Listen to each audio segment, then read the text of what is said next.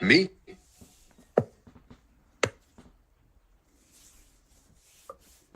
Is that a question for me or someone else? Yeah, you, Romeo.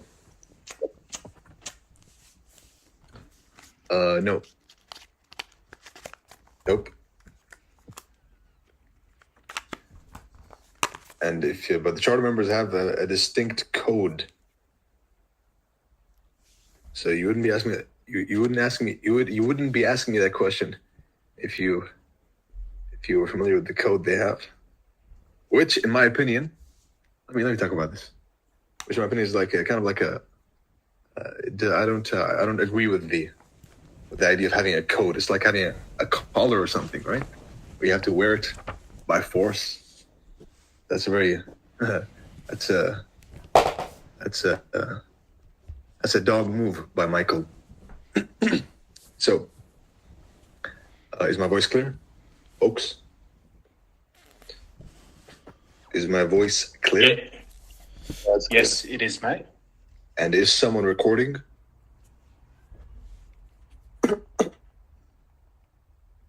Is someone recording? Yes. All right.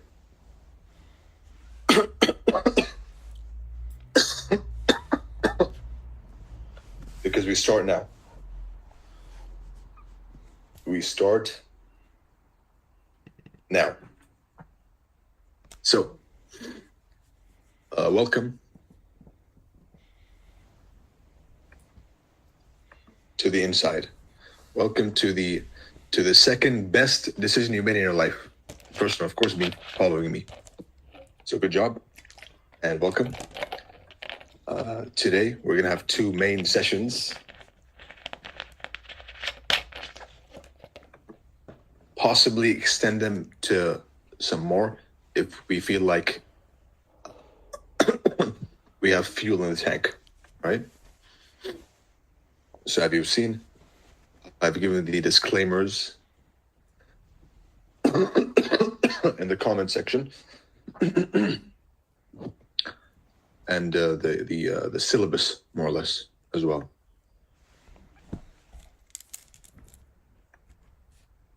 One, 2, 3, and 4.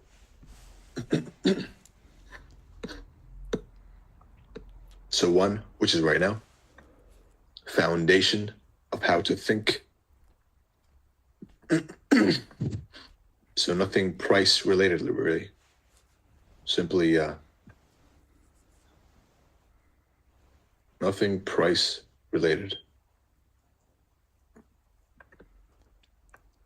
Just how to view the markets the way I view the markets.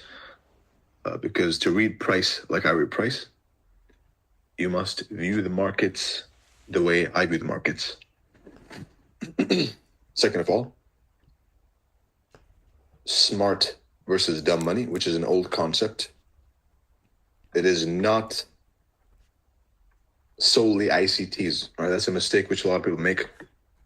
A lot of people who are introduced to ICT only, and they don't know any other way of the markets, right? That's what they think. They think he created the concept of smart money. But no, the concept existed for a long time. It existed ever since candlesticks existed, right? The idea of someone preying on someone else, a predator and a prey. So if you look back in history, and it's a very basic premise and concept which existed before, nothing new. But we're going to look at it from the lens of highs and lows, right? That's my main focus. Number 3 is market profiles, trends, and market profile ranges. So trending markets versus ranging markets. Now, if you have any interesting question, focus.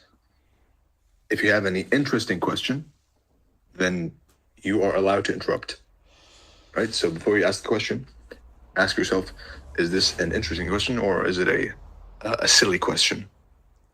So the only interruptions that are allowed are interesting questions which may be found in common with others and may give a collective answer.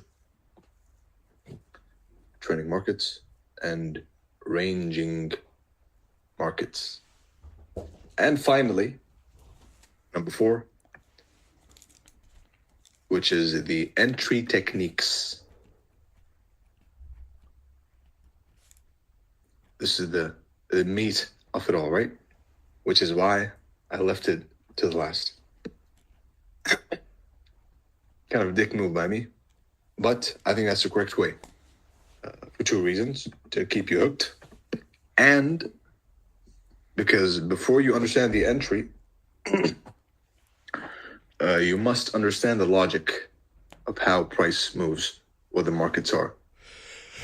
And so the final thing that matters is this: after you understand everything,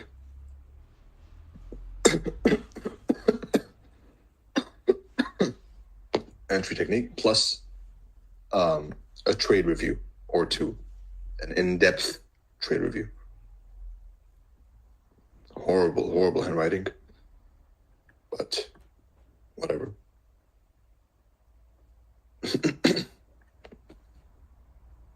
So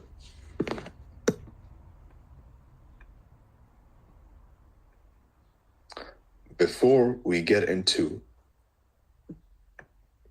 the lessons, which we might finish today, by the way, if we have enough fuel in the tank, we're going to do these 2 for sure, right? So we have 2 hours, at least 1.5 hour, 2 hours for sure, because each class, it varies from 45 minutes to 1.5 hour. So we're going to have 1.5 hour to 2 hours at least for these 2. All right. And same here.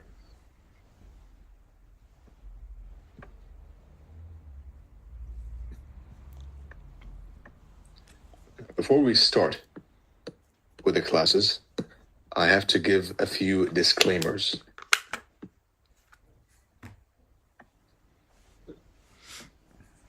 Disclaimers.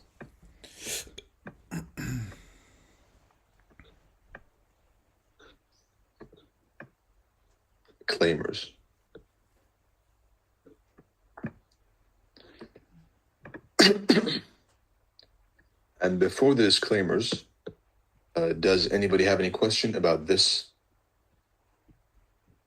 Does anybody have an interesting question about these 4? Let's go. We want to have an active learning session, right? Instead of me just talking, then you're going to sleep and watching later. You can do that. But an active session would be more beneficial. So, any questions about the 4 topics we are going to go through? Speak up. There's 20 speaker tags.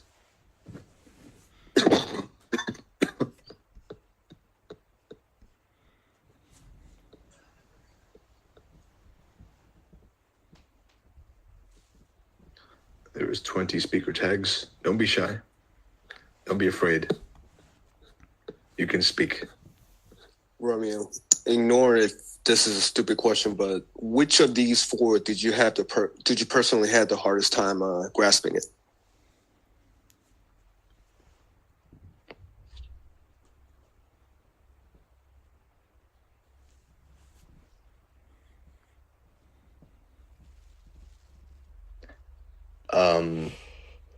Probably the foundation, and you'll see why.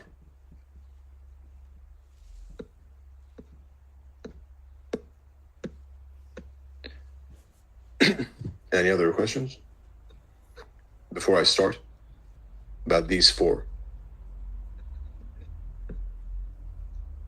and their layout, their structure?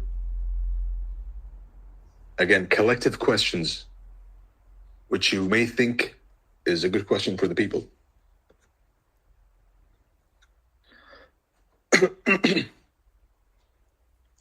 Where's Zoe?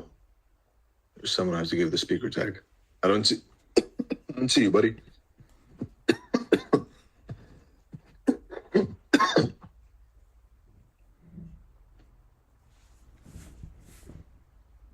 All right.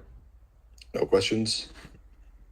If you feel like you want to speak, then simply say "excuse me," and I'll stop, and you can ask. All right.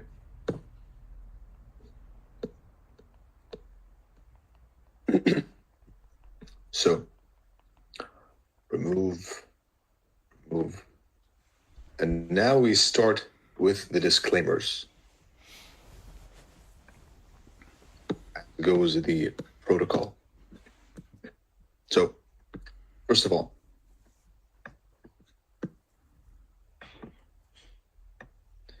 I'm not your financial advisor.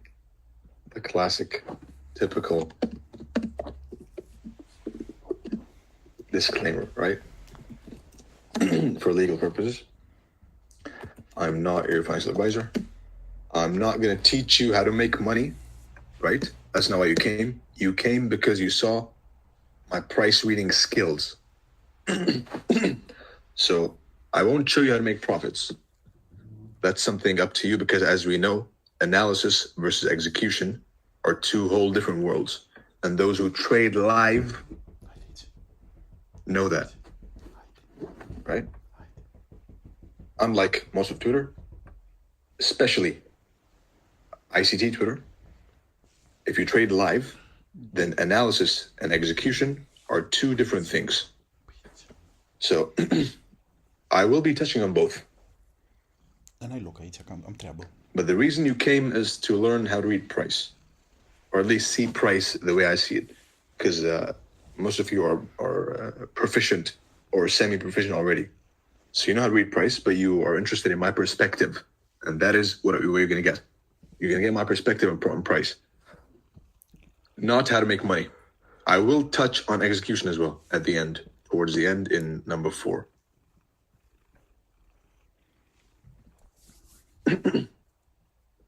All right. That's disclaimer number 1. Disclaimer number 2 is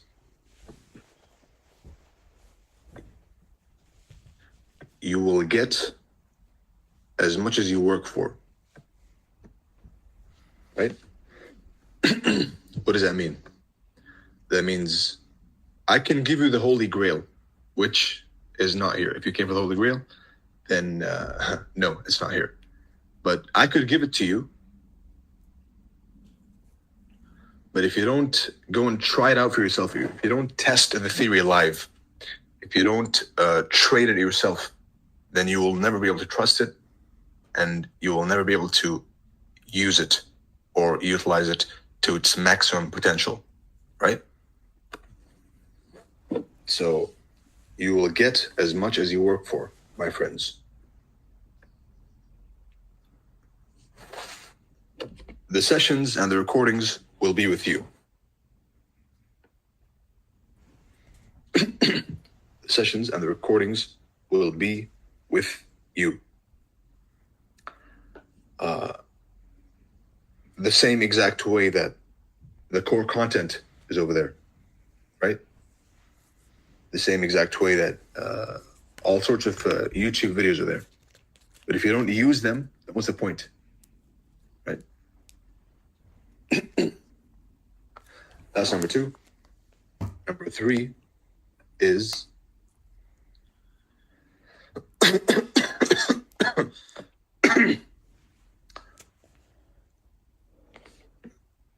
learning and trusting a model, in my case, Turtle Soup, is done off social media. Right? You come on social media when you have a model. And even then, it's preferred to stay off. It's a distraction.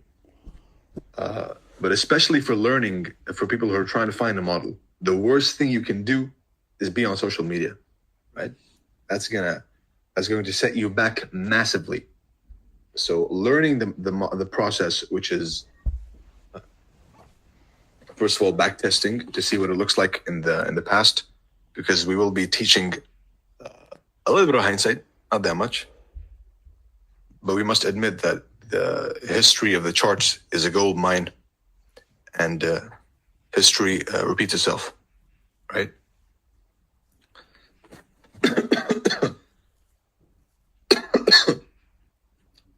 Which means that, which takes me back to my main point, which is learning is done off social media. Why am I mentioning this one? Because I get a lot of DMs, a lot of messages. They say, hey, what do you think about this turtle soup? Or this one, look at this high, this random high turtle soup, right? Nope. Learning is not done like that. It's done offline. You sit down, you observe price, you tape read, you predict price, and you journal the observations. I thought there was a turtle soup and this high, this random high selected for no reason. I chose it and it just ran through it. Fuck Romeo, he's a fucking scammer. Fuck him. No. Observe, why did it happen? We were in a ranging market. It became into a trending market, right? Why? Because there was a higher time frame PD rate down here, for example, right? So learning is not done like this. You don't send me a message and say, look, you can ask my thoughts about a mistake you made. That, yes, you can say, you know what? I made a mistake over here. Can you please correct me? Sure. I correct all the time. I've been giving out free information, free corrections, and I will. It's not going to stop on Twitter. But that's what you should be doing, is asking for corrections of mistakes which you anticipated. Right? Not trying out stuff in public. I've seen that from a bunch of you. And you know yourselves, which is trying out new stuff in public. That is the worst thing you can do. The worst thing you can do to your growth. Why? Because, first of all, if you're good, or if you have potential, and you get it right once or twice, right? For example, you catch a Super 2, then people will start paying attention to you. And when they pay attention to you, when a rookie pays attention to a rookie, then rookie number one, which is the even rookier rookie, is going to look at rookie number two, right? So we have a small rookie and a big rookie. The big rookie is testing his model on social media, which he shouldn't be doing. Now this guy just now came into the markets.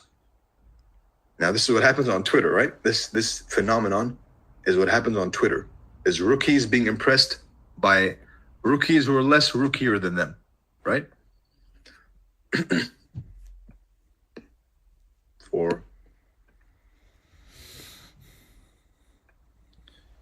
Right? So the small rookie looks at the big rookie and says, wow, he got it right once or twice.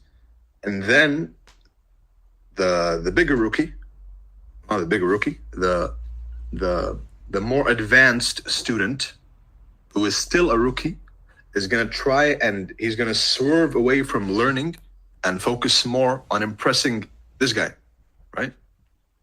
And then the growth curve just falls down.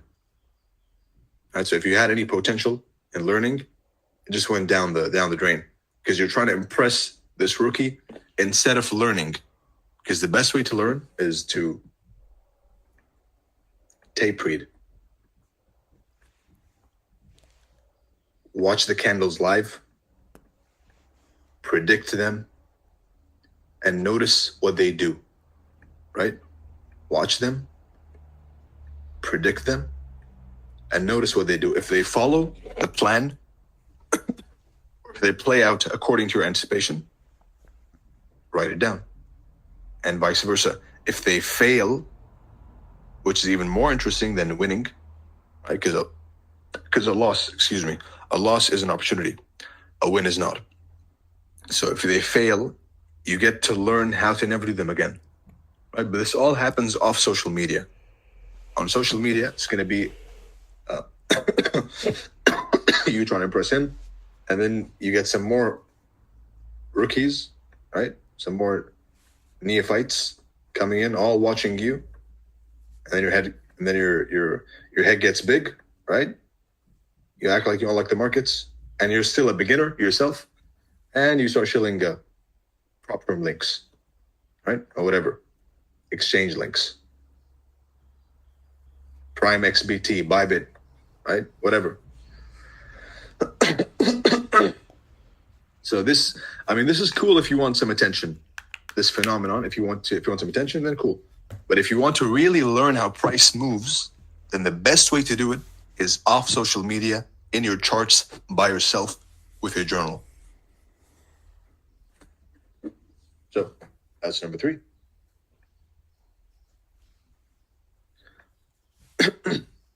And number 4 is the classes. As I mentioned, they're going to be from 45 minutes to 1.5 hours each. So in total, it should be, it could be less. It could be 3 hours, although we already surpassed that. But it could be 3 hours. It could be 5 hours. It could be 6 hours. It could be more. So it all depends on how much we cover in the time frame I have given. All right. So that's a mess. That's disclaimer number 3. And disclaimer number 5 is a more personal one.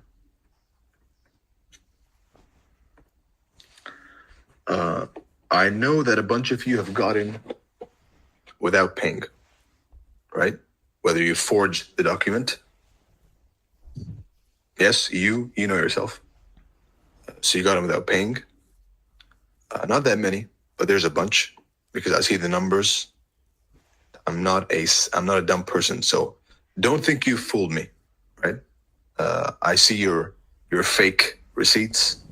I see the fake transaction hash you made. I see the fake.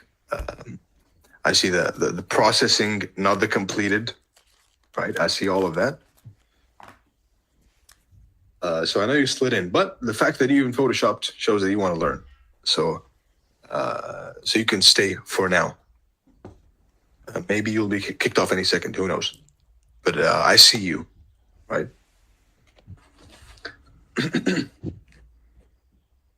And there's a bunch of people who have snuck in who don't deserve to be here, right?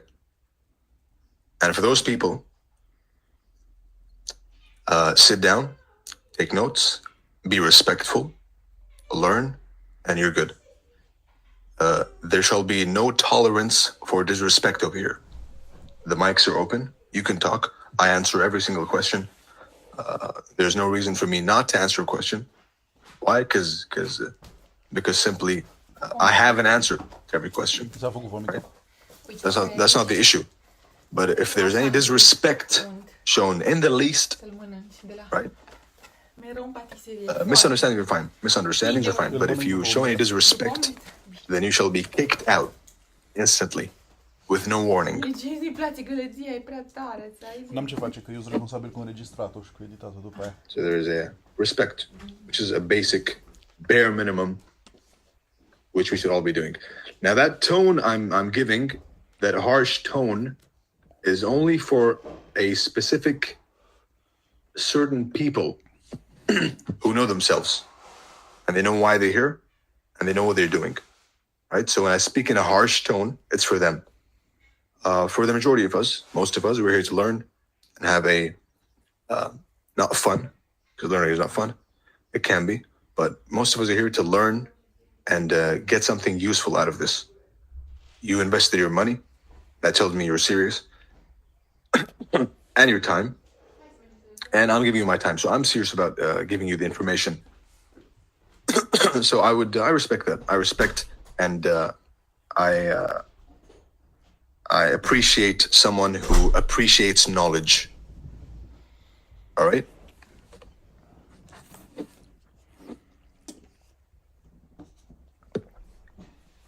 And finally,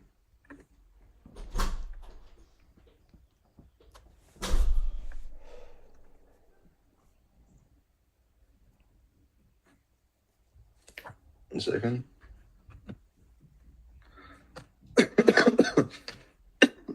Yeah, that's it. 5. No 6. Any questions before we start? Let's go to Telegram. Let's go over here. Any questions, folks? Can you talk more about number 4? I can't hear you. Can you talk more about number 4? I didn't get very well about number 4.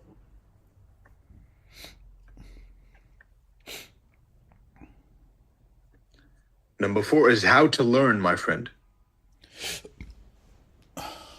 How to learn price, right? If I'm not mistaken, I think it was it was the time. Number 4 was time, my friend. It was the duration of each session, each individual session can range from 45 minutes to 1.5 hour, 45 to 90, right? So just something to keep in mind, nothing important, right? For those asking for the mic in my DMs, let me try and give you a mic. But before that, let me start with this. Let me let me classify the audience. So, is my voice clear, by the way? Yes. All right. Yes, mate. Your voice and the video is clear. Excellent, as that should be. So, right now, you, my friends, are divided into 2 people.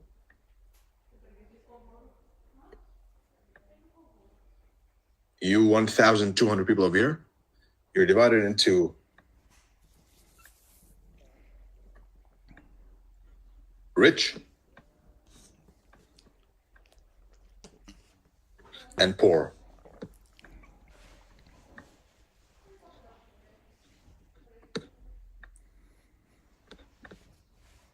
All right.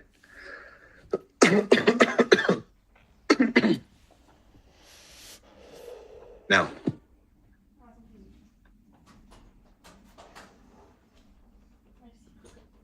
and the rich are divided into 2 people, 2 categories. Some people who are here for fun because of the turtle soup fad that's been going on Twitter, led by me, right? So you don't really care about price. You're just here to to be entertained, right? You will not learn. You will fail, right? You know yourself. And of course, the second category is the rich, but still curious and hungry about price, right? Because as we know, the best learning is done in need. When you really, why does that happen? Simply because of the inspiration and motivation and dedication to learn. Because you have no option.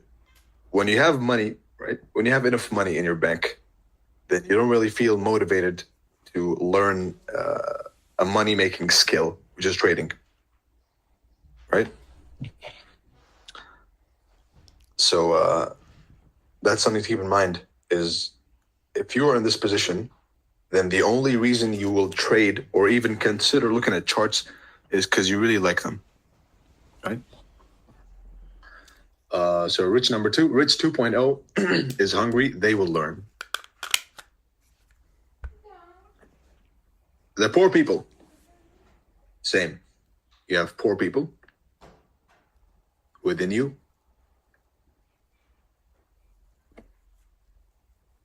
who are passing by as a fad, but they can't afford the fad. So why do they pay? They paid for some holy grail or whatever, right? They paid for some key to unlock the markets. That is the equivalent to the rich who's paying to be entertained, not to learn, right? Because your sole goal from social media or if you pay someone to teach you or whatever, your only goal should be, there's a bells, classic. Your only goal should be to to extract some useful information from the person. That's your only goal. You don't care about their personality. You don't care about what they say, how they look like, what they do, whatever. Right? You can be talking to some fucking Shrek lookalike, and there's a bunch on social media. But you don't care. The only thing you care about is, does he have some information which may be useful to me? Does this person I'm following, does this random person who's popping on my timeline, does this person know something I don't? Or does he know something I know which he can improve on? Can he improve? Can he give me something new? Right? If the answer is yes to any of those, that's all you care about. You don't care about anything else. That is how you learn. Not by engaging in social media. That's a waste of time and effort.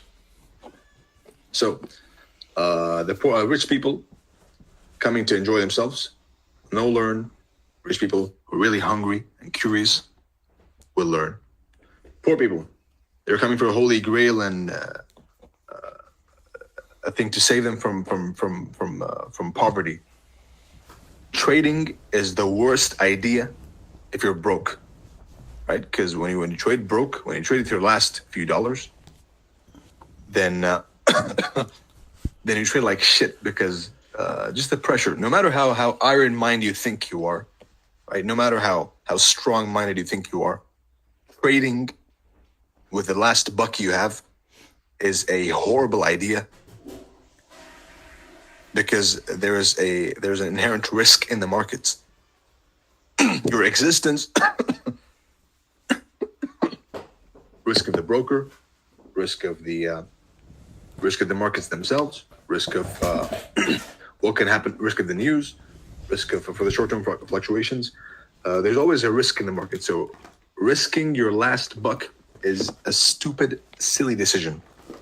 Same with risking lended money or borrowed money. You can't do that. That's also another situation where you're putting unnecessary pressure on the outcome. When you put pressure on the outcome, you trade like shit.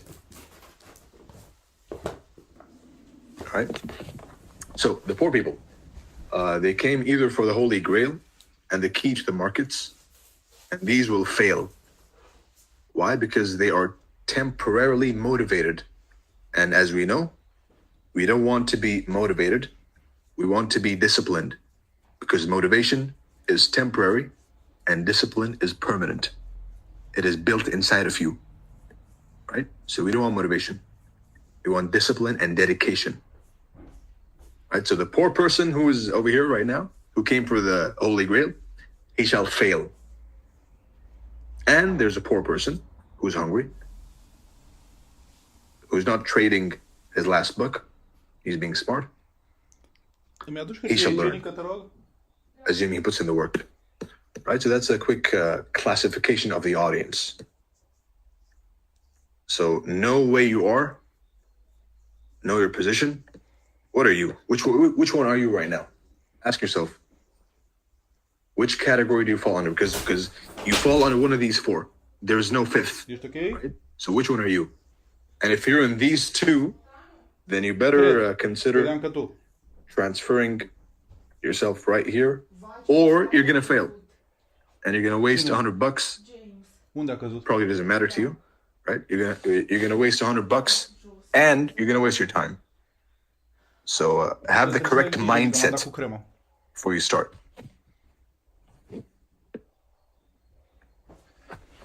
With that being said, I shall now take questions briefly before we start into the foundation. Excuse me, Romeo.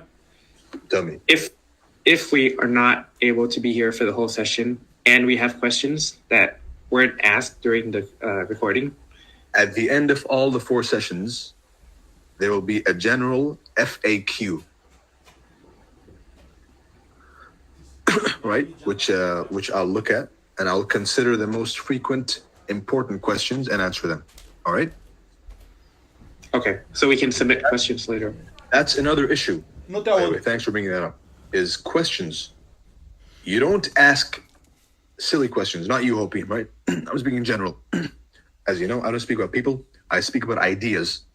So questions in general, right, about the markets. When you're learning something new, whether it's a degree, whether it's in college, whether it's whatever, questions in general should not be silly, surface level questions, right? You should be asking in-depth, in detail questions, right? You should be asking questions which are interesting, not just for fun, interesting as in applicable when it comes to trading, right? That's regarding questions. So if you have any questions, any of you, then por favor, think twice. Is it a smart question? Is it a collective question which will make sense for the people? Or is it my own question because I'm a slow learner, right? Two different things. So Z1 trader, no. I have no idea where you are, my friend. He's saying, do you not like me? I have no problem with anyone. I have no problem with any of you. Even the haters who snuck in, you're welcome. Enjoy and take notes. I discuss ideas, not people. Right? So where are you? I don't see you in the stream, by the way. Someone's trying to speak.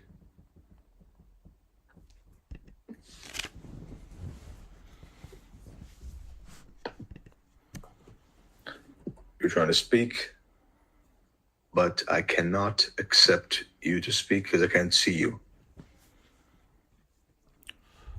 Which means if I don't find you right now in the next 30 seconds, then I'm going to have to let you wait till the end of the session, all right, to ask your questions, which was the original plan anyway. Let me just see if I can find you.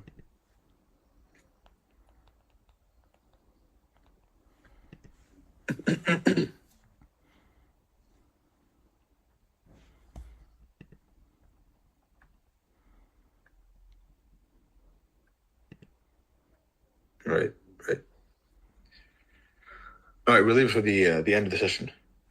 Any questions? Anyone else? Does anybody else have a question?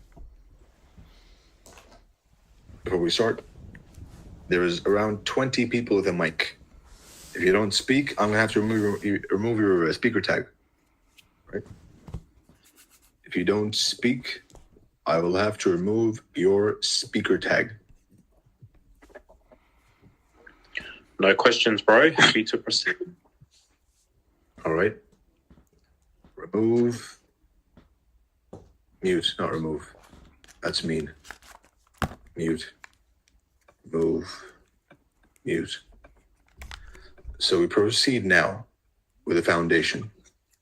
Now, as I've said, and that reminds me of disclaimer number 6, which is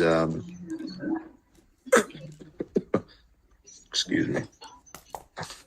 Depending on how much fuel there is in the tank, we may finish the 4 hours today. I can do it. I have the strength and the stamina to do so. So it depends on how you guys receive it. If you guys receive it quicker, as you should, because you're all intermediate and above, right?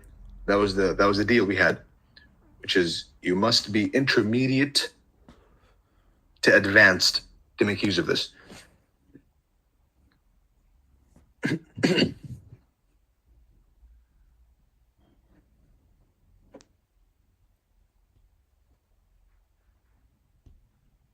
Is my voice audible? Is Yes, my voice clear. Yes. all right? Is the screen clear as well? Yes. Yes, It's clear. Obviously, a lot of you are gonna have questions, right? In between. So if you have any question, write down your notes. Write down the question in your notes and ask it later on, right? Because most of the times what happens is you have questions and the questions are answered in the previous in the next few minutes, right? It happens in all settings learning anything. So if you have a question you feel is important, then write it down on a paper and ask it to me later on. All right?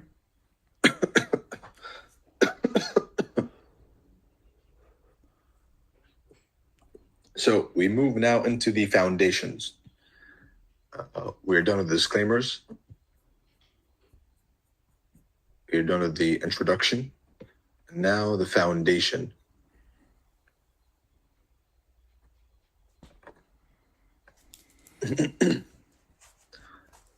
First of all, the markets. Now, what are the markets? And this is a question which needs participation. So, what are the markets, my friends?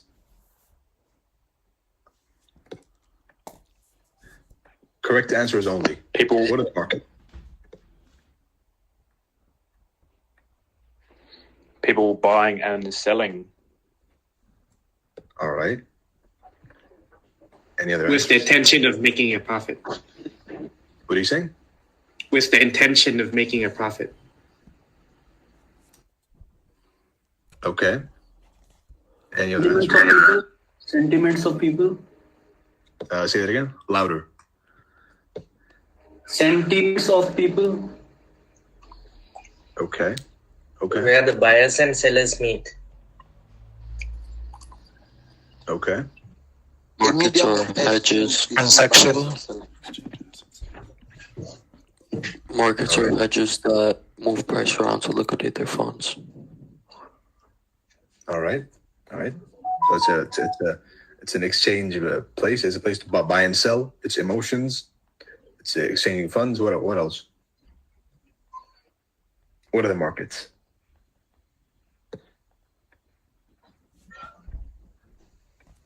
Liquidating one's asset.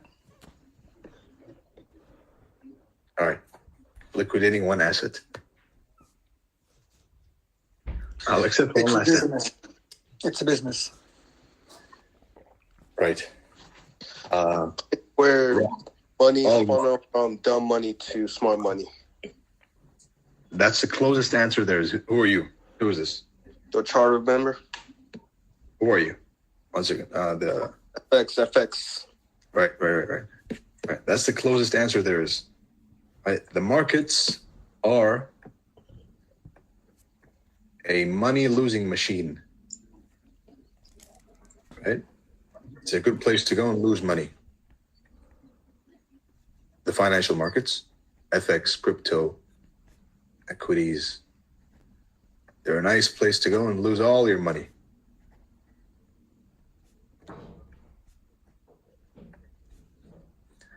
That's not a very nice tone to start off, right? The image portrayed on social media is, trading on your laptop from the Maldives, jumping into a fancy car, right? But no, the truth is, it is a money-losing machine, right? 95% of traders lose money consistently. So 95% of all traders are losing money day in, day out.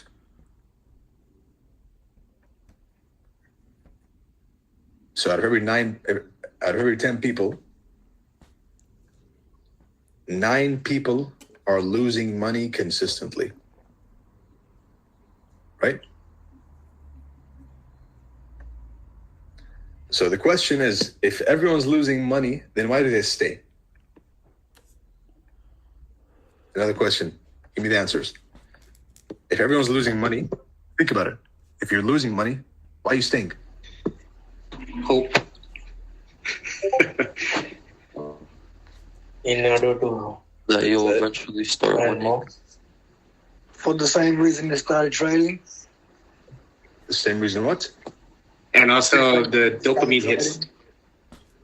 Okay, so dopamine hit, and someone saying hope? You got hope, you got dopamine hit? Yeah, I said hope and dopamine. Yeah, I said hope Like casino. to make money. FOMO and emotions. Basically gambling. Yes, but you get hope from winning. Because you win sometimes. And randomly. All right. Very good. Hey, Very good. Romeo. Who's that? Who said that? Who said that? FX. I think there are some new people who Same want guy, to huh? speak. Right. People who want to speak. Yeah, there's a person named RH who DM'd me saying he or she wanted to speak. So RH. Let's go and see. Again, this Telegram's allowing me to see only the first 100. So if you're not in the first 100, and I probably can't see you. Ah, there you are. Gotcha. Fuck. One person. Here's another person. Another person. I would like to hear her speak. Here's another person. I would like to hear her speak. If anyone wants, just raise your hand. Right. There you go. And I'm sorry, what was the question again? It's for public here. The question was, if everyone's losing money, why they stink? They're losing money because the thrill, I believe. But you're losing money. You're not winning. Why are you staying in the markets? Because They're losing money because they're gambling. All right. So if you there's lose a money, rush. you'll There's lose, a right? rush between each trade. Is it greed? You get greedy when you win. If you're losing money again and again, why? Well, you it's like the staying? slot machine. It's like the slot machine. You win sometimes, but then you're losing the Positive majority of the time. reinforcement. Social media, man. Well, They see the winners. well it goes Right. back to like neurological. So it has to be something with the human brain. When you place a trade, you're placing a trade to win. But in the case of not winning, you don't know. But you're still placing the trade to win. But you don't win. So you place the trade again. So you're kind of like gambling in a sense. This is where I think it comes into gambler's high, I would say. Okay, so gambling and social media. Someone said, right? Social media, that's an important one. Which is, you go on social media, everyone's winning, so maybe I can win too, right? They want the clout. Yeah, that too. It's like a survivorship bias. Right. Yes, well, close answers. Better answers than I expected, right? The reason they stay is because the market doesn't, nobody loses every single day, right? Or even if they do, some of you probably disagree with that, right? But nobody loses every single trade they took in their life. Yes or no? Because if you did lose every single trade if you lost every single trade in your life ever, right? Then you wouldn't be in the market. So the market gives you a win. It gives you 2 wins, right? Damn. Yeah, It gives you a win. It gives you 2 wins. It gives you 3 wins. It gives you a winning streak. Right? It gives you a month of winning streak, like. So, but these wins could be random, right? I'm sure almost all of you have had a winning streak in varying lengths of time. Some could be a few days, others months. But you've all had a winning streak in your life, right? Yeah. And if you go back to the winning streak, how did it feel? Right? Euphoric. You felt like you own the world, right? Like I cracked the markets. You go back in time and live it again in your head. Then that's what you'll feel. You'll feel something, which is when you win, right? This winning streak you're on. You feel happy. You feel excited. You feel euphoric. Right? And then, of course, as we all did, every single one of us has lost that winning streak. And in the process, blew it all in a time less than the streak itself.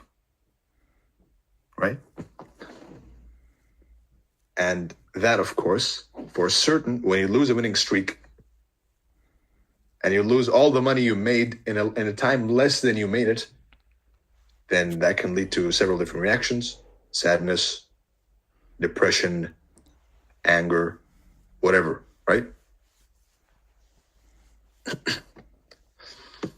Now this is the normal reaction, which is win, happy, loss equals sad. But this is a horrible way to think, right? It's the normal way, but it's a horrible way. Why? Because when you think like this, you are doomed to a losing streak. You're doomed to sadness forever. Why? Because every single trader is going to go through an 8-trade losing streak, right? Do you guys know the stat? If you're astute ICT students, then you should know this stat, right?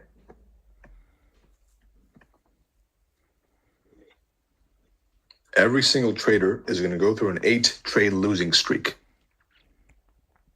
Now, I know this session has been so far about losing and everyone's losing, right? And the world is full of losses, but that's the reality. As opposed to, I would rather do that than scam you and lie to you and tell you that you're going to make $1 million in 1 year, right? Learning my turtle soup. One second, let me get a charger.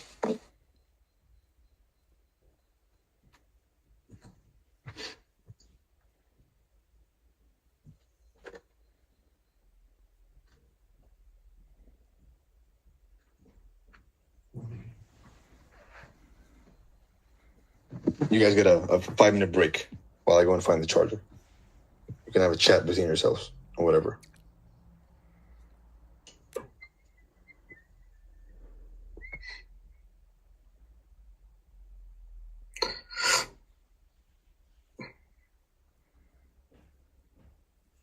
Wait, so you guys do understand the trader's high, huh?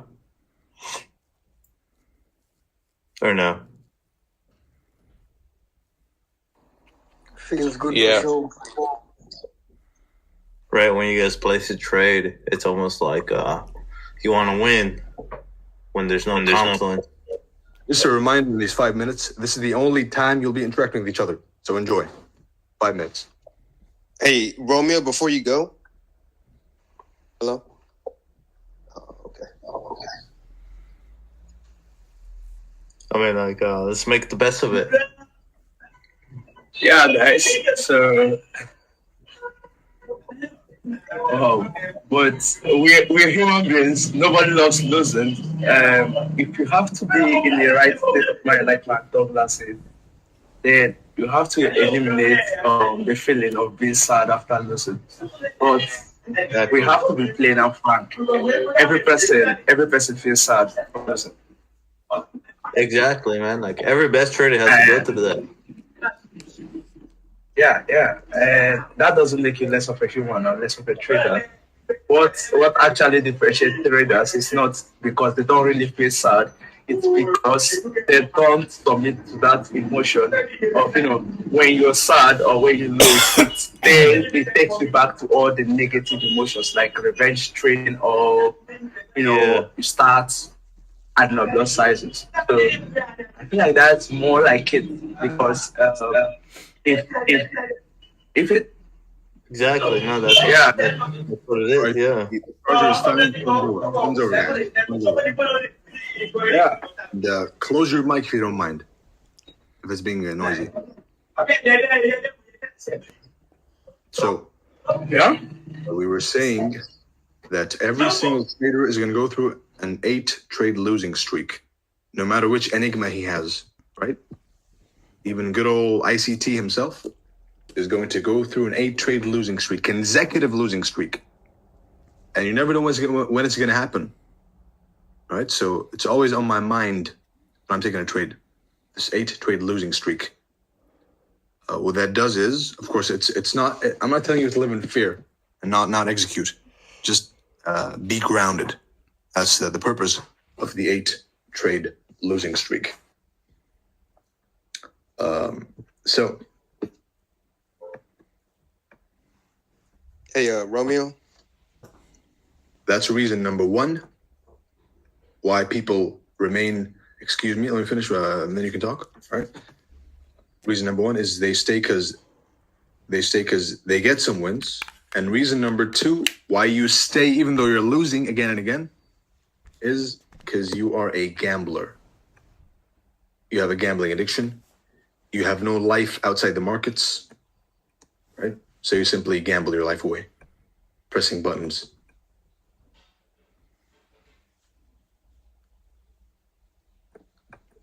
That's huge, I would say. Right? It's the reasons why losers say it's the reason why 95% of traders who are losing stay in the markets, because they have no life outside the markets. They just it's all they know, right? Or they're enticed by the wins they had, which they thought may had something to do with something, right? So identify yourself, classify yourself. Don't just live randomly like a sheep. Classify what you are, where you are. Are you this? Are you this? What are you? Right? The same way I classified in the beginning. Rich and poor. That's what you are. Divided into two of them. Right? So know your position. So Poor as hell. what is this? Why did this happen now? Refresh. Please come back to normal. I beg you. Yep. There you are. Ah, it didn't.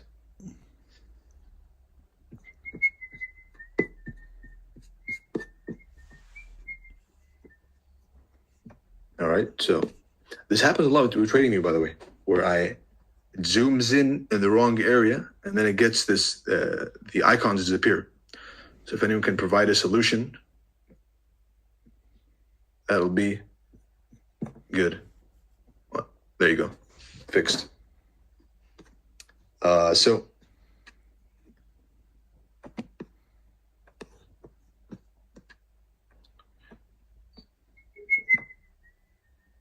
that's point number 3. So point number 1 was, what are the markets, right?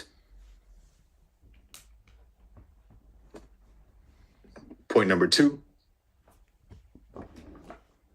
the 8 trade losing streak, right? Point number 3, that's the foundation, of course. Foundation.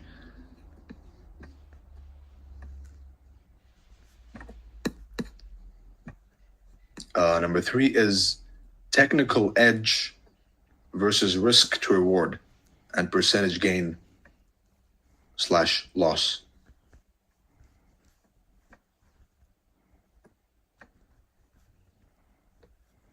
Now, which one do you think matters more? The mic is open now. You can talk. I would say risk reward. Someone Technical analysis. Guys, hold on a second. There are some people who's DMing me. They really want to participate in this conversation. All right. Let's go and check. One is RH. I think you might have added the wrong person. No, I know RH. I know him personally. He said he didn't join yet. But he's not here. I don't see him right now. So yeah, I don't know. Then the second one, exit re-enter. Okay, well he can hear us then. Next one is B. It just said B. I don't know. I can provide the username. Here's B. Who else? Yeah, and then the third one is. Who are you, by the way? One second, let me. It's you. FX21. Okay. And? Yeah, the third one is Angelo. Right. You're the self-appointed. And then this just came in. Fourth one is Alperin. They really want to participate. I mean, it's mainly just just participation. It's nothing important right now. Okay, well, I mean, the next one is it just keeps coming in. Ed0. All right, folks.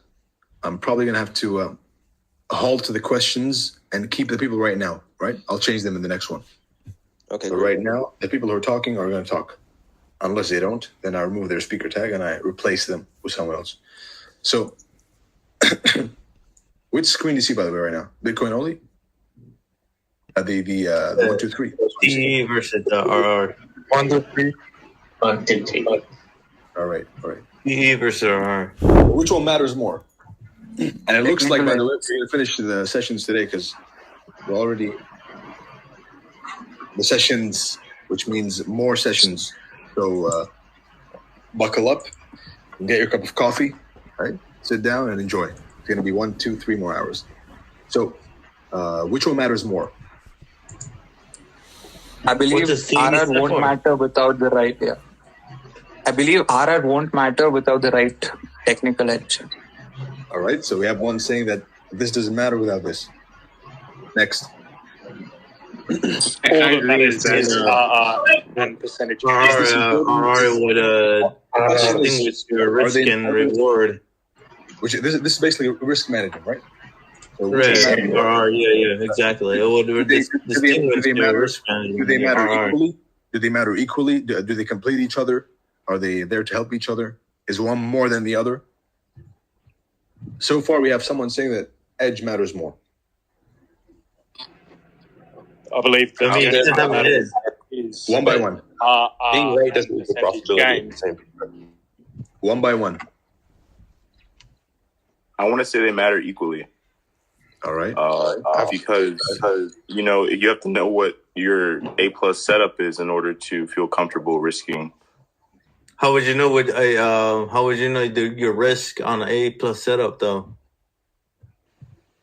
Because through tape reading and journaling, you begin to get a feel of what an A+ setup feels like, what it is to pull the trigger and to see a trade develop that fits your narrative, that follows your thesis. So the risk, what is the risk? What do you mean? You need a clearly defined invalidation point, which is their stop loss. I mean, do you not know your risk when you place a trade? I mean, like, even if you have a good setup, even if you have a good setup, you may win 2 or 3 times. But if you have are you going to re-enter a trade if your RR fails?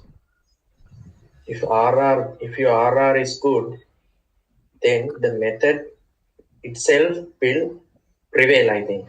If your risk management is good. I actually think personally, according to what you wrote here, whenever you put up 2 stuffs, I put a verse. It has to be which one do you think is better? Can you speak clearly, please? Come closer to the mic. Yeah. Come closer to the mic. Yeah. So for me, I think it's RR and percentage. Okay. No. So we have yeah. We're not agreeing. The answer is first of all, if we want to continue, then when you hear someone talking, let him finish, and then you start talking. All right? Otherwise, so one by one. That's number one. Number 2. Even if you have a solid risk management, the technical edge that matters. Really. Okay, so if you said technical edge, you're wrong. Technical edge is irrelevant. Doesn't matter. Proof. I can prove this in 2 different ways. Number 1, a coin flip is profitable. If you read about the coin flip strategy, right? There's a whole system, a trading system based on a coin flip, right? So your edge is flipping a coin, not some smart money concepts or some liquidity purge or turtle soup or whatever. Your edge is a coin flip. That's the strategy. That's the system, right? Go read about it. If you have a coin flip as your strategy, and you have a good RR and percentage gain / loss, risk management, then you'll make money over a large enough sample size of trades, right? Conversely, if you have an 80% win rate, right? Now, which of you would like an 80% win rate? All of you, right? Everyone. But if you have an 80% win rate, which is pretty good, right? It's pretty accurate. Can we agree that an 80% win rate is good? Yeah. Yes. So if every 10 trades, win 8 trades, 4, 5, 6, 7, 8, 9, 10. You win 8 of them.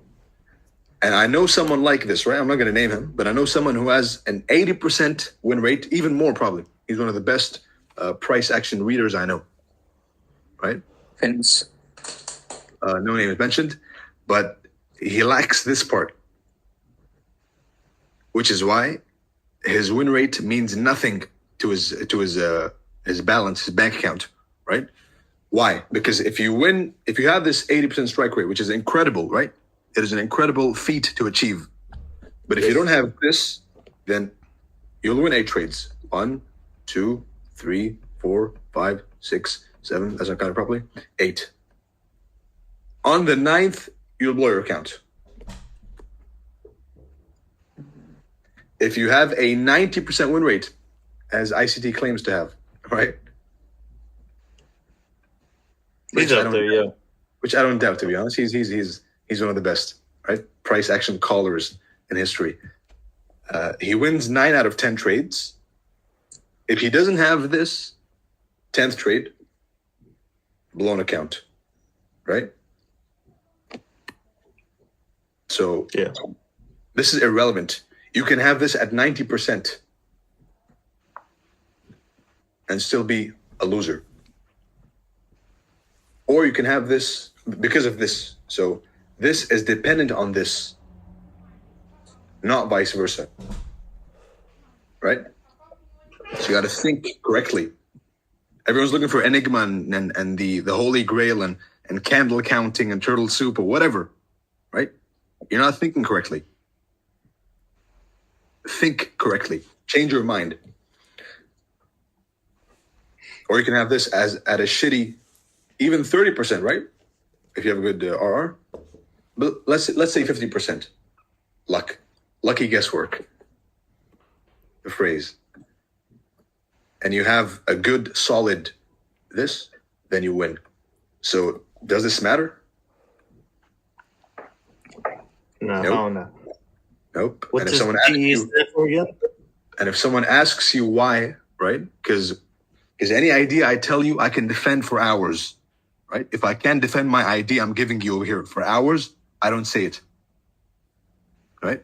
So this one, if someone asks you, why does this not matter? Well, because of this and this, because of a coin flip strategy, and because of these writings over here, which is you could win 8 on the 9 you blow, you could win 9 on the 9 you blow. So it's all everything is explainable. And in summary, technical edge is irrelevant. Turtle soup is irrelevant. Candle counting is irrelevant. DR is irrelevant. Hoppy's book is irrelevant, right? The open, hello, and close are irrelevant. All the horse shit you see on Twitter is irrelevant. All that matters is this. Without this, all your knowledge, and I'm sure there's a bunch of you, right, who are relating this to this pretty hard, right? You may have a lot of knowledge, but you have shit management, which is why you get wrecked, even though you're some advanced student of price, right? Yeah. So that is regarding technical edge versus risk to reward / percentage gain. Now that does sound kind of strange, like because this whole course is about price action and reading price action.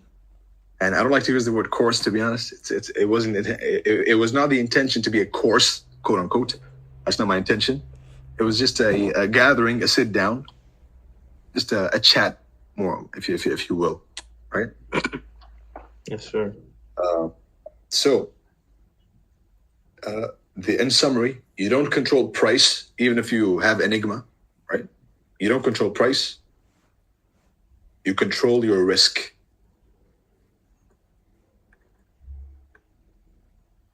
You don't control price. You control your.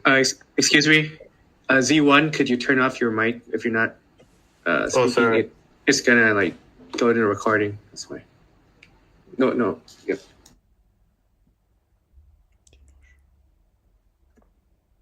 Right. So adjust your risk to price.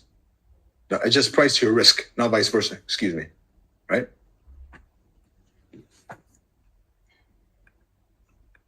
That's number That's point number 3. All right, let's remove all this. If you want to take notes, then you have this in front of you. Or no, I'll give you 5 seconds and then I'll delete it. Delete 400 drawings. Remove.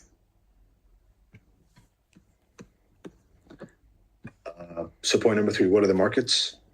Point number 2, 8, trade losing streak. Point number 3, technical edge versus risk and reward. Right? Markets,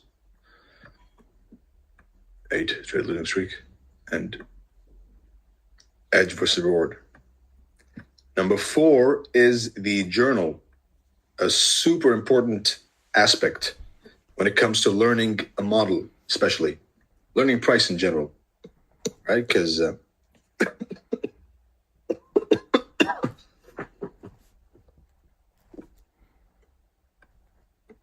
every single job in the world has a register, right? Every single job you see, as a lawyer, he doesn't memorize his client's documents, his case details. Well, except if he's a psychopath, then maybe. But generally speaking, and we speak in generalities, not in exceptions, because exceptions do not disprove the rule, right? So every profession in life has a register. A doctor as well, right? Doctor. When a patient comes to me, for example, I have to take the name, the age, his medical history, his reason for consultation, signs, symptoms, allergies, family medical history, etc. Right? For every single patient, I can't suddenly skip a patient one day because I'm feeling tired. Right? I can't say, you know what, fuck it, today I'm not gonna write his allergies because that can kill him. That can lead to his death. Right? That's an example. So I don't do it because I want to. I do it because I have to do it. All right. Even the most basic job, cashier, for example, basic meaning not to belittle them, but just a very simplistic job, cashier. Even he has to print you a receipt at the end and give it to you. So everything is registered, right? So why should trading be any different?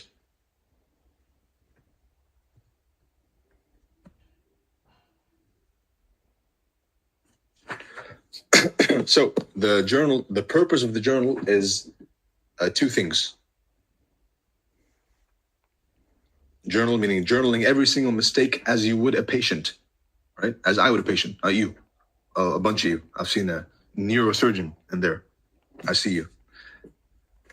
So as we would a patient, we journal every single trade to see the following. And before we look at the following, the purpose is 2 things, is to eliminate mistakes. Eliminate mistakes. Horrible handwriting. Good luck reading it. Typical doctor. Yeah, what can I do? Comes with the territory. And correcting mistakes and eliminating shit trades. Eliminating. That is shameful. I can't do that. Eliminating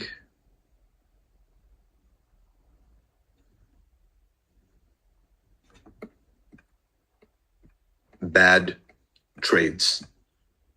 Right? Now, before you say, fuck you, Romeo, what is this? What is this? We came for turtle soup, for price, and you're giving us this is the foundation. Because to read price, to read price the way I read price is why you paid me and why you came here anyway, right? You got to think like me. So, bad trades. Now, how does this work? Correcting mistakes is self-explanatory, right? Mistakes. You identify a mistake you're repeating again and again, and you never do it again. It's that simple. And mistakes will happen. There's no one perfect. Even ICT himself journals on paper, right? At least he used to before he retired off of the course, right?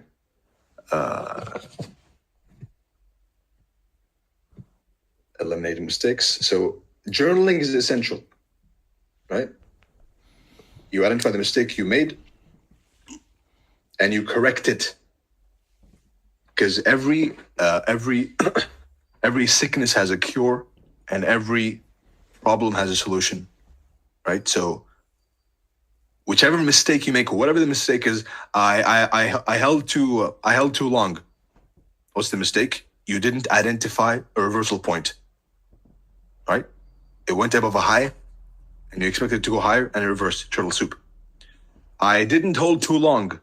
That's the mistake. The correction is keep in mind the higher time frame bias, because when you don't hold long, or when you catch a move and you see it rally like 20 or extra, why did that happen? Because you didn't keep.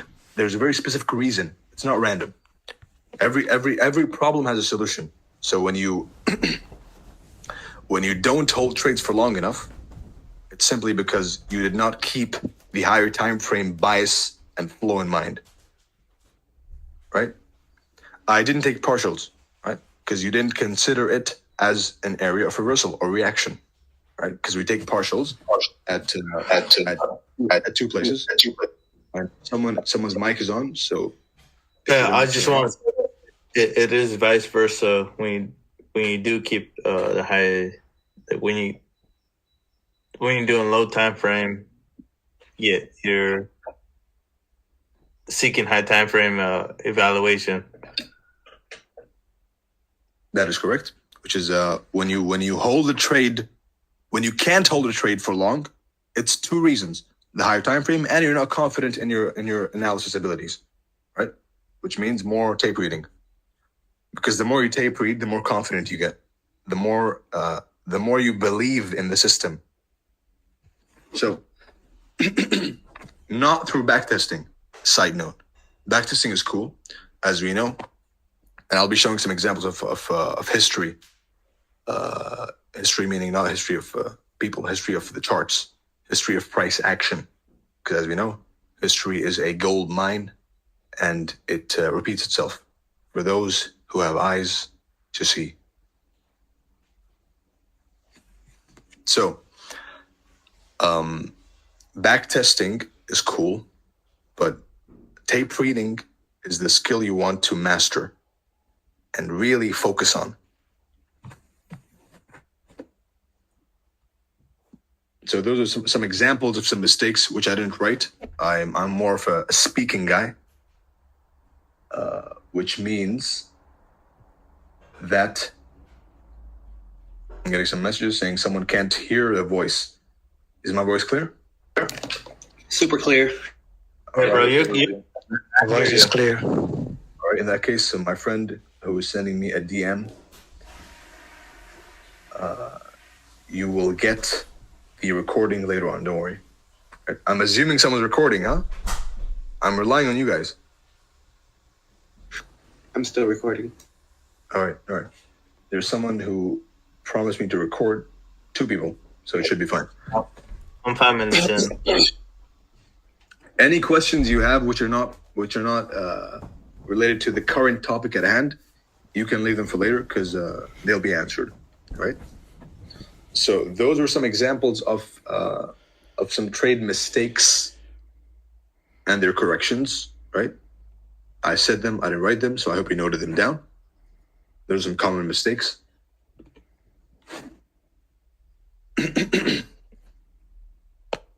And these common mistakes are just errors, right? Or just what? Human error. No, they're not. I mean, they are human error because, as we know, the chart is perfect, right? The chart is always in sync. Time and price are always in sync, right? Liquidity pools are always getting hit at certain times, at the exact times they're supposed to be hit, right? Turtle soups, which is the expansion, the swing points, the highs and lows, the major swing points, they always occur at the times designated for them. The only error is going to be from the operator, right? If I make a mistake, if you make a mistake, if ICT makes a mistake, if any of these charter members over here, which I see, make a mistake, whoever makes a mistake, right? It's not because of price. You see people blaming price. Oh, what is this shitty price action? No, it's you, right? You're the operator of the system. The system, if you review the manual, the system would tell you not to operate in such conditions, right? So it's human error and it's correctable. That's the point. You make a mistake, you can correct it. There is a correction for every single mistake you have. So would you say that there's nothing like low probability conditions? No. There's market profiles, and you have to identify the market profiles, which I've said for a long time, forever. It's the way you analyze the market, right? You profile the market and see, is it valid to be approached or not? Which is the next lesson, right? Thank you. Market Romeo, profiles. when you, yeah, okay. So the market is always in one of three profiles, right? As an intro, the market price, when you open a chart, you want to profile the market like, I don't know if there are the cops over here, any law enforcement, but when you see a criminal or a suspect, right, and you profile them, you make sure, are they approachable? Are they a threat to the surroundings, to me, right? Can I approach them without a weapon? Do I need a weapon? Do I need backup, right? You profile the situation, the person, and then you approach based on your analysis of the profile, right? So same with the market. You go, you open the chart, that's the first thing I do, is profile the market. That's a common mistake, which people say, hey, Turtle Soup is a scam. I tried some random high and it just blew through. Why? Because market profiles. You open the chart. Are we trending?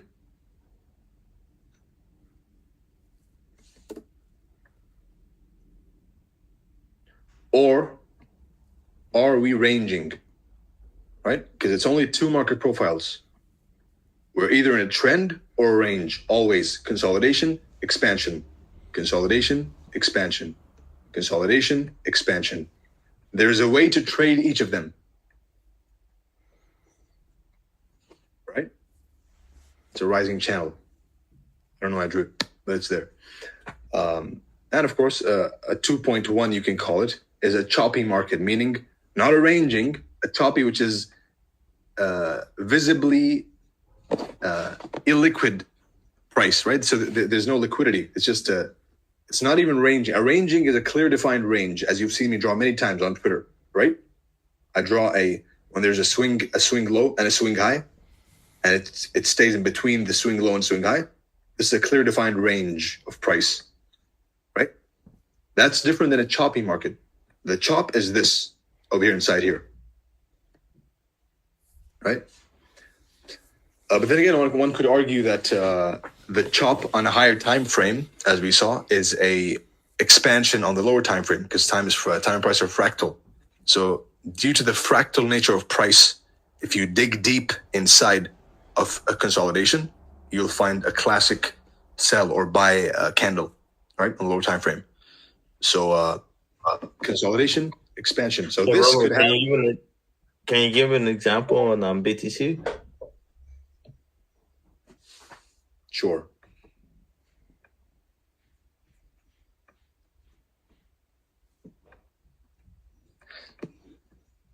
So, for example, which I gave just a few hours ago, right? But here you go.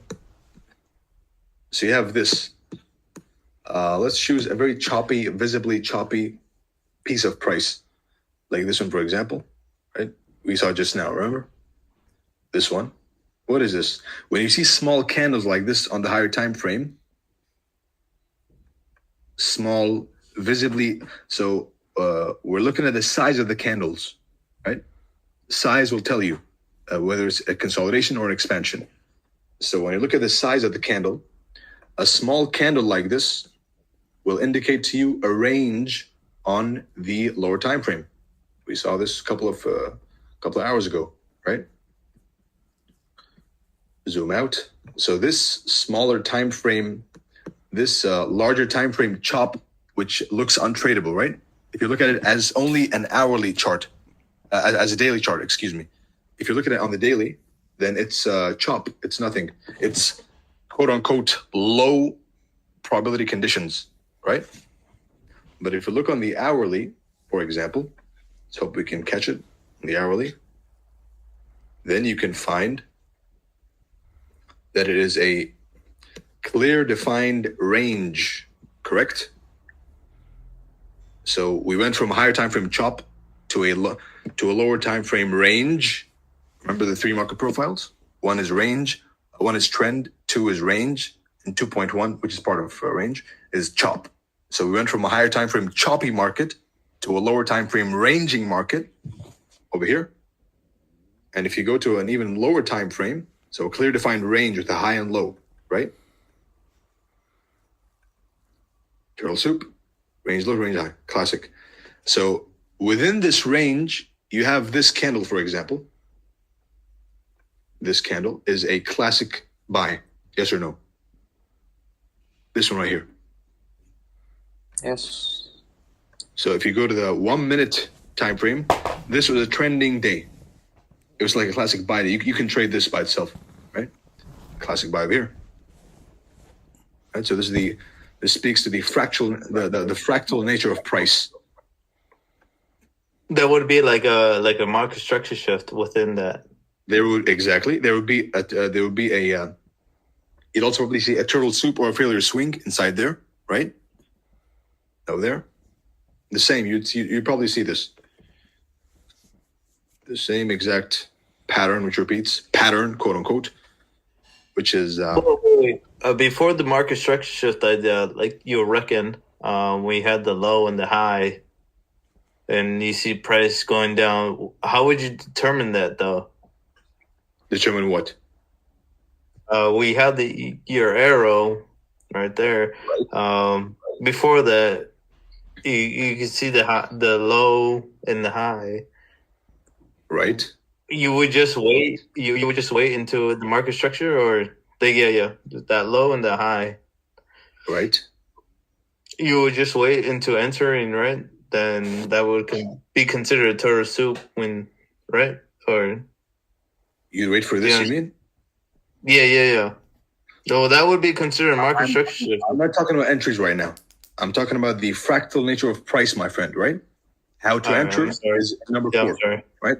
We'll get to it. And this one specifically, right?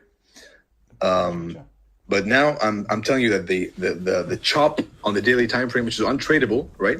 Untradeable chop, pretty much like this, right? So profile number 2.1, right?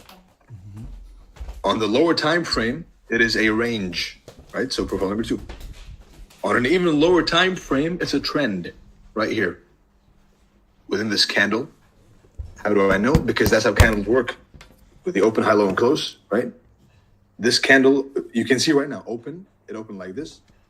It went below the opening price. It rallied. Right? Probably an OTE in between, as they do. It went and it gave a high, then it closed, right? The classic 3 trades per candle, which I've said on YouTube. It's what ICT teaches, right? So buy in a bullish environment, buy below the opening price.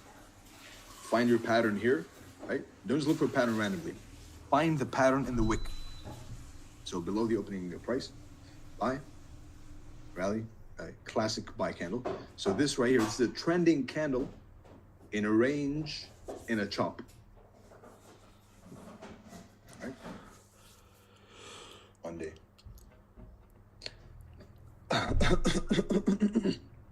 So in summary, all that,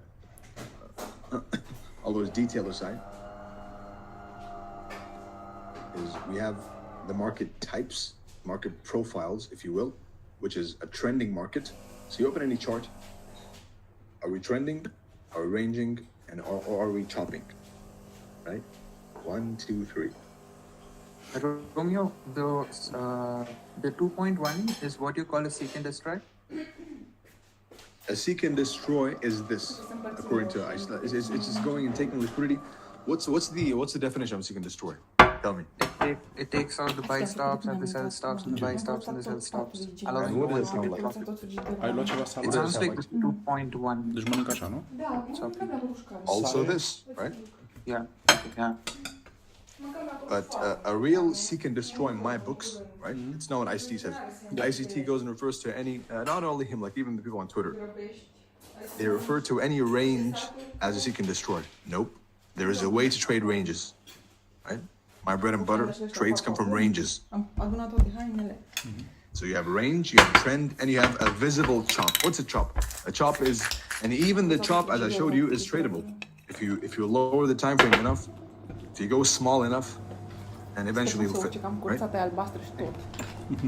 And the other question was regarding the eliminate mistakes part. Yeah, while you journal, right? So you do. I'm getting to it right now. Right now. This is just a side introduction to market profiles. So eliminate mistakes. You mean this one or this one? Which one? So the left one, when you said eliminate mistakes, is that it's always What's your name? Rob. Robin, right? Yeah. Right. So you were saying? So I was saying, you said that there is no bad market but a bad operator, right? But you do agree that every setup fails once or twice. So how do you actually identify if the setup has failed or you were wrong? What you're doing right now, do you mean like live or afterwards? Like, let's say I took a buy, okay, at a higher time frame PD array according to my model, okay, and then it failed. But so the higher time frame PD array failed. Te-am sunat azi dimineață. So how do I classify if it was my mistake or if the price actually just failed? Is that your question? Your question is, I entered at a higher time frame PD array, and the higher time frame PD array failed. Yeah, the setup failed. Then your analysis was wrong. You were wrong in your analysis. It's that simple. Why? Because when do higher time frame PD arrays stop working? When you reach the higher time frame liquidity pool, right? Then you can expect a displacement, and from there on, as soon as they start disrespecting bearish or bullish PD arrays and respecting bearish ones, order flow, basic order flow, nothing new. Right? So if it fails, then follow the order flow. It's that simple. That's simple. So you're saying like if it fails low time frame, seek higher time frame. If a if a 5-minute support level fails, go to the 15-minute. 15-minute support, a key level, a PD array. If it fails, go to the 1 hour. If a 1 hour key level fails, keep going up, right? And I'll show an example of this in the upcoming 2 hours, right? Okay. So, regarding eliminating bad habits.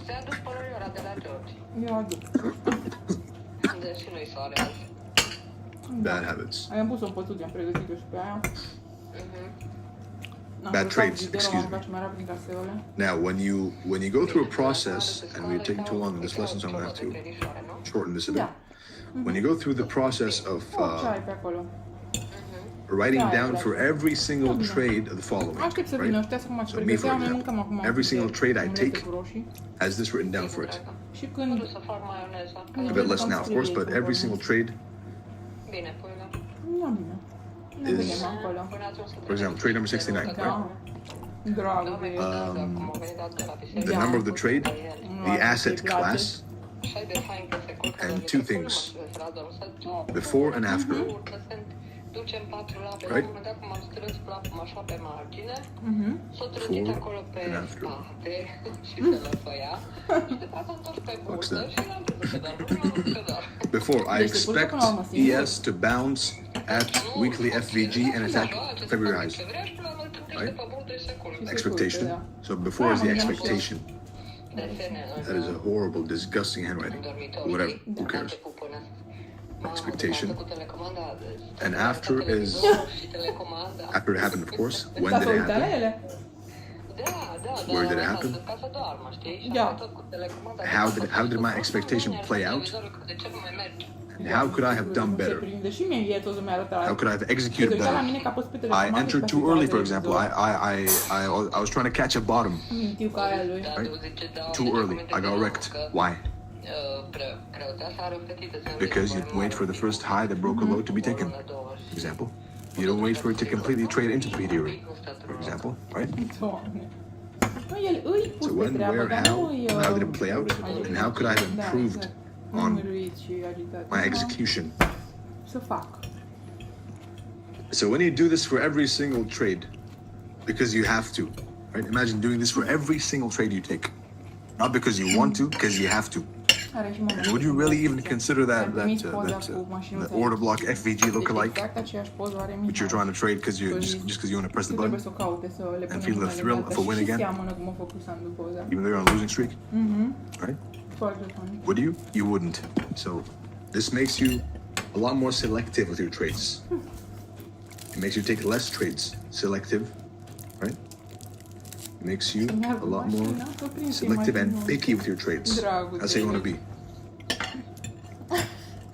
Right? You can be, you can overspend trades in an expansion, like, for example, in a classic buy, you anticipate at least 2 entries, one over here for the turtle soup and one OTE, right? At least those 2, turtle soup, OTE, they're guaranteed almost, right? So on this price leg, you can overspend your trades. But generally speaking, you have to be super selective. And the process that helps you with this is doing this. Helps you with eliminating the trades is journaling. Right? So when you do it diligently because you have to, then by default you take less shitty trades. So that pretty much caps the foundation. Finally. Took a bit longer than expected, but that's why we have disclaimers in life. We still have 3 classes left, right? Of course. Obviously. You're not going to go until you get all those 4, right? We may not, of course, as I mentioned, it's not A to Z completely. A to Y maybe. Maybe X, right? Y and Z belong to me. We'll get to Z. We'll see. We'll see about that. Fine. No for myself. So.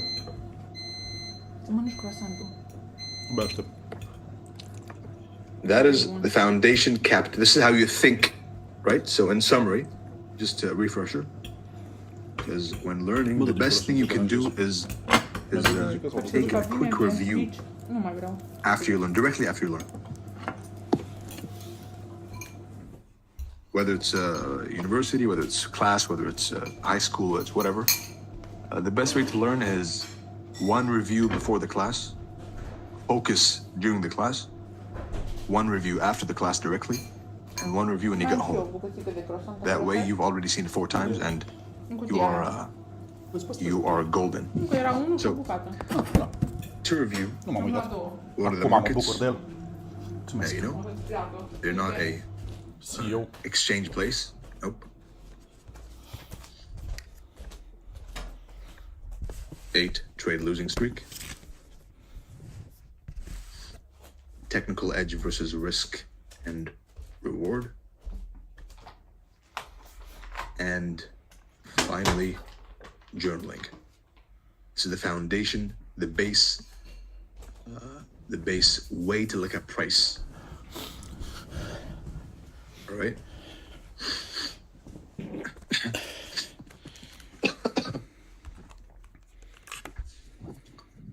Now, any questions? Before we go into number 2, which is the mechanics, the base mechanics of turtle soup and smart versus dumb money. So before we proceed, do you have any questions? Foundation? The mic is yours, my friends. I'd love to know, Romeo, how you personally journal, whether that is by paper or on your iPhone, iPad, etc. First of all, I would rather that you guys don't ask personal questions, more charts, but I'll answer you, right? I personally journal on paper. Cool. Thank you very much. Pen and pad, old school, right? So do you review every week? Every single day at the end of the trading day, before I sleep, right? Whether it's on the phone or whatever, I always have to take a look at the charts every day, every single day. Hey, Romeo. What's up, buddy? Well, besides the charts and everything that you look at, what do you see in the world economic? You know, you live in ICT, and how do you see your country like trying to like survive the war that's bleeding throughout the world? Which war? The Ukraine. The fake one. Exactly. That answers your question. That is the answer to your question, my friend. Do you see it bleeding to your country or the rest of the world, or how do you see it besides the topic right now? You just called it a fake war, right? So that in itself is the answer to the question, right? So how can a fake war bleed to other countries? I don't know. Maybe other countries just bleed into it. It hasn't bled so far, has it? And it's been what? How long is it? A year? I think it started last February, right? If I remember, it was. You're not wrong. Yeah, you're not wrong. I remember why, because it was at the time that BTC bottomed temporarily at the range low. So at the range low, they declared the war, and then it rallied 50% almost. Right. So that's the only reason I know the war exists, is because it was a bad news at a bottom, right? That's the only reason I know the date it started. I think it was 22nd February or something. It was the swing low on BTC. Let's go and check. Wait. There you go. I think it was right here. Yep. Zoom in. Would you manage to trade if the United States would buy and send money to them or no? How would you consider the like a BTC trade? 24th February, right here. This is the war. Look what happened after the war. Yeah, that is the war. So we were saying, how would you consider like the when the United States considered managing the money to Ukraine? Would you consider that like a buy or sell? A buy or sell for what? For the United States to consider the war, like sending money to Ukraine. You just pull up the diagram right there. Right. So do you mean like would I buy or sell the equities, the dollar, what? Which asset class? The dollar. I don't trade news, my friend. I trade the chart. Right. I literally don't know the news is. The only reason I know the news, as you saw, is because of a range low. Right. A ranging market. We hit the low. Magically, there was news down there, but I was bullish anyway, right? Because of the range low. So I don't look at the news to predict the charts. I use the charts to predict the news, right? Horrible handwriting. Good luck reading it. Typical doctor. There you go. Some leaking going on. Enjoy. Are you like playing like recordings? Nah, it's all good. So any more questions before we proceed? Yeah, one more from you. Let's say you took a turtle soup entry, A+ setup according to you, okay? But then it failed, okay? So are you going to tell yourself that you were wrong? My A+ setups never fail. Right, but if it was to so you were this, yeah, go on, sorry. If it was to fail, right, then I'm wrong. I can never, and I will never blame price, right? It's always my fault if I'm wrong, and I am wrong sometimes, right? But when I'm wrong, it's my fault. It's completely my fault. I misread the order flow. I misread the reversal time, the reversal point, the liquidity pool, something, the order flow. I misread something. So any mistake I made is mine, not the chart. I will never go and say shitty price action, right?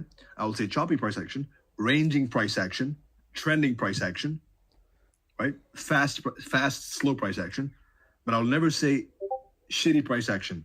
You know, it's all my fault. So you'll never say it's a shitty setup too. Hey, wait. I can't hear anybody that's talking, man. Let Romeo talk, yeah? Journaling is essential. Can you got that guy who has the recording in the background? Can you mute your mic?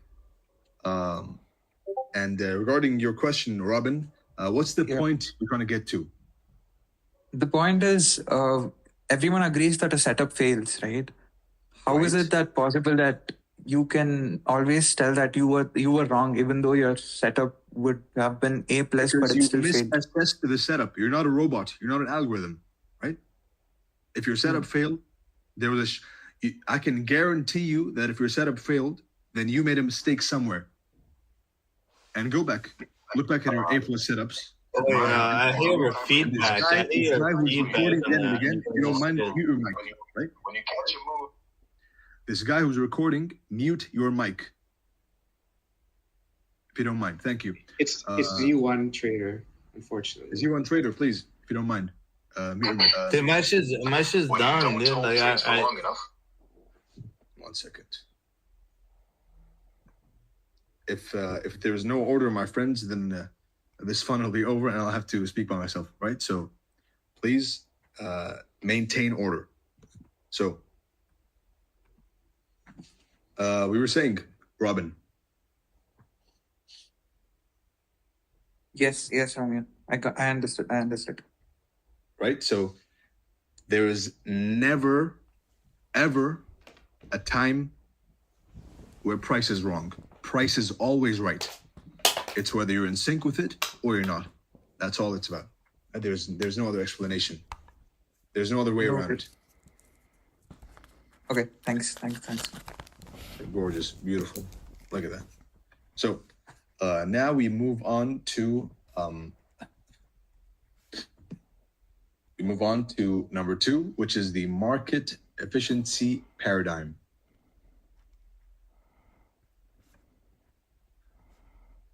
Oh, repackaged ICT bullshit.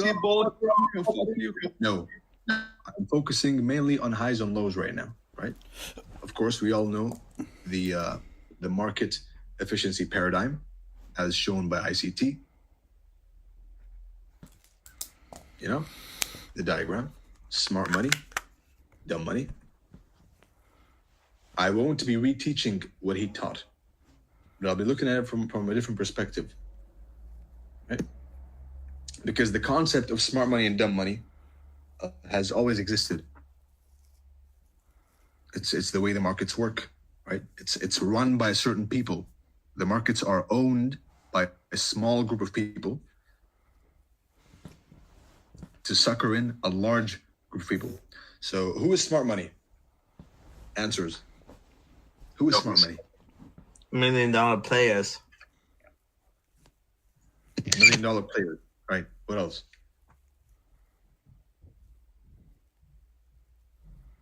The guys who understand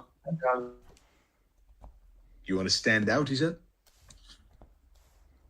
No, I said the guys who understand the algorithm, which the large funds don't. Wrong.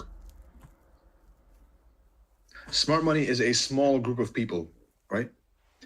Whether it's a small group of families or friends or whatever, right?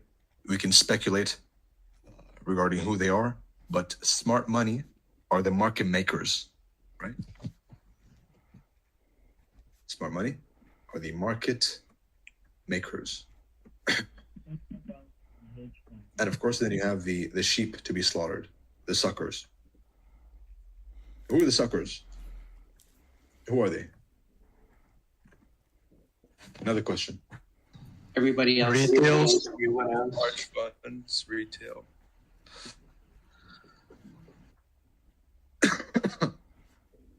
The uninformed. Sorry, mate. Uninformed what? The uninformed. Us. Who are they? Who is it? Me and you? No, I'll say yeah. It's not the way ICT Twitter makes it out to be, right? They make you think like if you watch an ICT YouTube video, you become smart money. Wrong. It's a small group of market makers who have always owned the market previously manually and now with an algorithm, right? So previously it was a manual operation of transfer of accumulation, distribution, transferring money, taking it from highs and lows to below highs and lows, right? And vice versa. Which used to be done manually and now is done algorithmically, with electronically, as we have moved into the new era of technology, right? That's how it works.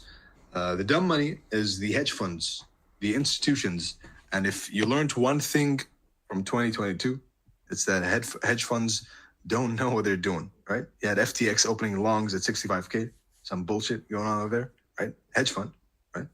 A lot of institutions going bankrupt all during the year, especially in crypto. If you're into crypto, then you'll remember every single hedge fund and institution, quote unquote, was getting wrecked. Who was wrecking them? Themselves? Nope. Smart money. Markets. Now, smart money has taught dumb money how to trade and use that to take their money. How? These classical technical analysis books, right? What do they teach you? They teach you to buy above a high, right? A double bottom breakout, and sell below a low, right? When you see a double top breakdown, right? So the classical technical analysis, every single school of classic technical analysis teaches you to buy above a high and sell below a low, right? And that is not the case. And in this teaching, this is the most important core part of all these 4 hours. So pay attention, right? This is the core, the essence. So all of you sitting in here, the guys who paid legally, illegally, all the goofball haters as well, everyone pay attention, right? Take some notes.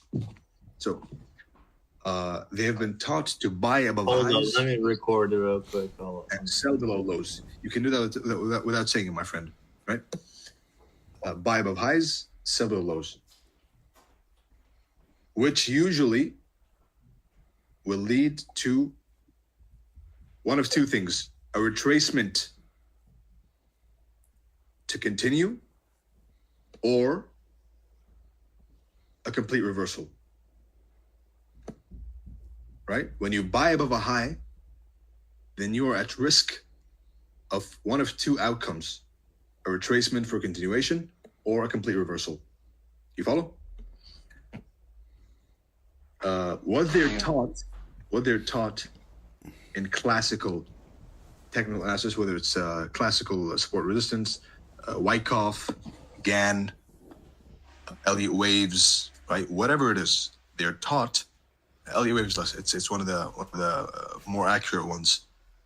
But what they're taught in general is to buy above highs and sell below lows, buy breakouts and sell breakdowns, right? If any of you have been trading retail before, then you've seen that, right? Nu îl pierd. O să mai ieși n-al dacă îți place. Hey Ramya, can you go back to what you were saying earlier? Asta, du-te cu Darii și vin și eu în jumătate de oră când suntem. Smart money has taught dumb money to buy above highs, and for those watching later, there's a lot of things you're gonna have to skim through. So good luck. If you really want it, you will skim through them, right? So buying above highs, and they expect price to do this. Now, how many times has price done this? In your opinion, in your eyes, in your experience? Not that much, right? What usually happens, and it's not just a pattern. What usually happens is something like this at a bottom or a top, right?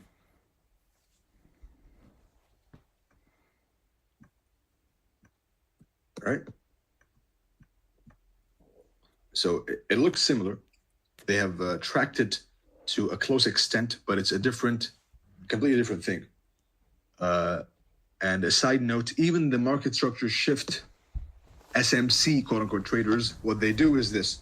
They come and they expect the shift to be like this, right? They expect this to happen. So how are they any different from these guys?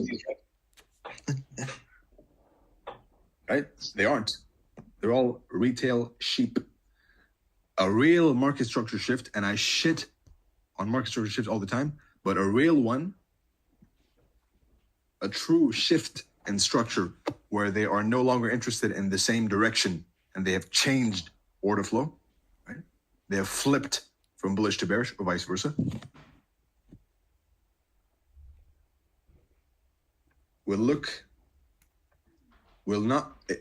A real breakout will never give you an entry at the breakout position, or a very small, a very momentary entry, right? A real one will really expand. Everyone's going to chase, decline sharply. Everyone's going to be afraid over here, and then rally,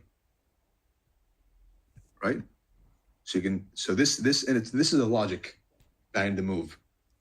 Bottom, right? And of course, always, every single time, there is the higher time frame PDRA involved. Always. Can you give an example with BTC or something? Because not now, not in a while. You'll get so many live examples, you'll get bored, right? Wait. So you have a low, the bottom's in over here. Look at the logic. Focus on the logic, right? Not the pattern. You have the low, bottom's in, right? You have a high, market structure shift. You get wrecked. Everyone's selling over here, right? They get wrecked. Everyone's buying up here, right? And the guys who are short with their stops over here also get stopped down. It sinks deep inside. Everyone's bearish again over here, right? And it rallies. This happened in BTC just, and of course, this is another one of my live calls on Twitter, right? That is a habit which I've taken from ICT, which is fine, right? It gives trust to know that someone can call the moves beforehand, and it is necessary. The least you can do is, as I mentioned in the 3-hour rant before this, the least you can do is call price and explain it in a consistent logic. That to me matters more when I'm assessing somebody, if he's a good price action reader or not, because that's all that matters to me. I don't get your payouts, and I don't get a split from your payout, right? I don't get a cut from your profits, your P&L. That's yours. I don't give a shit about it, right? Can you read price? And can you explain it to me in a consistent logic? That's all that matters to me. Which is why ICT himself, right, got so many students off of demo trading, demo Waller, right? Why were they so attracted to him? Because he calls price, right? And I'll always pay respect to him. He's the mentor of the mentors. He calls price and he explains it in a sound logic. If he never even showed a single execution, I can see what he's seeing on my charts, which is why I trust him. So the same logic over here, right? There's a key level at 16,200. I'll leave that for you to figure out, right? Figure that one out. So when we were up here, my target was 16,200, precisely 16,200. Go back in your charts and good luck with it. Right? So what happened here was exactly what I drew there. You asking for the example right here. And this one is not a hindsight example. And even if it is a hindsight example, I'm pretty sure that you won't find many people explaining it, even in hindsight, as good as this, right? So the key level is 16,200. False bottom, right? False bottom. It gave you a false double bottom, correct? It rallied into a breakout. Now, every single one of you, I'm pretty sure most of you, at this point, right? What would you do? Give me some answers. Replay. Let me just make sure I've covered the important parts. Yes, I did. Right. Check it out. Where's the replay? On the laptop. I'm used to the phone because that's where all the trading and analysis happens. Where's the replay button?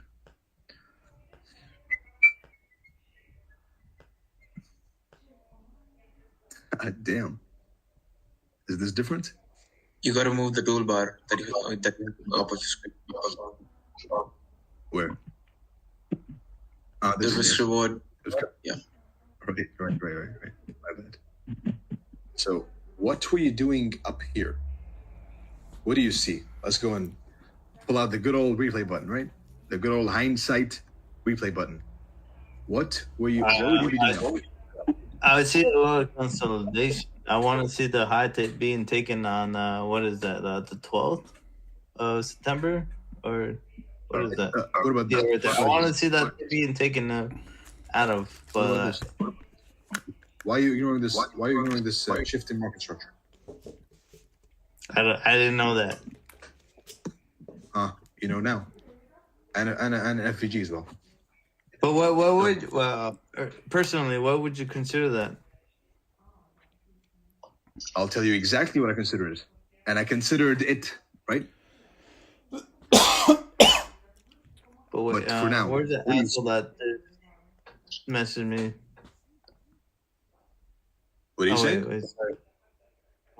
My bad. I meant to mute that. Focus. So we were saying, what do you see over here?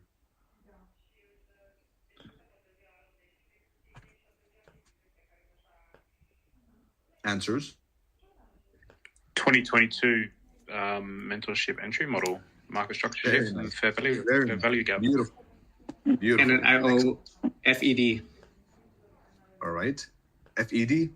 What's that? IO FED. Institutional or entry. Institutional. Okay. Fancy terms, right? And what else? What else do you see? Equal lows. Very good. That's fair value gap right there. That's a fair value gap on what is it? Hourly? Fair value gap on hourly and breaker. Old breaker. Nice. But the move is into a bearish fair value gap, right, on the left side. Okay, but it shifted structure. So do you choose this one or this one? Which one do you choose? It looks like it's the fair value gap is the high time frame. Which one do you one by one? Which one do you choose and why? I think the one. If I'm being honest, I would choose the most recent price action, which is the market structure shift and the BISI, the bullish fair value gap below, which is not going to be the correct answer. What?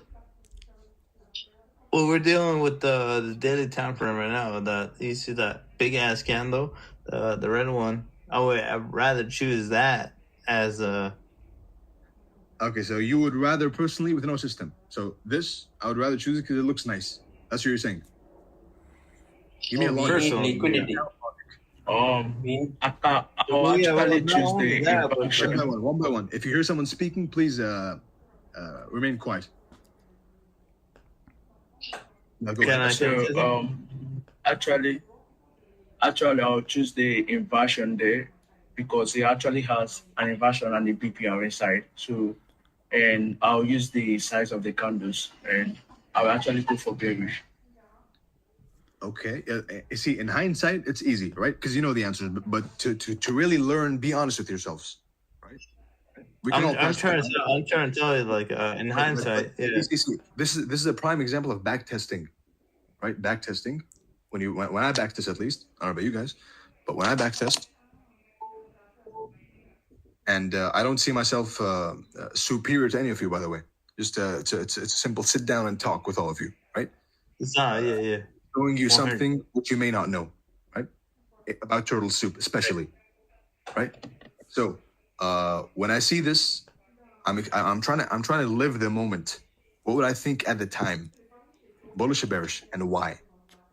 Right? I see a breaker too. I would say it's bullish because Here's a breaker. Here's a breaker. Look at this. Yeah, I see a Here's a breaker. Bullish, buy side liquidity, right? Fancy term thrown around loosely. before that, dude. Exactly. Buy side liquidity to the moon, right? And you, Zlatan, Well, why did you say yeah, why did you say bearish? Why did you say bearish? I say bullish. I said bearish because No, of Zlatan FX. He said bearish. Why? With a solid reason, not some random. You're talking the fair value gap there was bearish and it was invalidated. Then price later used it more like a resistance, more like a support onto resistance. So All it's right. an inversion. I'm gonna use that. So you're gonna ignore the breaker, and why? It's a breaker by definition. It's a breaker. Why are you ignoring the breaker? Actually, when I see equal lows, I try my best to see a reason why they set out those equal lows. I don't like taking setups that are below or above liquidity. Good. Why do you consider that as a breaker, per se? Why do you not? I mean, Like, if you look at the pattern for the pattern's sake, low, high, low, high, breaker. well, it's a broken breaker, right? It's not like What do you mean broken we breaker? broke that breaker because What it's does that not mean? for the low, but for the high. Low, high, low, higher, high. As solely a pattern, it's a breaker. Yes or no? Do you disagree? For high time frame. What's the breaker? What's the pattern? What's the pattern breaker? What does it say? Low, high, low, higher, high, and that's a breaker, right? As soon as you close the body above the breaker, then you can use the breaker's body as the pivot point to enter from, right? Depending on the shape, of course. If the breaker has a wick, you choose the wick. If it's a long wick, you choose the wick to the body. You prefer it to be a large candle, right? That was a Large negative breaker until it was broken, right? What do you mean? That was a negative breaker until it was turned to Here's positive. breaker. This one. Yeah, that one. The above it, where the box is. There's That no one, negative yeah, breaker, yeah. my friend. This is not a breaker. This is a bullish breaker, as a pattern, with no logic, with no. Well, it turned logical for the positive because it was broken. No, Which means, Am I wrong? are you bullish or bearish? Are you bullish or bearish? right now what the signature says, I'm bullish now. Exactly. That's the point. So how is it a breaker? Because of this, right? 1, 2, 3, 4. Breaker. Zlatan brought up a good point, is when you see equal lows or equal highs, right? The only time I will accept a bottom or a top to form with equal lows and equal highs is if there's an SMT, right? That's the only time. Generally speaking, equal lows and equal highs are usually price doesn't go too far away from them, right, before reversing. Not solely as equal lows, equal highs, as a pattern. Again, that's not a pattern, equal lows, equal highs, right? There's a lot more reasons, and the correct answer is show me the higher time frame, right? Yeah. So you can't just say breaker. You have to show me the higher time frame. Now, another example. Let's go more into the logic. Of course, we know what happened over here, which is we went above a high. Those of you who were into crypto back then, you remember that everyone was super bullish up here, right? everybody and their mama was super bullish up here, above this high. Remember, rule number one of smart money, quote unquote. Rule number one is buy low, sell high. Right? Buy low, sell high. Or don't buy high and don't sell low. That is the rule number one of turtle soups, right? This is the whole logic behind them, is buy low, sell high, don't buy high, and don't sell low, right? Applying this. Now, that can be ambiguous, right? That can be, everyone knows that. All the retail, quote unquote, traders know that. So, how do you measure high and low? Some of you already know this, right? Some of you who are in here already know what I'm going to say. How do you measure high and low? You measure it using, let's use a recent example, spikes things up, right? Let's use ES. I live high and low. What are you saying? What? No, I'm listening. All right. ES, highs and lows, right? So how do you measure high and low? And if you remember, on the good old Twitter,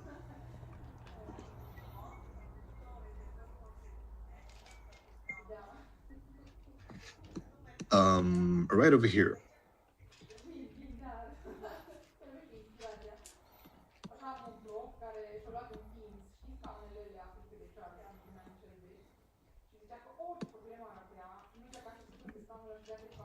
Good old replay, but this one is called live, so I've earned the right to dissect it in hindsight. So right here, what do you see? What do you see over here? Market structure shift. Market structure shift down. Very nice. Beautiful. Excellent. So bearish, right? Yep. Correct. All right. What happens next? Before that, I want to focus on this part where this day closed like this. Now what do you see? Shift, right? Market structure shift to bearish with an FVG. Everyone and their father and mother and sister and brother and cousins and everyone and their dog, if they had a dog or cat, whatever, or tiger, everyone was trying to sell this FVG. Probably some of you as well. Yes or no? Be honest. Don't lie to me. Was this on your radar for a sell? Yes, I would. I mean, you guys, I'm assuming you trade ES, right? Yeah. Exactly. So what were you thinking? This is a recent active trade. It's not some 1 year. So what were you thinking over here? On the Thursday, before that large bullish candle printed, the daily time frame did make me flip my bias to bearish. So you flip bearish down here, right? Correct. Yep. All right. And then what happened? Did you execute? That's normal, but did you execute based on your bias? I did not execute. No. Why? Because of the weekly time frame, if I'm being honest. All right. Very good. That is an excellent answer. Now, others answers. What do you see over here? What is this? What do you see? WDYS. That is a market structure. I want to expect that fair value get to be filled. I would say. Let's use you as an example. What's your name? 1 second. Z1 Trader. Z1 Trader. Let's use you as the example for this example, right? Please. Let me show you. Yeah. Let me show you the power of the higher time frame and what it can do to you. So, what happened over here is you're saying it's a bearish market structure shift, right? Well, I wanted to go back into that. What is rule number one? Gray zone. What is rule number one? Before anything, what is rule number one? No. Rule number one. Approach the market with no consideration. The fuck is that? Don't buy or sell highs. Lows. Nah, no. The hell is that? No, of course not. No. It's buy low. Right? So rule number one. Sell high. Buy low, sell high. Or don't buy high, sell low. Don't buy high, and don't sell low. Buy high, sell low. That's before anything. It's basic economics, right? Now, where do you find the most expensive places to sell? You want to sell high, right? You want to sell for expensive, not for cheap. The best place you can sell is above a high. Yes, sure. The best place you can buy is below a low. Now, these are basic concepts not to be used by themselves. Otherwise, you're going to get wrecked. That's why we have market profiles. That's why we have PD rates. That's why we have opening time, right? That's why we have profiles. No market profiles, templates, rather, right?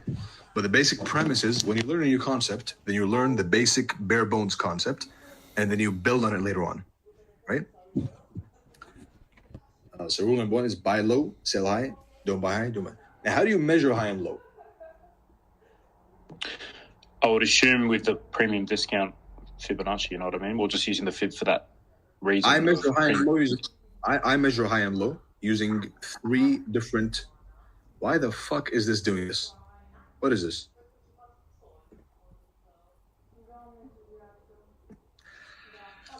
All right, never mind. So,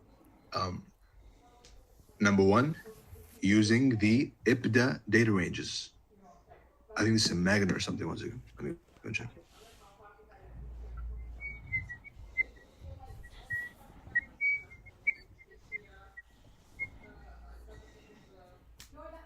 Right. So number one is the IPDA data ranges. They help you measure high and low, right? How does that work? Anyone knows? Nope. Right. IPDA data ranges. Number two is the dealing range. I'll answer. I don't answer right now. Next, the dealing range, which you measure the Fibonacci from. And finally, you have the. Let's write this down with the. Let's write this down with the. Clear. So how do you measure high and low? Hey, Romeo, somebody's as shown by ICT. Somebody is Z1 Trader. Z1 Trader. If you do that, you're gonna have to be. Z1, can you mute? Somebody's like mocking you right now. What he taught. I'm gonna have to mute you. Apparently, I have that shit on. Because the There you go.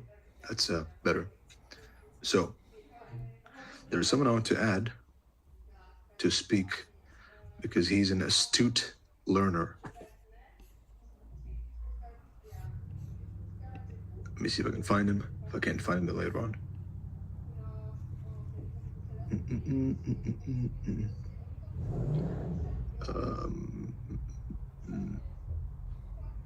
Please be found. Nah, I can't find him right now.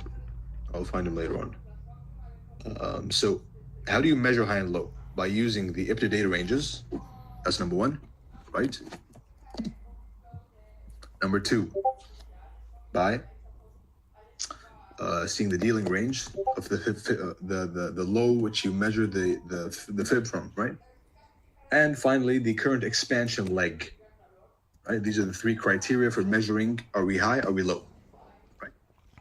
So note this down. This is important. Let's look at the data ranges. So you said just now, based on only a pattern, you said market structure shift, right? Correct. Now, measure the data ranges. Apply all 3 of these. Get out of here. Apply all 3 of these data ranges. Count back 20 days. 1, 2, 3. That's 2, 3, 4, 5, 6, 7, 8, 9, 10, 11, 12, 13, 14, 15, right? 16, 17, 18, 19, 20. 1 second. 26. 20 is over here, right over here. 20-day low. Now, what happens at a 20-day low, my friends?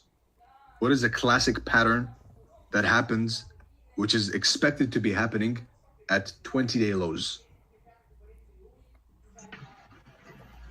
Total soup. Exactly, as seen in Street Smarts, right? Yeah. So, first of all, we are now below, measuring the if-to-date ranges, 20, 40, 60, right? We are now in the, according to the 20 if-to-date range, we're now below the 20-day low. That alone is enough for me to be bullish or not bearish. You notice? So it's not being bullish only. If you're not sure, you can simply not be bearish. Right? So buy low, sell high. Don't buy high, don't sell low. Right? So by measuring this, you're simply not being bearish. So if it doesn't make you money, it saves you money. Right? This measuring high and low, quantifying high and low. And if you remember, right over here, I had mentioned a tweet.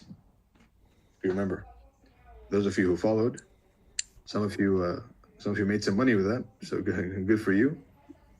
But right there, I had called the low of the week on ES, right over here, and we'll see right now in the market profiles as well. Okay? Why did this happen up here? Why did price not keep going lower? It's a shift, right? Because the hedge fund managers are like people are taught to sell when the 20-day low is broken on a breakout. Let's check something else. Let's check number 2, the dealing range, the fib, the range which you pull the fib from, right? So I'm going to take a Fibonacci 2. Go to the swing low that broke the high, right? Right here, swing low, which is a low, higher high, two higher candles above it. The way ICT teaches it, nothing new over there. You measure the fib, and what does the fib say? Are we high or we low? We are low. Very good. What does the current expansion leg say? Visually, right? Visually. Of course, you quantify this visual expansion leg with the data range. But the current expansion leg, which is the swing high we're coming from, because every price leg starts with a swing high or swing low, correct? Every single price leg has a swing high and a swing low to kickstart the price leg, right? We have the swing high over here, right? 1, 2, 3, swing high. Are we low or are we high? Visually. Low. Low. So are you bullish or bearish? Bullish, because it's below the equilibrium. Instead of using your market structure shift, now remove this and remove this, right? So we're below a 20-day low, right? So the data ranges are saying that we are low, and the dealing range is saying we're low, and the expansion leg, the 3 criteria to measure high and low are saying we're low. So are you bullish or bearish? Should be bullish. It should be. And was it? Yes, it was. And this is where the low of the week was called, right over here, almost to the tick, right? As opposed to simply, now look at the difference between that scientific approach, right? As opposed to simply shift in market structure, right? You simply go, shift in structure, sell. That's pattern trading, right? That doesn't work. Maybe sometimes to sucker you in, but it doesn't work. So measuring these three reference points, right? To measure, are we high, are we low, right? We'll see 2 more examples, maybe a bit more, with this same exact. Sorry, just before you go further, can you tell us from where did you calculate the IPTA data range? From the current day. Current day, but your tool only showed 14 bars, right? Yes. I think it's just regarding the weekends. Second. Data range right here. 20-day. Don't look at the bars. Look at the days. Okay. Right? Okay. Yeah. Because Sorry. turtle soup. What is turtle soup? The 20-day high or low, right? Because turtle traders, which is a strategy as well, which it works. It's simply low accuracy and high risk to reward. They're basically gambling, right? Pretty much. So turtle soup is suckering those people in large money. Money can be large amounts of money, right? Being suckered in at the 20-day high and 20-day low. Okay.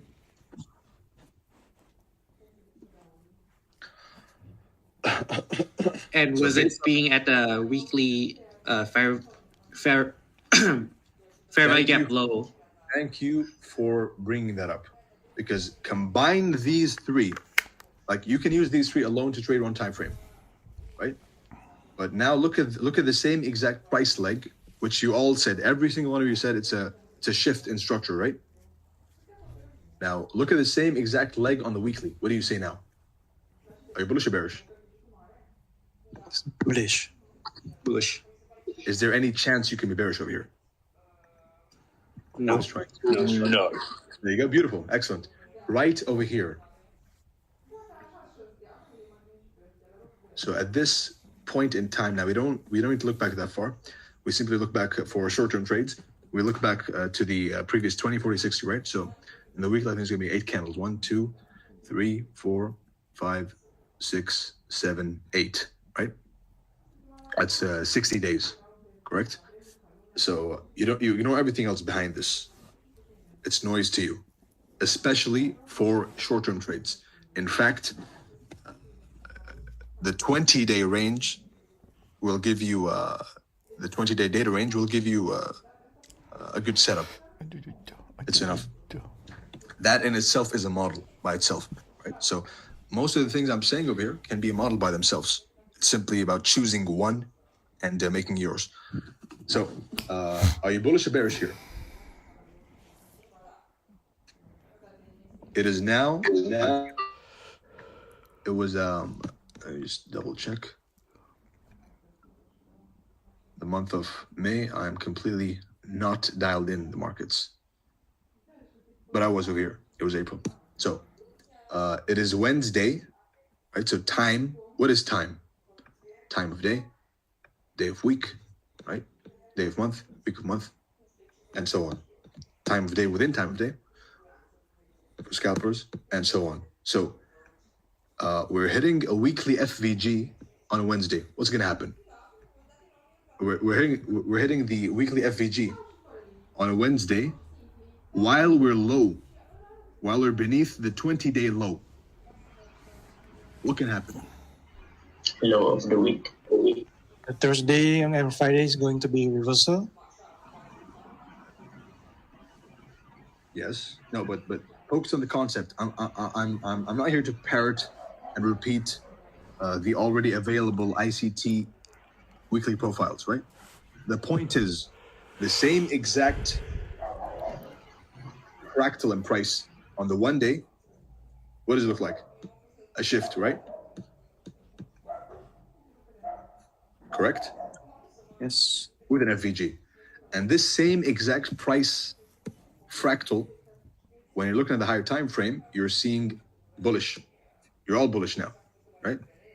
So if you're bullish now, then why did you say bearish when I first asked you? That's the question. Because you were focusing on one time frame only, which is incorrect. You can do it if you want to look at the charts with one eye. But when you look at only one time frame, you're blinding yourself, right? And the rule, of course, which I made up myself, which I haven't really seen anyone say, so I'm simply gonna attribute it to myself, which is a lower time frame market structure shift is less relevant than a higher time frame PD array. Go back to that one. Enjoy. So a lower time frame market structure shift is less relevant than a higher time frame PD array. Right? Let's write that one down. Lower time frame market structure shift is less relevant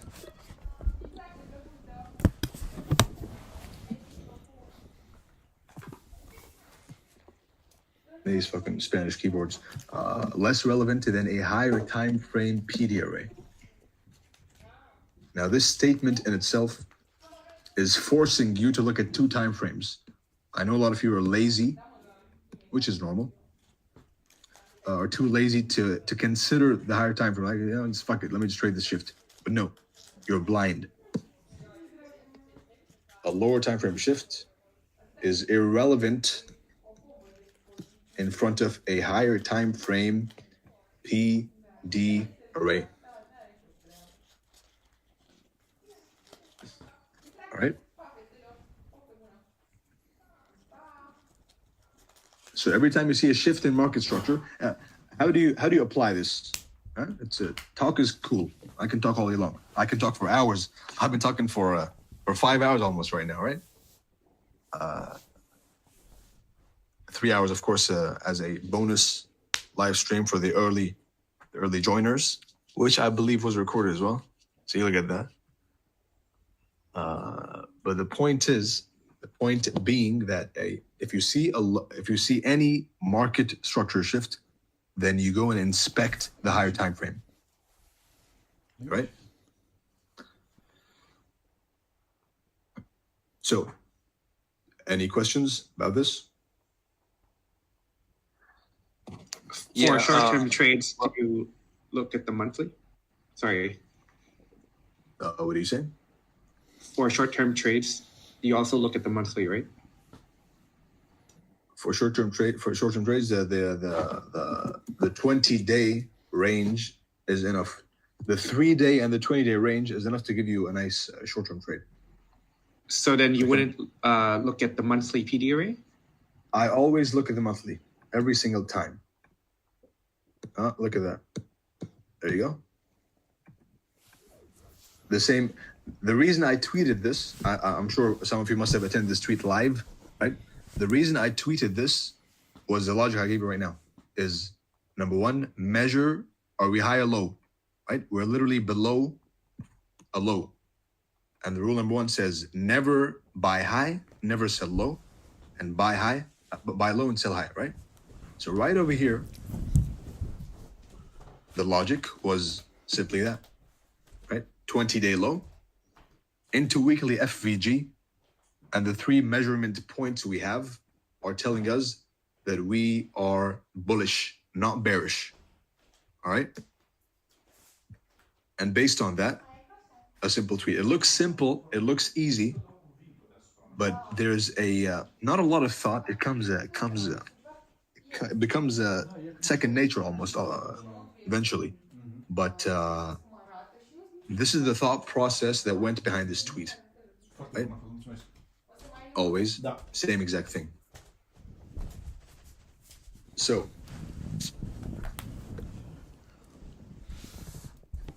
but then would you expect it to dig deeper into the fair value gap a second time like we saw?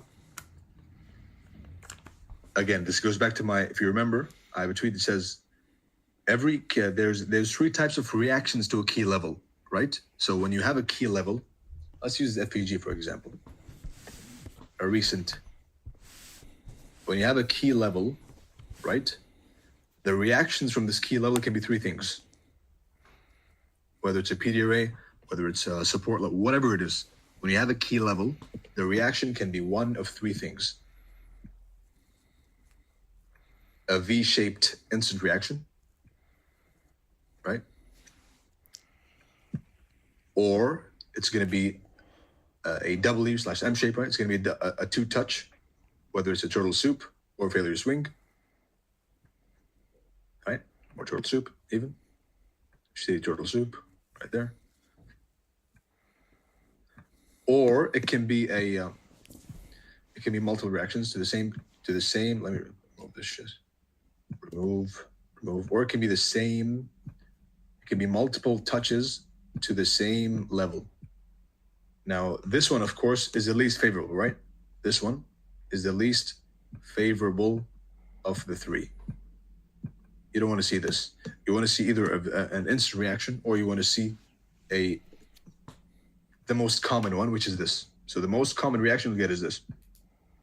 So it's not unhealthy to anticipate a second touch of a key level. Now, I wasn't anticipating this one to happen, right? However, the fact that we took out the previous week's high on Monday, right, and gave this order block, that is a reason to target at least this low.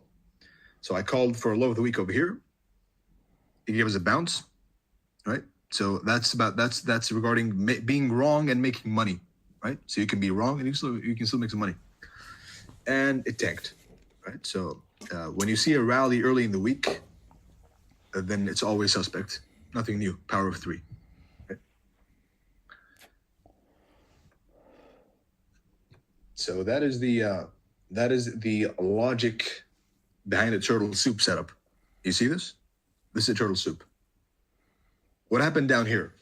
You tell me. Dumb money got wrecked because we're talking about smart versus dumb money. Every single retail book classifies this as a sell, right? At least this or a retrace, one of the two. So every single, put it this way, the majority of people were shorting here at this previous support or down here, right? Except those who know, which is buy low, right? Sell high, or don't buy high and don't sell low. Right? If that rule doesn't make you money, it'll save you money. How do you measure high and low? You measure high and low using 1, 2, and 3. As we saw, 1, 2, and 3. Right? So that is exhibition number 1, right? That is example number 1. Now, the same exact thing, because price is price and price is fractal. Remove. You guys want a break, by the way, or you guys good? Good, man. Yeah, Good. question on. I got a question on Khan Barakat. He was asking. I'm speaking in behalf of Khan Barakat. He was asking, can you explain why you used that for dealing range about 5 minutes ago when you talking about dealing range? Okay, you mean the range I measured the fib from, right? I think so. Yeah, it was about 5-6 minutes ago. All right. And you mean, why did I choose this low? That's his question? Probably. All right. I mentioned it at the beginning of the fib pull, so you should be focusing, my friend, not you, the other guy, right? So it's the swing low. Just again, it's I feel like this kind of stuff, especially the Fibonacci pulls, they come from your own experience and tape reading, right? So the swing low, that the most energetic swing low that broke the high, that broke the low, right? So that is my fib pull, personally. Right? You can even choose this one if you so choose. You can go a bit lower to this one, but the one I would use is this one right here. The same way good old ICT teaches it. So, do you guys want to break right now, or do you want to continue? You tell me. To continue, mate. 2-minute break? Yep. See, you guys are watching, huh? I'm the one speaking.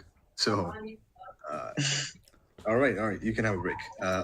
You have 2 choices: a break and then example 2, or example 2 and then break.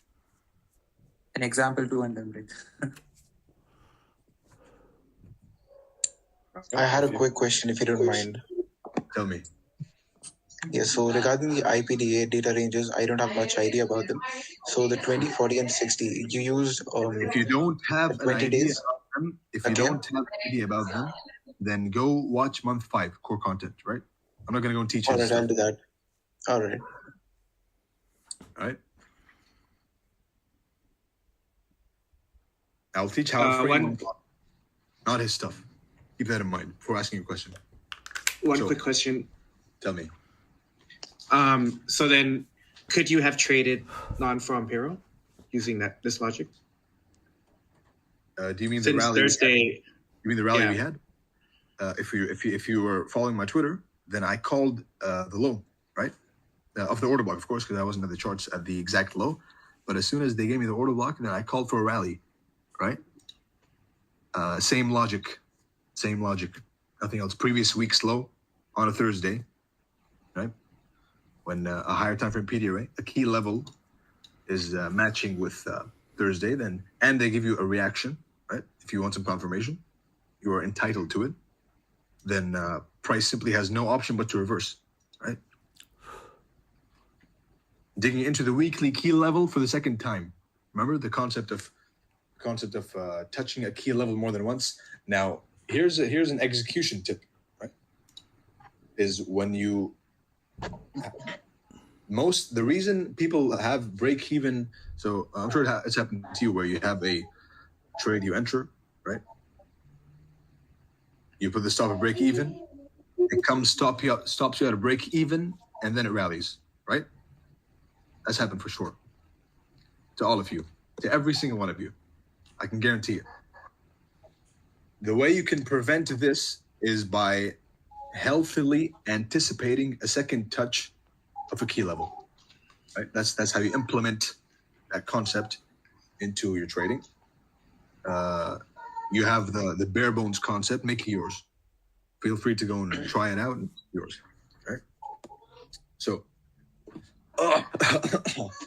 there's 5 hours of speaking, but I can go for days. So, example number 2 now. How's that sound? Good? Example number 2. Sounds good? Sounds good, mate. Excellent. So we've been going. When do we start, by the way? 10. About that, mate. Yeah. 10, 11, 12, 10. Dang. All right, almost done. So now, again, what do you see over here?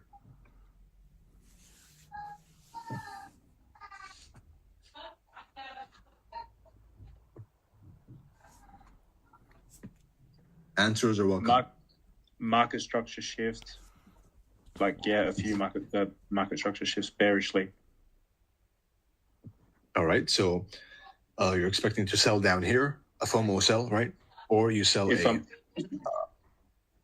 see an old 60-day low taken. In hindsight, it's 20 out of 20, but I'm saying, what would you see at the time? Probably we're on the midway of the sell side of the curve of a market maker sell model. Who are you? Let me see. Who is this? Hopium. Who's speaking? Hopium. Hopium. Right? Yeah. All right, Hopium. That's a nice name. You into crypto or what? I used to follow crypto, and then I like the concept of it. I can tell. So, what happened here, Hopium?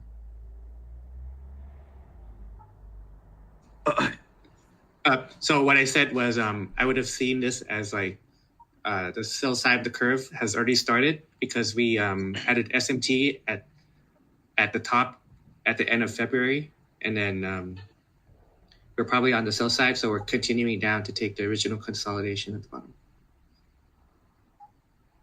All right, so a nice pattern. And we had displacement below the low, so it's even more confirmation that we're going lower. So be honest with yourselves, right? Now focus a bit over here. This is an important one. Be honest with yourselves, and what would you do over here at this point in time? I probably try to short at the breaker, which is kind of at the high of that SIBI, on the daily SIBI. I'd wait for a retracement to short, basically. Yeah. All right. Very good. And any other answers?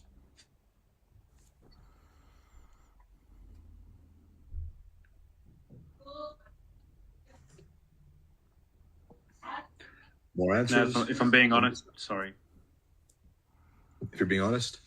If I'm being honest, yeah, I would be bearish as hell and want to look for shorts. Exactly. Bearish as hell, right? Equal lows, Yep, man. Look correct. at this. Yep. Low. God damn. So, and what else? More answers? Any different answer? Because I know that most of you were bearish on Twitter. I saw all of you, right? Not you, but people in general. Every single person was bearish down here. Right? Now, luckily, I have the remedy to that, to the sickness, which is the market structure shift, right? What's rule number 1?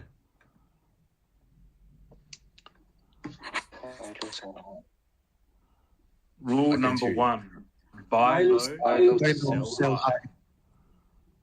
All right. Before we start, I want to invite somebody to talk who is DMing me. I hope I can find you. I can't. My friend Pip Smoke. All right, there's a few notable people over here who are astute learners and deserve to be praised. There he is. Allowed to speak. There are some others as well, but I can't see them right now. I cannot see them. So, what's up? What's up, buddy? How's it going? You doing all right, you? I'm doing good. I'm doing excellent. Here's someone else who wants to speak. Allowed to speak. Oh, this shit. So, being honest, I'm assuming you're all real traders, right? Who trade live accounts, who risk money day in, day out. Most of you, at least. So, what would your actions be down here?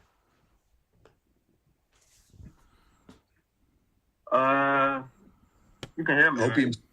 Hopium said selling. The other guy said selling. Bear says hell and selling. What else?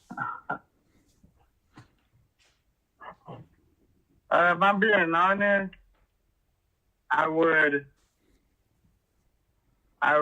be bearish. I would start off with the weekly time frame and see what the bigger picture is. I mean, it's a recommendation to be honest with the answer. Why? Because if you don't, you won't learn, right? If you don't be honest. I'm honest. I wouldn't. What are you saying? I wouldn't be bearish. Just for the fact that I trust you. That you're honest. You're the only one I can trust over here. Well, almost, and a few others, right? About the answer, because I've seen the stuff you send me on the DMs. But as a pattern trader, 99% of Twitter was bearish over here, right?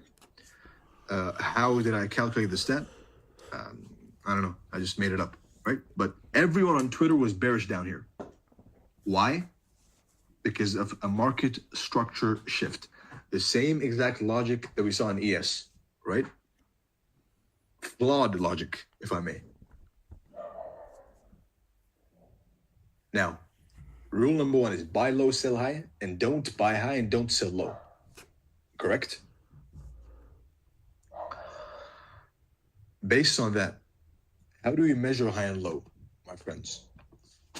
How do we measure high and low?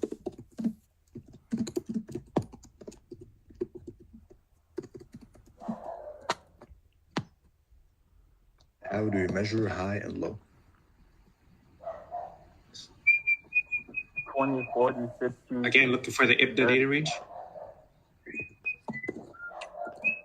Yep. Number 1 is the IPDA data ranges. Number 2 is the dealing range, correct?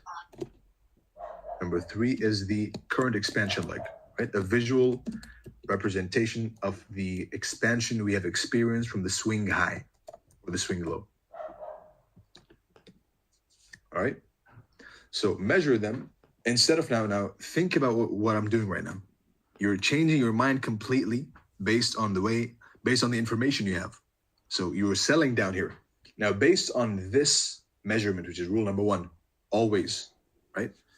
IBDA, what does IBDA say? IBDA. Let's go to the data range. So you go 1, count from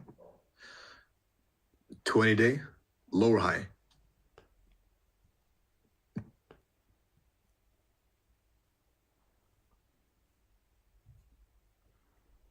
Low, right? Nice silence.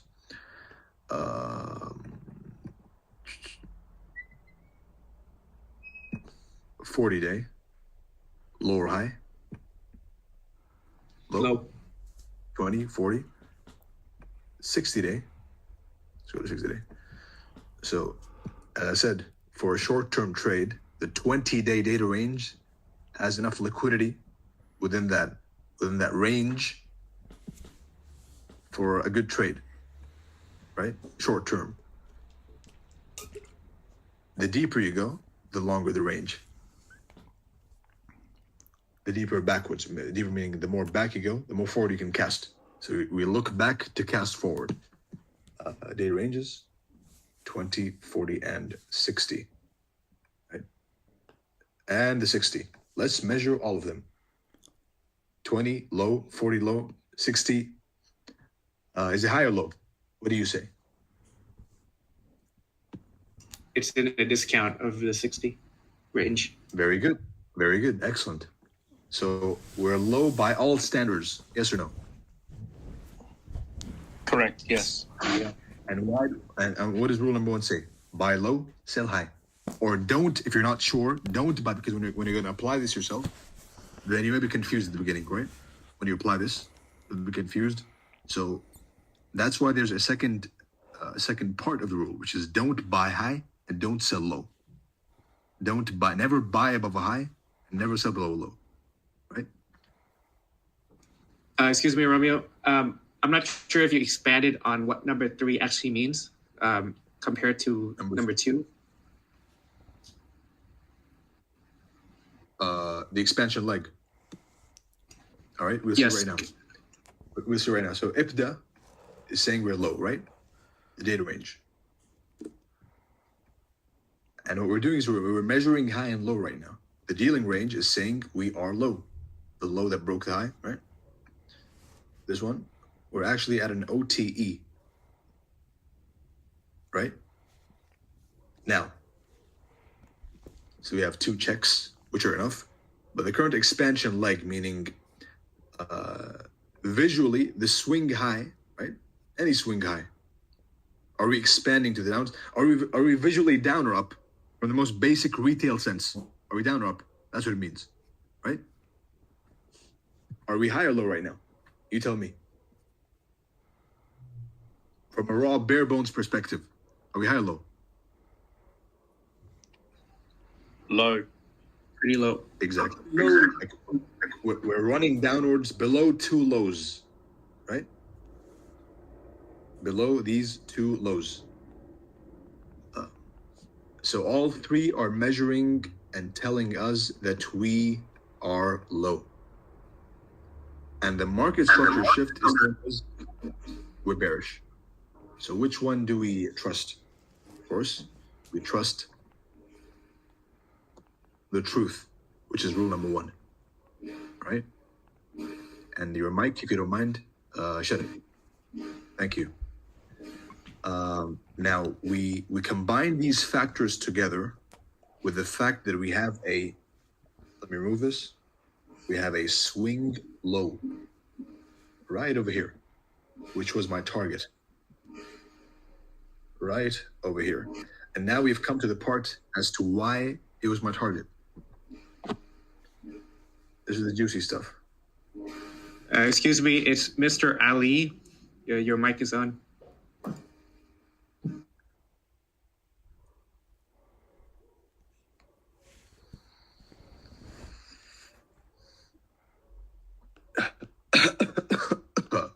C.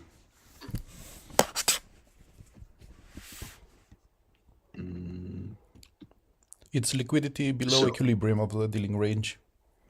It is liquidity below. It's basically Equilibrium.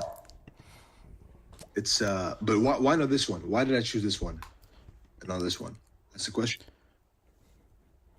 That one is above equilibrium. They both are inducements, in my opinion. All right.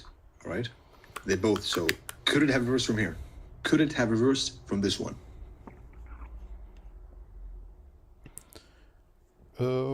Highly unlikely because why? With trading in a range, you could trade up to equilibrium, to the middle of the range. I mean, right now you have, if you measure, it could have come and hit the 50%, right? It could have hit this rejection block or order block and rallied, right? So total soup in 2 PD array. Why not? Yeah, but probably rallied just for an OTE entry to go further deeper in the higher time frame. What's the reason? Range. There's one reason, a valid reason, because see, by your logic, discount, right? It's premium. So right now, we have this low over here, and you have this order block and rejection block, right? So why can it not do this? Stops here, 50%, right? Discount, then it rallies. Why? What stops it from doing this? Fuck's sake. Why? Why this low?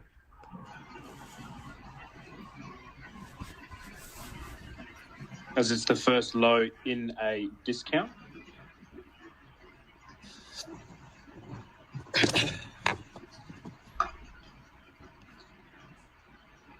No.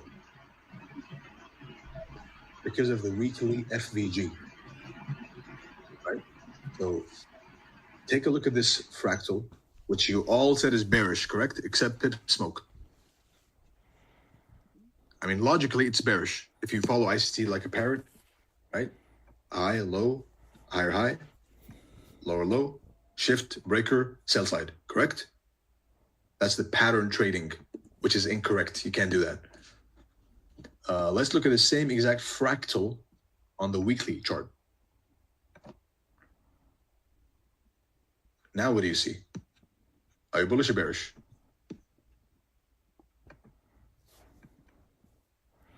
And do you now see why I called 20,400 as opposed to only that? Now, bullish or bearish over here, down here? Bullish. No, clearly bullish, but Is there any bullish? Is there a chance that you can be convinced bearish? APR. No, if the bullish PD arrays are being respected, then no, there's no logic to be bearish here. Liquidity, right? Liquidity purge. Not a stop hunt, a purge. Right? So we have this. And we have a market structure shift. You remember what I said about the shift? It doesn't happen the way you want it to. At the beginning of the session, I had a specific drawing with a specific logic, remember? Which is when one of you, I think it was Z1 Trader, he said, show it to us on a chart. Right? He didn't like the drawing I was making. So I showed it to you on the chart, right? And here's another example, which is low. Everyone screams, look at the narrative and the logic and the context. Low, below a key level, 16,200. Bottoms in, right? It rallies. Bottoms in for sure, right? It purges them, flips them bearish. All right? And then it breaks the high that caused the purge. The candle, the bullish candle that caused the purge, breaker, right? And it didn't go the way you expect it to, which is simply going like this. This is retail logic. It makes no difference than than any other retail trader, right? What happens is a much more psychological process, which is a low, a high, a low, a violent lower low, right? With the purpose, it's not just a pattern, it's the purpose of flipping the bias of the uninformed, right? Now, is this a candle enough to flip the bias of the uninformed? This one over here.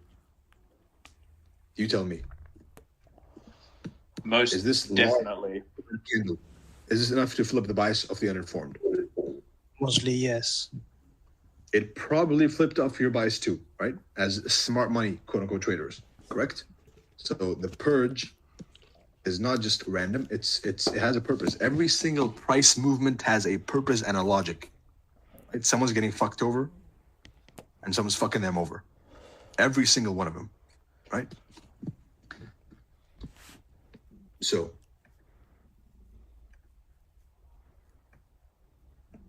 this is a real market structure shift where there's a high, a purge, a shift. And remember, note this down for the turtle supers out there. A real breakout never, or barely, but never allows you to participate, right? So when I'm looking for an entry, then all I'm looking for is two things. It's either turtle soup down here. If I miss it, which may happen sometimes, once in a while. If you miss turtle soup, right? Then you have an order block over here.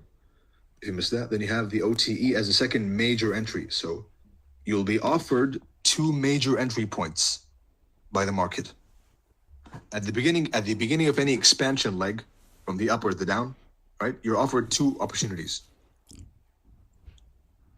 The turtle soup and a violent retracement with the purpose of scaring everyone away, right? So you see that right here, and you will see it all the time. It's how price books. It's how turtle soup happens. So entry one, this is another thing which I've not seen anyone talk about, but something I've noticed myself, right? Which is the sequence in which you catch the entries is entry one, turtle soup. If you miss it or you're unsure, entry two, order block FVG, stop loss turtle soup, low. And entry three is a violent retracement, OTE, whatever you want to call it, right? So we got exactly that over here.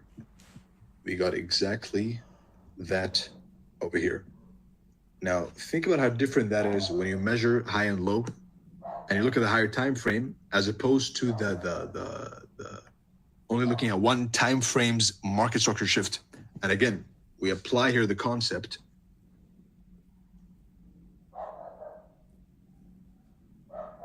We apply here a concept, the same exact concept of the same exact concept of a lower time frame market structure shift is less relevant than a higher time frame PD array. You'll see that happen a lot, right? And I've spoken about many things right now, and many of them can be a model. But this is one of them, which is a lower time frame, a daily market structure shift is less relevant than a weekly. And now look at the monthly, right? Tell me if you flip your bias or not. Now, are you bullish or bearish? Bullish. Can anyone convince you to be bearish inside this gap, monthly gap, right? Your mother, your father, your wife, anyone? Nope, right? So all that happened was a higher time frame PD array, which is the key, a higher time frame PD array, more important than a lower time frame market structure shift with a turtle soup happening inside of the higher time frame PD array, right? That is why I chose this one. It's the weekly FVG, right? and gaps are rebalanced. It could have bounced from here. Keep that in mind. But this is the monthly FVG's beginning as well, right? So, and the monthly FVG was, I expected it to retrade to the monthly FVG. And that is exactly what happened, right? Romeo? So what's up? Even if you say don't be a pattern trader, but on the higher time frame, we kind of are looking at patterns in a way. You're not looking Correct. at patterns. You're looking at order flow, right? Difference. Even though if it's a fair value gap and a breaker on the monthly, And we this, have is, to, this is an we have to trust it. This is an application, by the way. This is an application of the concept which I said, if a daily key level fails, remember? If a daily key level fails, order block, then we move to the weekly, which is this one. Now look what happened. So this is a visual application of the concept. The daily order block failed. You look at the weekly and the monthly. And you're saying we're trusting a pattern on the weekly. No, we're not. We're trusting a logic and a narrative, right? Which is what happened over here. Smart money pushed this below the low. Everyone was bearish over here, accumulating positions in order to distribute them above this high, and this high, and this high, right? So Romeo? they pushed below this low, accumulation, right?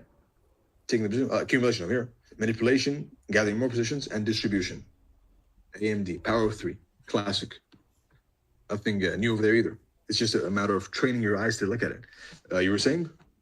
That November low, the candle which purged, that was the November low, right? That was into the monthly consequent of encroachment of the FVG, the 16,200 level. Yes, that is one of the reasons. That is correct. Okay. Right? But right now we're not focusing on this one. We're focusing on this one right here. We'll be talking about this as well, this whole range and how it played out. But for now, we're focusing on this concept of two concepts right now, right? A lower time frame market structure shift is, I'll close the mic, is less important than a higher time frame PD array. And buy low, sell high. Don't buy high, don't sell low. You can simply look at the higher time frame, and that's enough. Right? It'll guide you. We turtle souped into the higher time frame PD array, and using that logic, bingo, right? I'm sure some of you caught this as well on Twitter. Turtle soup. All this is turtle soup. Turtle soup all over the place. Turtle soup over here. Turtle soup. Right?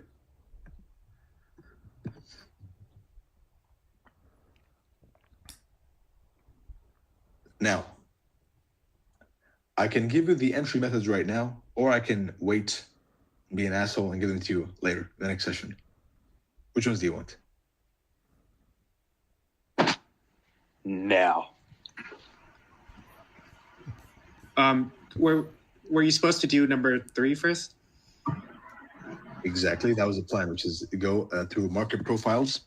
This is, of course, this whole thing was showing the importance of a higher time frame PD array in case someone got lost, right? And all the noise. All this is buying low, selling high. Rule number 1, keep it in mind. If it doesn't make you money, it saves you money.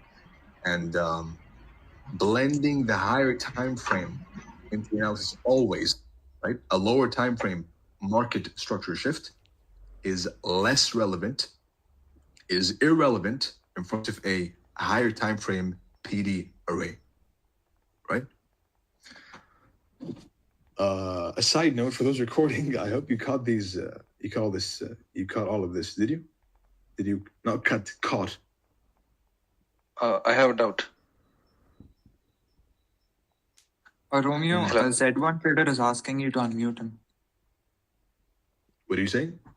Is the Z1 Trader who's recording, he wants to speak. There is I had to mute him because of the noise. Yeah. My bad, my friend. So, can I ask a question? Tell me. The low that happened, the turtle soup, it could have digged deeper into that weekly FEG, right? No, it couldn't. How could you say for sure that it couldn't have digged deeper? Because I called it. Because of the breaker? See, seriously, all jokes aside, let's see why it could not have dug deeper, right? The main reason being, I called it. Second reason being, let's see right now. Where's Z1? 1 second. I have a question right now. Hold your question. Where's Z1? Muted. Vanished.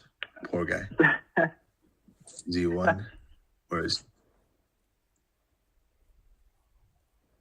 Now, if you're binge watching this, right, as an entertainment, then you're not going to get anything. So I know some of you are already taking away stuff. Good for you. I see you, by the way. I see a bunch of people, a bunch of notable people. Always good to see you passing around. And where is Z1? You have to rejoin, my friend. Z1. You know that I got previous question.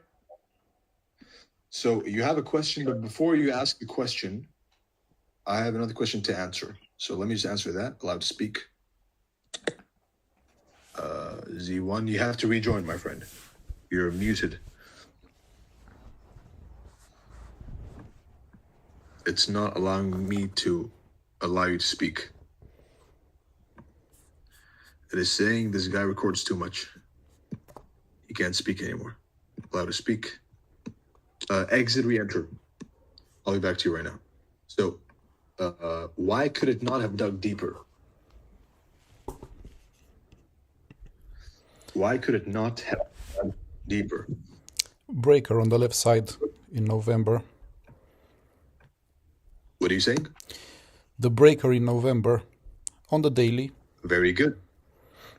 And we have, of course, this is a classic. Why do some gaps remain unfilled, right? Because of balanced price ranges. Right? Yep. So when you have a inverted PD array, so let's assume we were on a sell side, and we've now flipped to the buy side of the curve, right? The PD arrays on the sell side of the curve, like this one, right, are going to be used as support on the buy side. And they'll create PD arrays similar to them on the buy side. And you can go back to that one, and verify it. It's a basic ICT stuff, nothing new, right? So that's how you stop price from going down.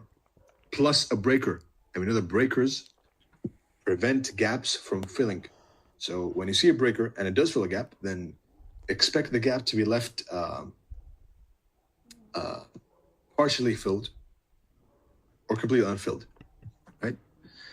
The monthly breaker as well, over here. And here's another one, which is a higher time frame gap will leave a lower time frame gap unfilled. Copy that one. Go and paste it on Twitter. Right? So the monthly gap over here was filled, right? The monthly gap was filled. So the higher time frame gap is going to leave the lower time frame daily gaps unfilled.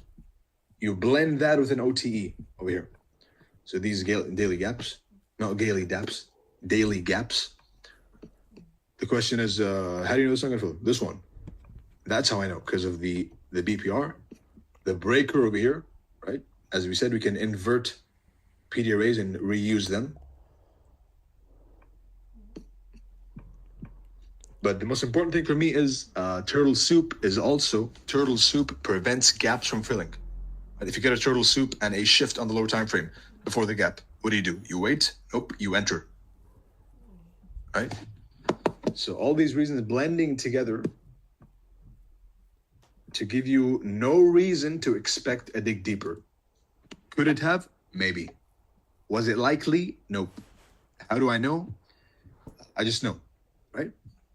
It's chart time, tape reading. The more you see something, the more likely movements you see. Like just by intuition, when I saw this happen, right? Just my intuition, when I saw this happen,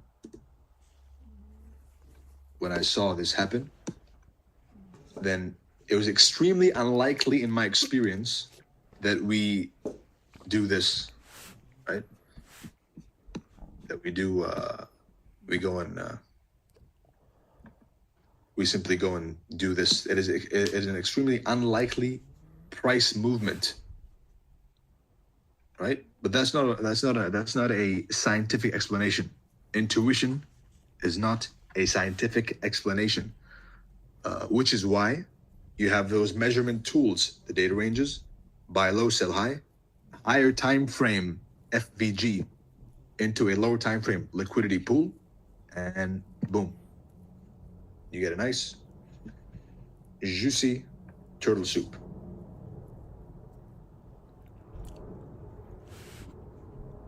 Right?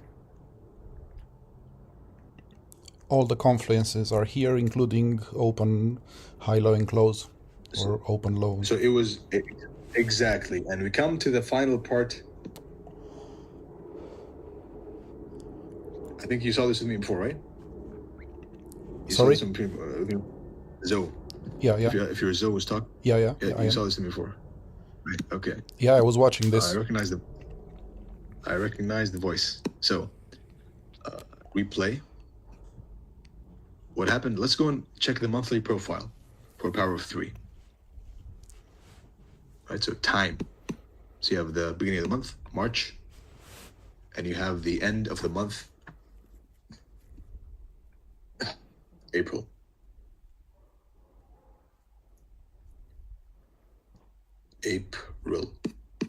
Right over here. So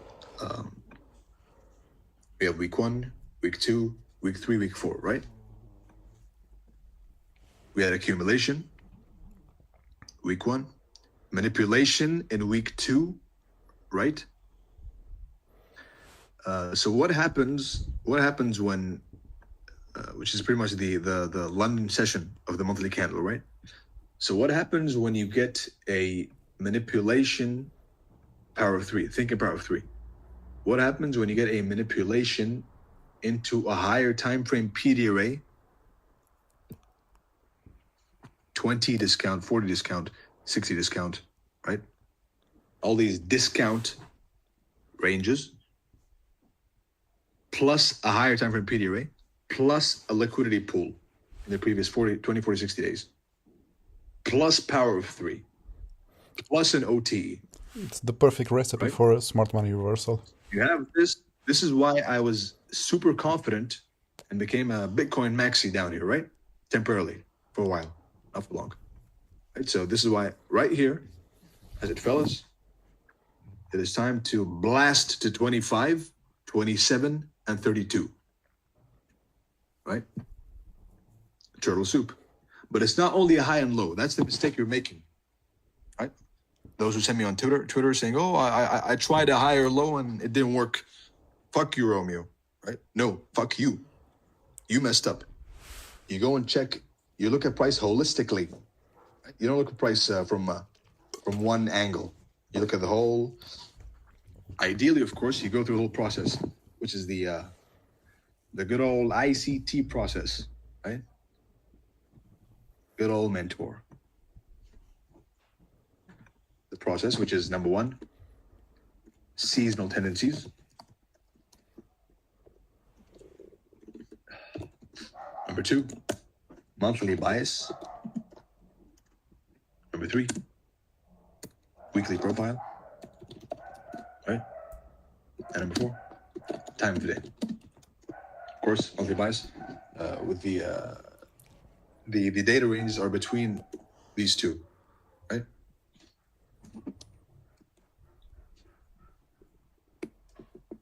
Because the monthly bias is the data ranges, 20, 40, and 60. And it's also the way it's two things. It's the data ranges and it's the way you expect the monthly candle to print, right? Bias versus narrative. Bias is why should price go where it's going. Narrative is where is it going, right? So accumulation, monthly bias, right? We expect a bullish candle on the monthly. Let's break this down from zero. Monthly, seasonally, of course, Bitcoin doesn't have that large of a history to have a seasonality yet, but it eventually will. When it lives long enough, it'll have a trustable. It does have a trustable seasonality in September and October, which is September has a rally at the beginning of the month, and it has a sharp decline mid-month, right? That is a seasonality trick on Bitcoin. So the point is that seasonality, not that reliable, so I'm not going to consider it right now. Monthly bias, we're expecting a bullish monthly candle. Why? Because we are inside of a higher time frame monthly PD array, order block here. Now, what are the criteria for an order block? You guys know by now, right? After all this time following me, what's the criteria for a good order block? For a high quality order block, anyone knows? Created in a liquidity pool. Sorry, you go, Robin. So not just choosing any down close candle, right? To choose a high quality, high probability order block. It should be the one taking liquidity. One takes liquidity. And Fake candles. Number two. As an FAG. Very good. Number three. Three is a thick candle. There. Who are you? Very good. Robin. Robin, right. It's a thick, heavy, bulky candle. Right? It's a nice. It is a thick candle, right? So, based on that, the monthly bias is up, right? Go to the weekly. The weekly bias is also up, right? And based on those two, you can refine an entry to time of day, right? Weekly profile and time of day. I won't be touching on that because that is all on ICT's content, right? Maybe I'll show one example. I've had a turtle soup intraday, but that is something I will not be talking too much about. So weekly bullish, monthly bullish, and then you go to the daily. So you draw the PD arrays on the higher time frame, right? You draw the opening price. As you know, we want to buy below the opening price when we're bullish, and we want to sell above the opening price when we are bearish. So opening price. Not a chill. Now you go to the daily.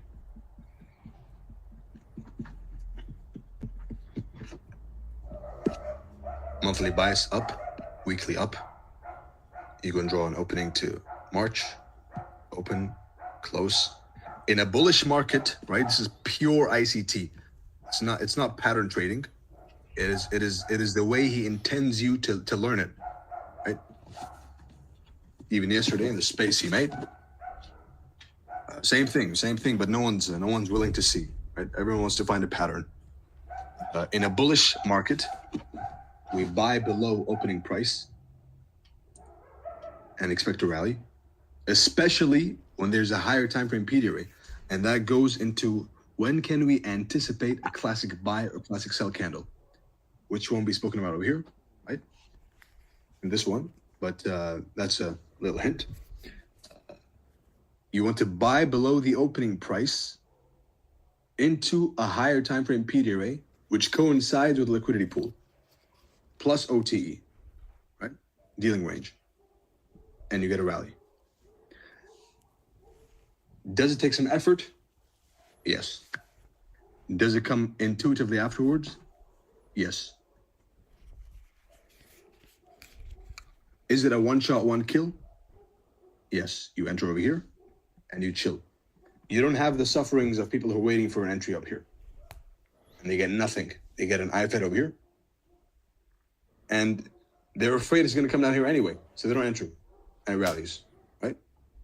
So buy below opening price in a bullish market and sell above opening price in a bearish market. It's ICT 101, right? That's the application of power of three. Using a valid, high-quality order block, the monthly.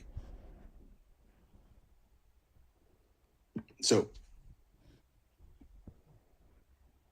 we can now get into the entry techniques. That's example number 2, right? An in-depth example. We got example number 1 on ES, right? Let's go to ES. Example number 1 on ES. 500. The same concept, right? A lower time frame market structure shift is less relevant than a higher time frame PD array. So always focus on the higher time frame, always. And the second example is BTC, USDT.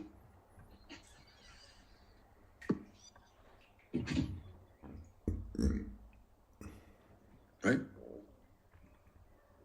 Boom, boom. And let's look at the power of 3 on the ES chart.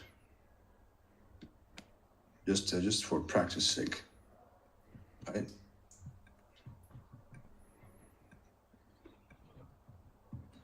Romeo, so these were for short-term trades, right? But will you be talking about intraday scalps, things like that? Very briefly. The main focus is on the logic, right? Because you can apply what's over here on the lower time frame, right? You can apply what's over here. I'll show you one example, right? Which I took myself. And that should give you a guideline to what to look for, right?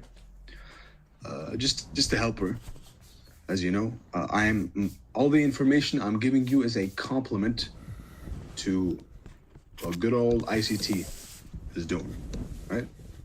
The only new things you might see are, for example, the lower time frame shift versus the higher time frame PD array. There is nobody who said that, right? Shift is less relevant than a valid higher time frame PD array, right? And when you see a key level being banged more than once, if it's a second time, don't be afraid. Right? It's either a failure swing or a turtle soup. These are details of price, which you will get once you get used to them. So. Weekly open.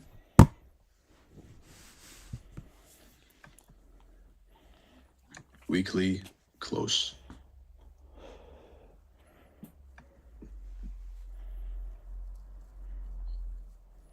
We're digging into, now look at this, notice this thing right here. Accumulation, right? Manipulation, distribution. Down here. So weekly open, it rallies, expected decline. Right? At least until New York of the week. We're digging into a weekly FVG on a Wednesday, right? So the higher time frame is bullish and the lower time frame is bearish. Which one do we trust? We trust the higher time frame, not the lower time frame. Because a lower time frame market structure shift is less relevant than a higher time frame PD array. Now, pretty much the same thing, nothing different. So that is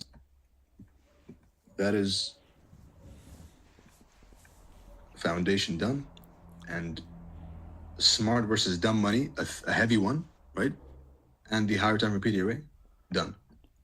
The lighter ones, at least for now, are the market profiles, and that's it. It's pretty much the ranges and trends, right? So it has taken more than 4 hours. It has taken more than 4 hours, but that's fine. I don't mind.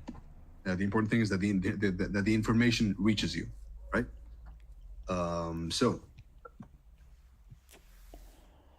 Hey, there's a question from I don't think Sahil. you. Oh, sorry.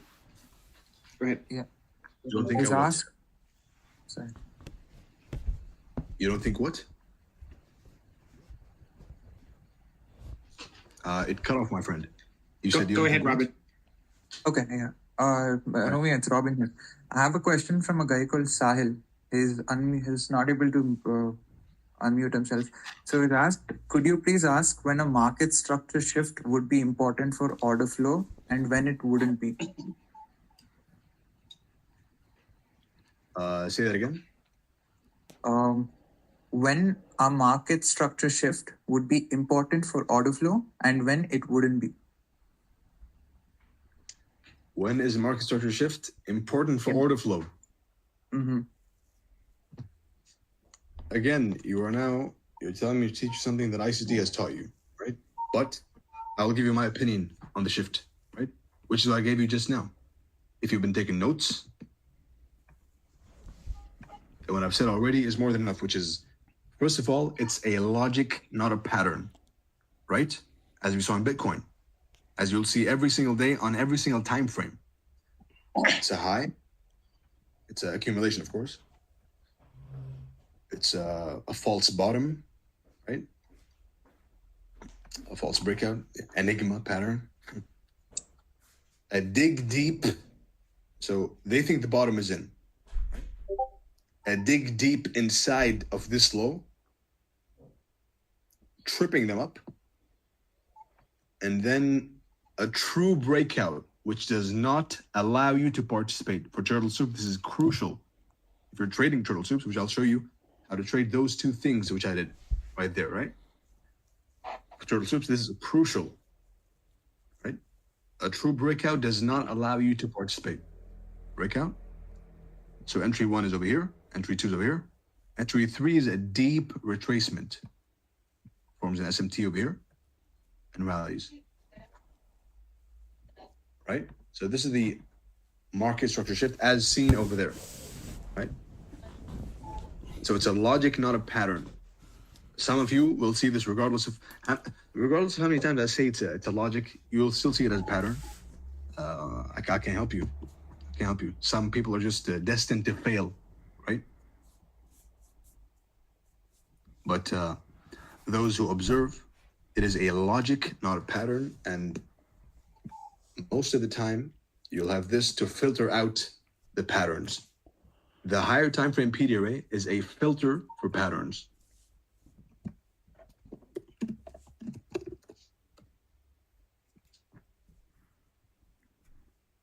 Right? Now, entry techniques. Before that, of course, we have the market profiles, trends, and ranges, which is the bread and butter and the meat of it all. So this gives you a strong foundation to trust. All right.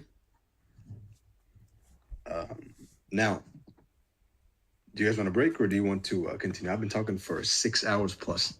I can go on for 10 more hours. I would like a break. I don't mind. All right. You're watching, huh? I'm the one who's talking. I think we have a break. If you want to break, you want to break. Take a break. It looks like we might finish it today. What do you guys think? I'm Including more than the happy entry to technique. continue, mate. Including the entry technique at the end, right? I'd like a few minutes to, get in a good we take a headspace. breather. We take a breather, all right? Digest the information, like 10 minutes, 15 minutes, and then we continue with the profiles and the entry technique. What do you think? I think that I'm sounds fine like a with good that. idea. Good. All right, excellent. And during the meantime, could you add people who really want to speak, because they've been DMing me this whole entire time, and I couldn't even pay attention. You become the spokesperson, huh? I guess so. All right. Well, you're a charter, so you probably already know the importance of a higher time frame PD array. Hey, The juicy stuff is now. I'm just gonna say, even if you're a charter member, that all it means is you just pay for the mentorship. That's it. Not all charter members Exactly. are proficient. I know that. Trust me, there's a lot of people who's struggling. Exactly, because they struggling either financially or with the charts, right? Because they don't have a model. That's the issue. Is when you're struggling, it's only because you don't know what you don't know what you're looking for. Right? You just know everything. Shift breaker, order block, FVG, breaker, FVG, order block. What's your model? I don't know. A breaker, FVG, order block, shift. Right? Bots. You got to think. You got to pick a model and stick with it.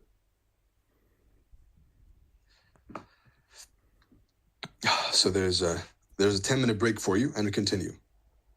I did not expect to give it all at once, but it is what it is. I have a question. Tell me. Yeah. How would you measure the high and the low on lower time frame, like an hour or 15 minutes? How would you measure the higher time frame? Exact same way. Yes. Now on the lower time frame, you can do the same thing. You can do the same exact thing. Last 20 candles. Last 20, 40, and 60. Right?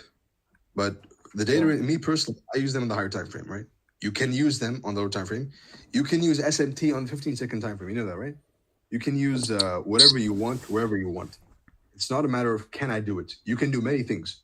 You can trade a 5-minute candle profile with a 1-second candle entry, right? You can do that. Yeah. But what's my style is one shot, one kill, right? So I can do many things. I can scalp all day long, but I choose not to, right? Not personality, because you can trade whatever you want. Just my lifestyle, the way I live, the real life work that I have, right? My real life doesn't allow me to go and count 20 candles back on the lower time frame, but it is all fractal. Everything is fractal. Everything is a fractal. So every single thing I said just now, which applies to the higher time frame, is applicable to the lower time frame, and you can see right now in front of you, right? You can see right now. Same thing. Count back 20, 40, 60 candles. Counting, it has a bad rep. Same thing. Count back. 20, 40, 60. Lower high, great. Dealing range, right? The fib measurement range. Lower high, low, right? The swing high, right? Visually, just a bare bones, just a look, right? This comes with intuition. Lower high, low. And then you blend that, because you can say, you know what, Romeo, what about this? You would have been caught over here, right?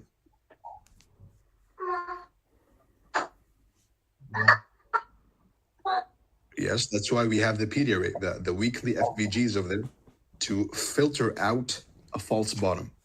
Write this one down too.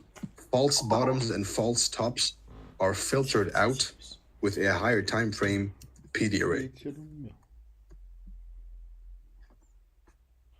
Right? This is the key. This is the birth of every single turtle soup trade you've seen me call and take. Every single one you've seen, the ones that made you come and pay me money to talk, right? I took them using a higher time frame PDA rate every single time. But when I don't pay attention to the higher time frame, right. Yeah. What's up? Go on, please. I was going to say that like ICT teaches that you need to have a set of time frames in which you have 3 time frames. So my time frame could be different from yours, right? So can we trust, like, if my higher time frame is 1 hour or 4 hours? What does this can mean? I trust that PDR? Your name is Kaif? Yeah. All right. You can trust it. I'll tell you how. You can trust the higher time frame by understanding what a higher time frame means. What is higher time frame? Time frame that is higher than the current one. That's it. It's that simple. And you have that video again, as I've mentioned. I'm a complement, right? A supplement to ICT. He has taught me 90% of what I know, right? Yeah. Most of it. The rest of it is all Wyckoff, a bit of GAN, right? Classic technical analysis. That I still use some of them conceptually. The things that work within them, I use them till this day. So I'm not like your typical ICT trader, right? Who doesn't use anything outside of ICT, who never knew the markets except within the lens of ICT, right? That's not me. Hey, Romeo. So, Robin here. Yeah. When you when you show the weekly time frame, yeah, I'm audible. Cred că mai durează o jumătate. Yeah. When you show the weekly profile, right? You said that there are 4 weeks. Week 2 or week 3 being the manipulation, right? So the same thing on a 4-hour candle gives us the 1 a.m. to 5 a.m. until kill zone. The same exact thing. And that is the reason you focus on 3 to 5. Correct. Okay. But my question is, why 3 to 5 but not 2 to 4? I mean, you can 2 to 4. I just find more setups in 3 to 5. But the classic, the way ICT teaches it, right? He teaches it to look for the Judas at 2, right? 2 a.m. London. Only, not randomly. Again, another misconception, which is just randomly short any rally. When you're expecting lower prices, right?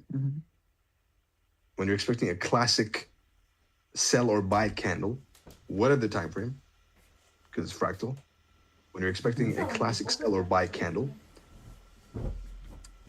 then in that case, that is when you expect a rally, if you're bearish, and then a decline, right? Which is you're using the opening price as a reference point, overbought and oversold. Right? That's what you're doing. Okay. No pattern. Your pattern is in the wick, as you said. Good old man. I'm positioning myself in the wick. That's what I'm doing. Okay. And regarding the same question, if I go to the 1 hour and treat that as a 4-hour candle, the macros that ICT gave, the 1050 to the XX50 to XX10, they are the closing and the opening of the hourly before and the next candles, right? Yes. That is correct. Okay. So that is the significance of those macros. Yep. It's all if you sit down, if you really want to dig in, if you sit down and reverse engineer the open, high, low, and close of the candles, right? What time certain swing points form, right? There's always the same time window, right? Where highs and lows form. The same time where liquidity purges happen, right? As we saw in Bitcoin, right? At time, the London session of the monthly candle, right? Over here is Wednesday, a typical power of 3, right? So if you sit down and dig deep into it yourself, you'll find some pretty cool stuff. Me personally, I found some stuff, but it's noise to me. Why? Because it's too low of a time frame for my lifestyle. So I think it's wiser to just do what he did, what he taught to do, which is buy in a bullish week, buy below opening price, and a bullish day where you expect a bullish candle to print, you buy below the opening price, and that's it. So keep it simple. And what do you mean by reverse engineering? I know it's a noob question, but reverse engineering is simply dissecting the charts. You won't learn from social media. Am muncit You ani won't de zile learn să adune from audiențe. online Bun. people, right? Și You acum learn pot să fac în from fiecare săptămână chestia asta. earn earnings afterwards. Not at the beginning. Yeah. You will learn from one person showing you the way, not teaching you, just pointing towards the direction, Da. and you will go and study it Asta e yourself. ideea. Sunt That's the way you learn. americani, sunt africani. Right. Thanks. If you expect to be spoon-fed, right, you will never learn. Never. Noted. Because then you will rely on his spoon feeding, right? Right. So the best way to learn, even turtle soup, whatever I was talking about for the past 3, 4, 5 hours, the best way to learn is, which is an important point, right? Because it's a lot of talk, it's a lot of concepts. Each one is applicable as a model by itself, but the best way to learn is through By doing it ourselves. No. Is by watching and predicting the candles print live. I saw questions saying, what is tape reading? Is watching, of course, the volume fellas, the order flow fellas, they have another opinion, but I don't care. Tape reading for me is predicting the candles, watching them live, right? Just and noting their behavior at certain times of day, is week, and so on. So you look at them, how they react at certain highs and lows, at certain PD arrays, at certain times.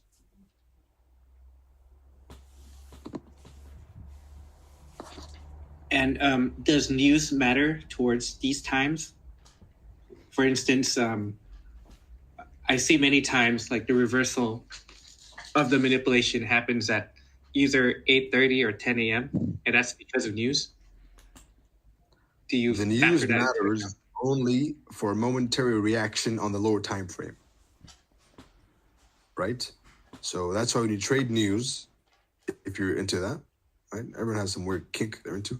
If you're into trading news, then you trade the news after the move has started, right? Not at the beginning of the move, because you're risking getting stopped out unless you use a higher time repeat array entry, right? Or you really know what you're doing, then you can do whatever you want. But that's it. I guess it's more like these kind of noob questions, by the way, huh? You guys are No, supposed to I be guess- intermediate, proficient. No, I mean What is like my real question is more like do you look at the exact minute? Like, does that factor into your model? See, what's your name? Let me go check. Hopium again. Hopium again. There you go. Yep.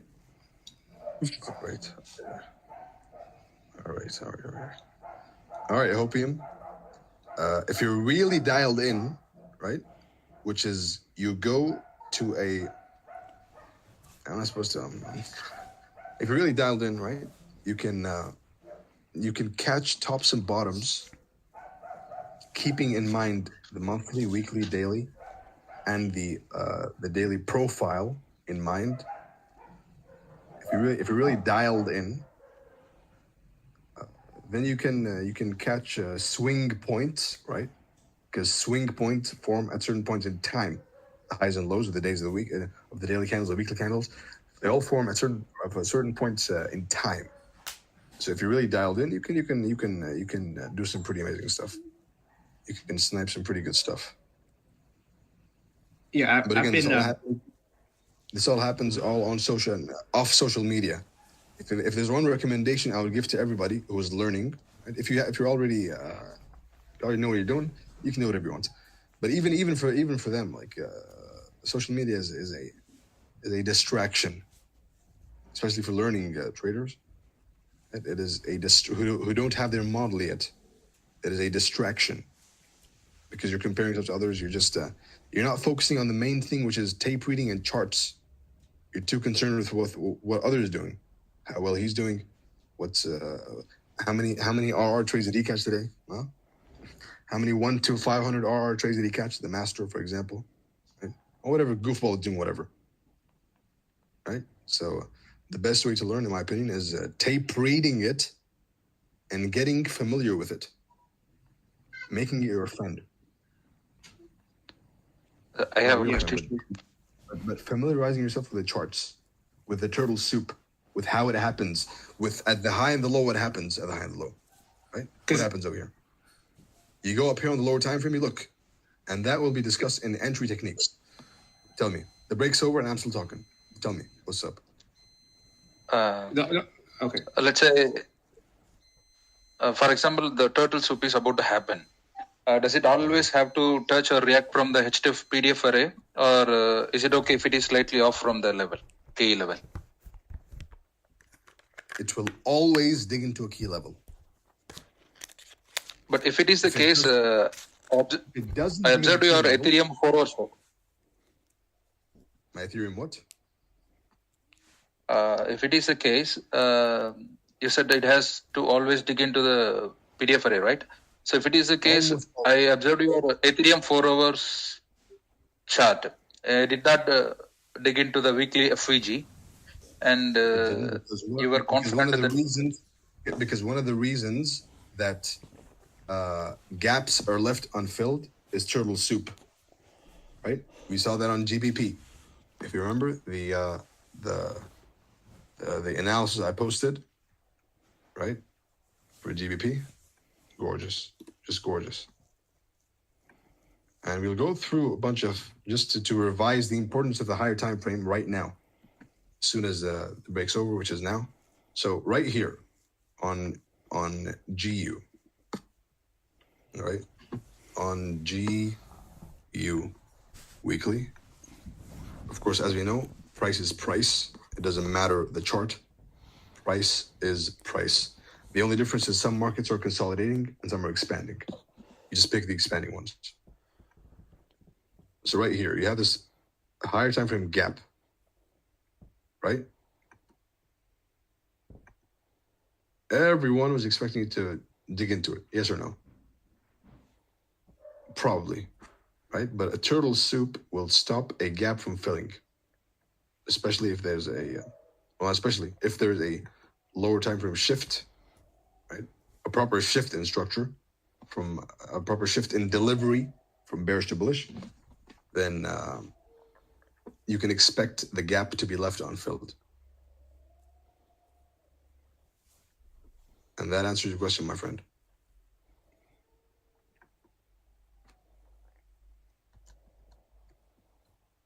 When you Now, said delivery, is that the? 1 second before I continue with the rest of it. Let me dig into your minds what I'm looking for in my turtle soups, right? And from now on, my friends, you guys need to 1 second. Let me send you the some pictures of what I look for, right? Nothing new. It's simply the higher time. It's simply where does turtle soup occur, right? Where does turtle soup occur? So the break is over. I'm guessing we're good to go. Are you guys ready? Bro, me, good. I gotta say this right quick. Everyone who's DMing me, please. I asked him twice already. Okay, listen. Whoever has the mic now has the mic, right? FAQs. I'll open either the chat temporarily for FAQs, so that I can see the most common question and answer it collectively, right? Because it's inefficient and it's not going to help anyone if we go and try and answer everyone individually, right? So collective answers. We're too many people for that. If we were like 10, 20 people, then maybe. But we're 1,000 people, though. So collectively answering the questions is going to be what we are going to do after the sessions are over, all right? I'm not even tired, not even a fucking bit. So I had something in mind. Tell me. Oh, can I ask a question? If it's interesting, yes, sure. Tell me. Okay, earlier you said that you're going to show us when a support level fails, go to the higher time frame. If a 5-minute support PD array fails, go to the 15-minute, and so on.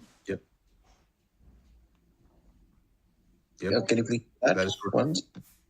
What are you saying? Can you please show that once? An example of that.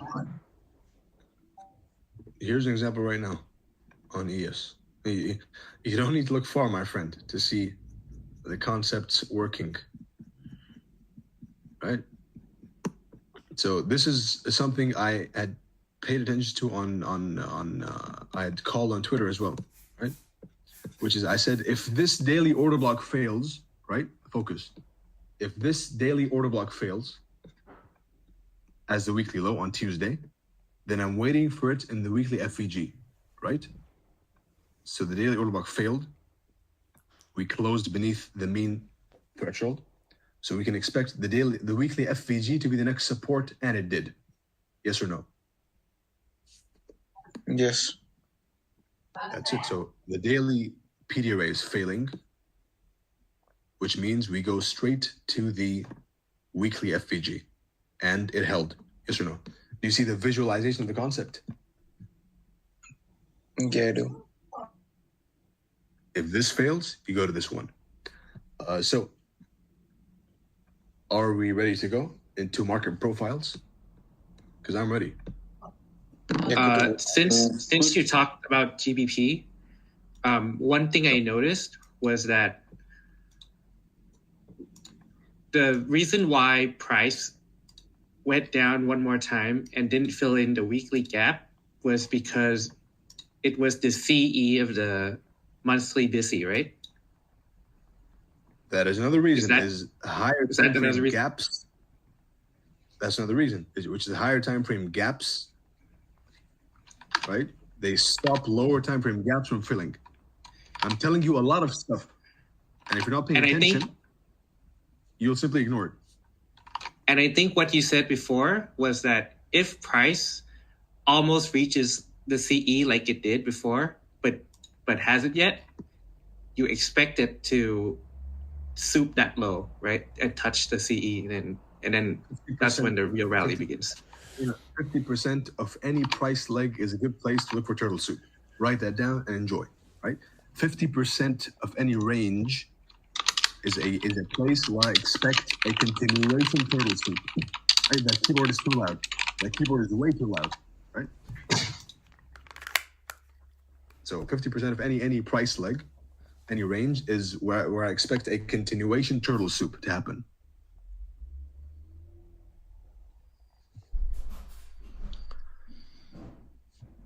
So now the differences between the turtle soup. I saw some goofball on Twitter, copy one of my tweets on turtle soup, which I'll be showing you right now. Right? So and after that, of course, we're gonna go through the market profiles real quick. We won't go as in depth as I wished because the time is going tight. Right? But that's fine. Deja 4 ore și am mai vorbit 3 înainte și n-am You'll get more than what's needed, much more. Am dormit și n-am prins. And I hope someone's recording. It's a lot longer than expected. I've been here since 7:30 a.m. So it's more than 4. It's more than 6 hours. But that's fine. The important thing is someone's recording. Is someone recording the whole thing? I have a recording of 4 hours, 23 minutes going on as of now. Since then, right? I have also recorded this. Now, to everyone sending me messages saying, you don't love me, please let me talk. I don't give a shit about anyone, right? I'm here to teach. So it's nothing personal, right? I'm here to display something. So it's not about you, right? It's not about you. It's not about you as an individual person. It's about the collective environment of 1,000 people. I can't physically allow each person to talk because that would take all day long and it would not be efficient, right? Neither would it be useful.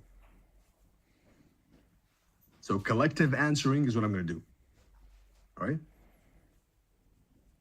So it's not personal. I am never personal with anyone, right?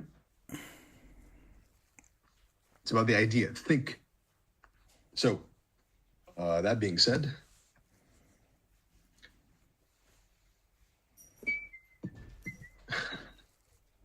yes, Chris, it's a long catch up, my friend. I've been here since 7:30 a.m.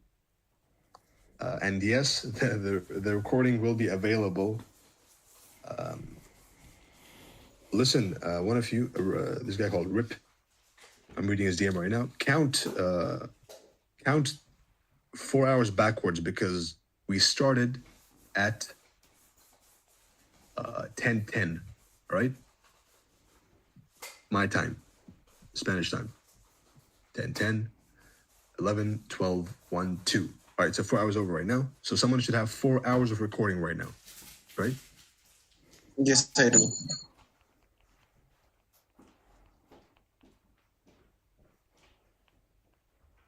All right.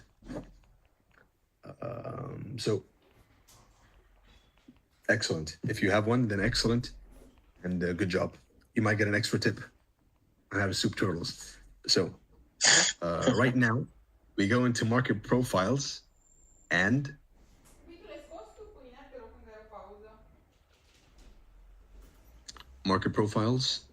finally the entry technique, which is a whole, which includes the entry, stop loss, and targets. Right? Now, I wish I could go as in depth, but my time is running tight, so I expect to be done by 3:15 Spanish time, more or less. Right? 3:15 Spanish time. Right? Then how about we do it next weekend? It's 1 hour left anyway, right? So we're done already. We're done from 7 to, we're done with 6 hours plus already. So 1 hour extra is what? So we finish now, and then we do the FAQs. And next weekend, I'll give you all an extra hour to answer the FAQs. How does that sound? More than fair, mate. So we finish now, and then I'll let you collectively send your questions about the stuff I discussed, right? And I'll answer every single valid, interesting, collective question, right? So think before you ask. Don't ask obvious questions. So, market profiles, which is an essential part of turtle soup, which is why I could have skipped this, but I'm not going to skip it, right? Because it's essential to not get caught in a fake turtle soup, right? In a fake false breakout. That's a shame. So, we have market profiles, as I gave a rough outline of. We have trending markets and a ranging market, right?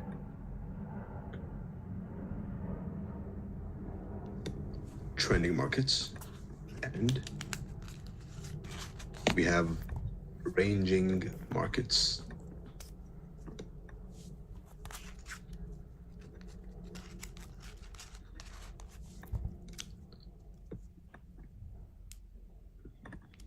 Now, before I continue, right? A lot of you are probably sleeping by now. I hope not, for your own good, right? So I hope everyone's active and watching and taking notes, because the best way to learn is to actively engage, whether it's writing or talking, right? That's the best way to learn something, or even revise, not even learn, right? So the best way to revise and learn something is to actively engage in it. Plus you have this recording later on to review as much as you want. It is yours. And I would hope it stays in the group, right? I would hope it stays within the walls of this group. Even if it does somehow find a way partially outside, then it's too dense anyway, so nobody's going to give a shit, right? But I hope that you value the knowledge, the environment, and respect the money you paid, the time you invested, and my throat, which has been talking for like 7 hours, right?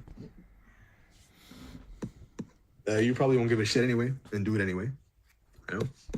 But that is my, that's what I can say about it. That's what I can do about it.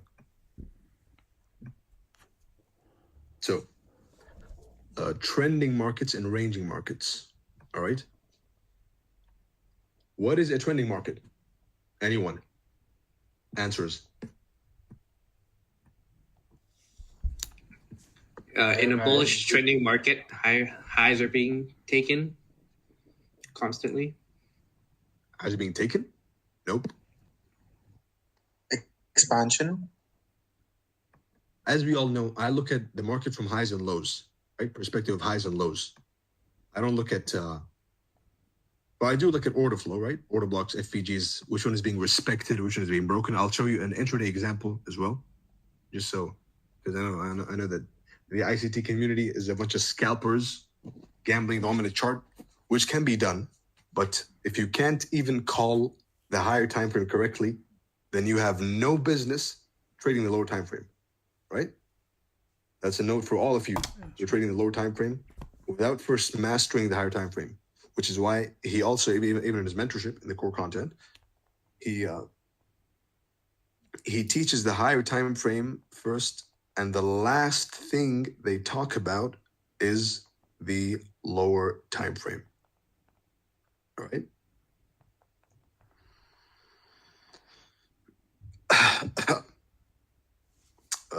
So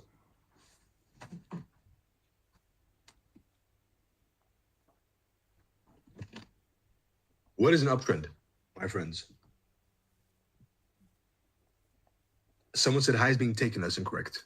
Well, not taken, but broken. Like broken. Very good. Excellent. Violently. We're gonna go and do some good old hindsight, right? Let's go and do some good old hindsight for once. I think I've earned the right to do some hindsight, which is not a hindsight because I lived it in the moment, but it's hindsight to you guys because you did not witness it. So, but of course, as we know, history of the charts is a gold mine. History of price action is a gold mine, and it repeats itself for those who have eyes to see.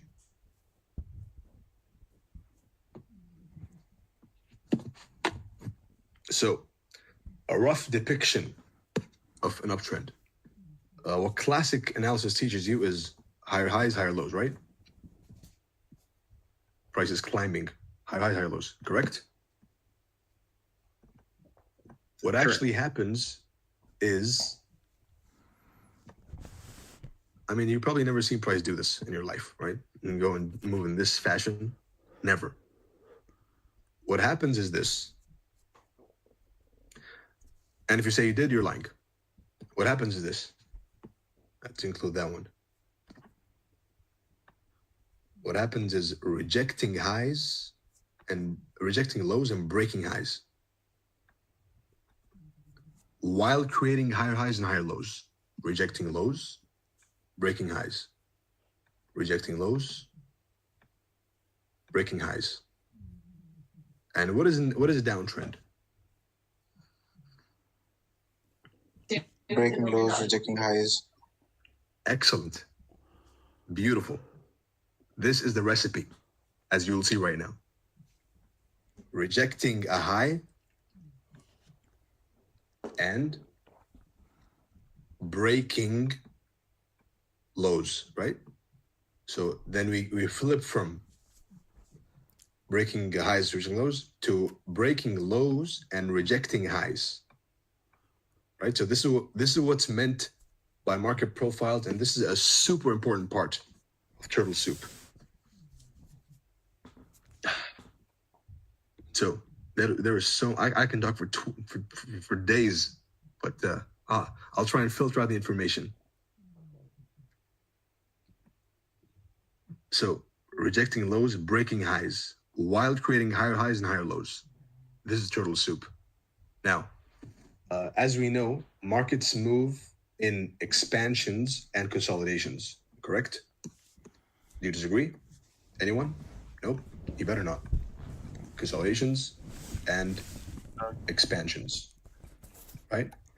What is the meaning of a consolidation and what is the meaning of an expansion? Someone, let's start with the consolidation. What is the meaning of a consolidation? Because we have to be able to explain every single price leg in price, right? With a logic and a narrative. So what's the meaning of a consolidation? Consolidation. Price consolidation means So in a consolidation, price actually the market builds up liquidity on both sides of the market. Right. The market makers control the market. They have a job to generate interest in price, to suck in participants, right? The way they do this is through the power of three, which is not a new concept. And for the neophytes who think it's an ICT created concept, go study a bit more. It is an old economic concept, right? So go and read some books, right? Accumulation, manipulation, right? Distribution. Which again, I repeat, is not an ICT concept. It is one he popularized, like most of his stuff, right? Props to him. He's the mentor. Thank you, ICT, right? Mwah, ICT, thank you very much. You're the mentor of the mentors. You're the best. But he did not create these concepts. Know your history, all of you, right? Now, he did refine them and combine them in one place, which is good. So good job on him. Nobody else did that, right?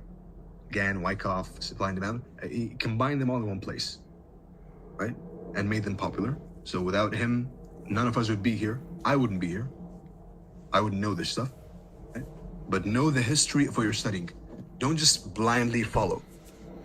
Think and know the history. So, all that too. Explain the power of three. Accumulation, manipulation, and distribution. Now, what's happening over here in this pattern? There's always the market makers fucking someone over and somebody getting fucked over, right?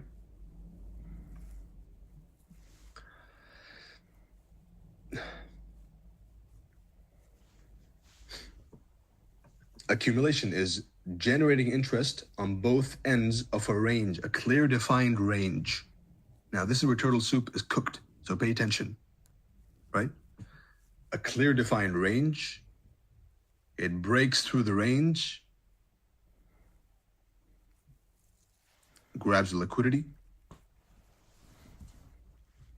accumulates the liquidity from above these highs in order to distribute them below these lows, right?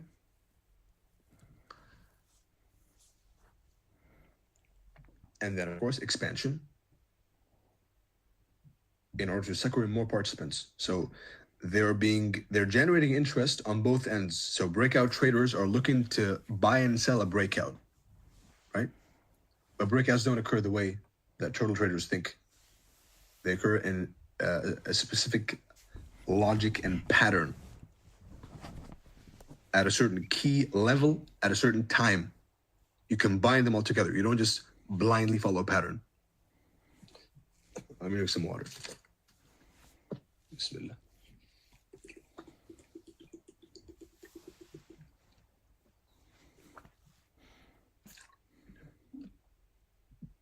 You guys can take a break too.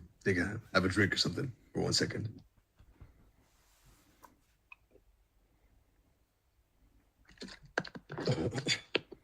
So there's a logic and a pattern behind every move, and a pattern behind every price move. You should be able to explain to me, what's this price move do?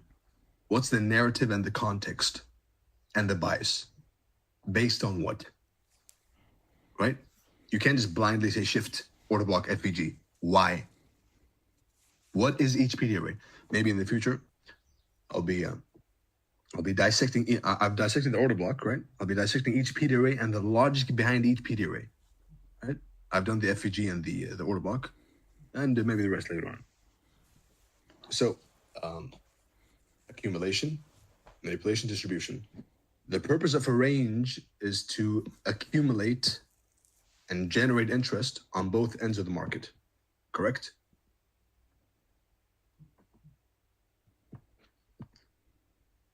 And then trip one end of the range to the other, right?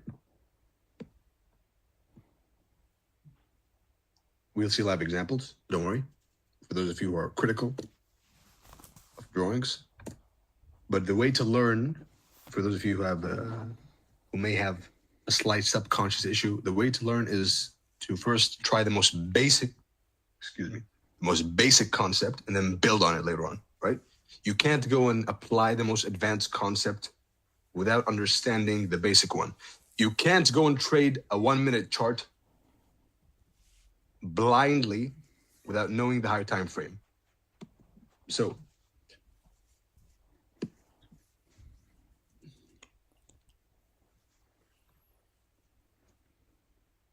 range, the purpose is to accumulate, generate interest, manipulate, and then distribute, right? That's a fucked up drawing. So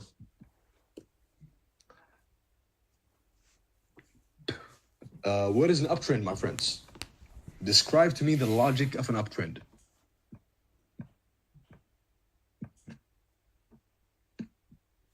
The mic is yours. There's only 20 people at the mic. Price respecting Consolidation, expansion, PDAs. consolidation, expansion. One by one. One by one. I would Price say is- consolidation. Sorry, you can go ahead. It's okay, man. Go. Okay, I would say it's consolidation, expansion, consolidation, expansion. In that phase, that's a trending market. All right. Consolidation, expansion, and replacement. No. Yeah. Any other answers? In trending market, if it is bullish, it will be breaking highs and rejecting lows. If it is bearish, it will be breaking lows and rejecting highs. What does that mean? If I may. So in an uptrend, even though price is moving up, people will still be protecting their positions at swing lows. So before dumb money. All right. Right. So they're always protecting and moving their stop loss up. So what the smart money will do is they'll sweep those lows to grab more liquidity and knock people off their positions before moving in the true direction of order flow. Right. And that's what keeps repeating until they're net short again. Very good. That's the closest answer, right? Don't repeat patterns. Repeat a logic.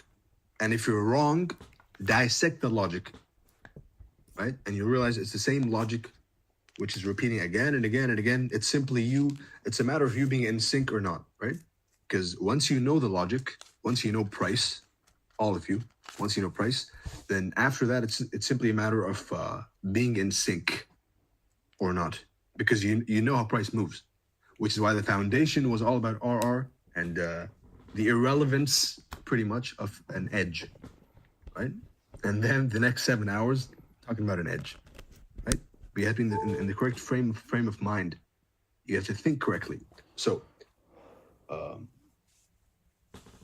you are correct. Highs and lows can indicate to you whether smart money is net short or net long, simply by looking at highs and lows, rejecting highs, breaking lows, right?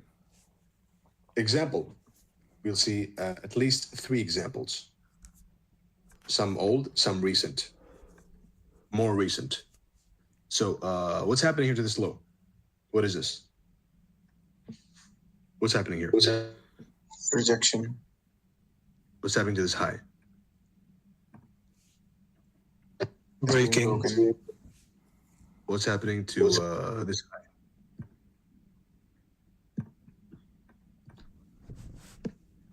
Broken or rejected? Broken, it's closed above. Broken. Very good. Again, a characteristic of a true breakout is an initial rejection followed by an expansion. That's a real breakout. That's how you classify whether it's a good retest, quote unquote, candidate for a continuation play, right? What happened to this low here?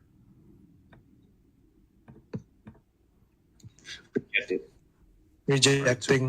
Right, so rejecting highs, right? And breaking lows. What happened to this low over here? This low. FVGs are lows, yes or no? FVGs on the lower time frame are a swing low with liquidity bloat. So what happened to this low? Broken or rejected? Rejected. Rejected. There was a pause, huh? Rejection is the refusal to expand above a high or below a low, whether it's instant rejection or consolidation below the low or above the high, right? And because price is breaking highs anyway, we expect it to continue. Discount low, right? Soup, boom. What happened to the high? Broken. What happened to the other high? Broken, right? Breaking highs, rejecting lows. Why did you choose this high, right? Choose the logical high, which will have a liquidity beneath it and above it, right? You can't just choose any random high and low. You can't just go and choose this one, right? Well, you can to target this low as a short-term trade, but as an overall market profiling, you choose the obvious, as you'll see, swing highs and lows, right? So what is this? Tells you that smart money is net long, right? What does that mean? That means they're accumulating below lows and throwing the positions above highs. What does it mean when they don't stop at this high? It means their position is so large that they need to go to an even bigger liquidity pool at a higher high, right? That is the logic of an uptrend, the explanation of an uptrend. As I said, every single thing is explainable. So, accumulating, pushing higher. Breaking highs, meaning they have a large position, we target the imbalances and highs, right? Turtle soup, right here. Good old turtle soup. Turtle soup. So this is a trend continuation turtle soup, right? The rule says in an uptrend where we are breaking highs and rejecting lows,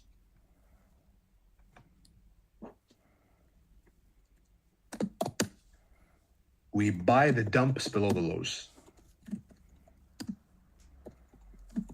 as turtle soup. All right?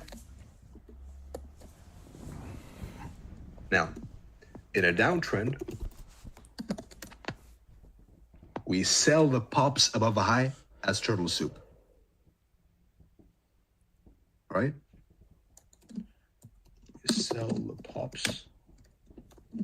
Any bullish pop above a high, turtle soup at once. Why? Turtle soup. So, breaking highs, rejecting lows, turtle soup, turtle soup, turtle soup, right?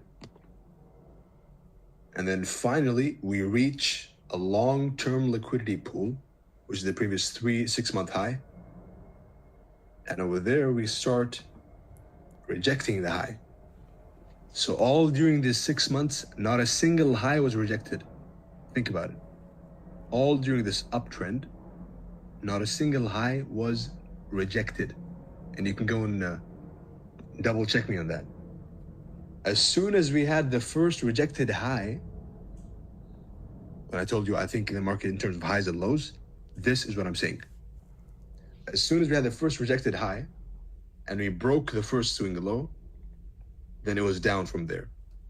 We broke the high, the low that broke the high, which means it indicates that smart money is not interested in longs anymore.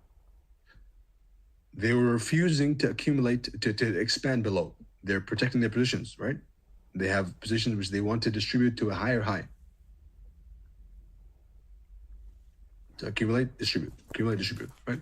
Finally, they reject the high, suckering in people in this false breakout, As we know, the previous week high, previous week's high, previous month's high, previous day high, right? These are all liquidity pools which offer valid bounces, short-term for you scalpers in there, short-term bounces, right? Previous candles highs in general. So liquidity pools, right? You have an old liquidity pool, being rejected and now broken. So now we went from breaking highs and rejecting lows to breaking lows and rejecting highs. And that is the logic of a market structure shift. So think properly. They no longer have interest in protecting lows after a long 4 or 5 month uptrend. They broke it, which means you can safely assume after taking out liquidity pool, turtle soup, right? So you can safely assume that they are net short now. And any bullish pop above a high is turtle soup. Turtle soup right here. Turtle soup right here. And here comes a quiz. Here comes a trick question. So, what do you see over here? The mic is yours. Then you're going to allow some other people. Maybe you got some interesting folks hanging around.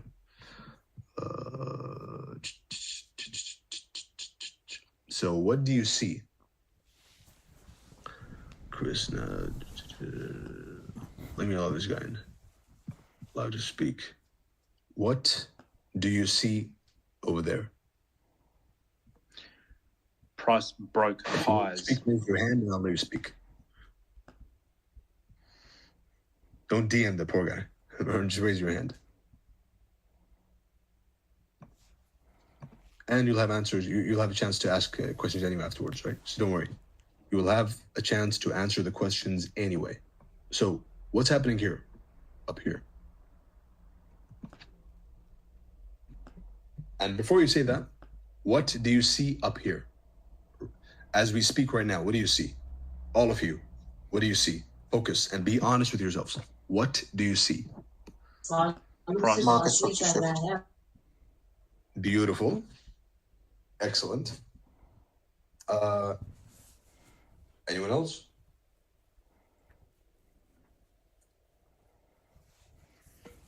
Yeah, price broke highs, a market structure shift, and a fair value gap. So bullish, right? Correct, yeah. Should be with that Bullish? logic, yeah. Bullish targeting these equal highs, right? Bullish buy now. Where's your stop loss here? Because when you think about price, here's another thing. When you think about price and trade idea, always think in a stop loss, right? Because otherwise it's useless. You're pretty much not trading. So when you say price is going up there, always have an invalidation in your mind, whether mentally or written down. Right? That's practice for execution.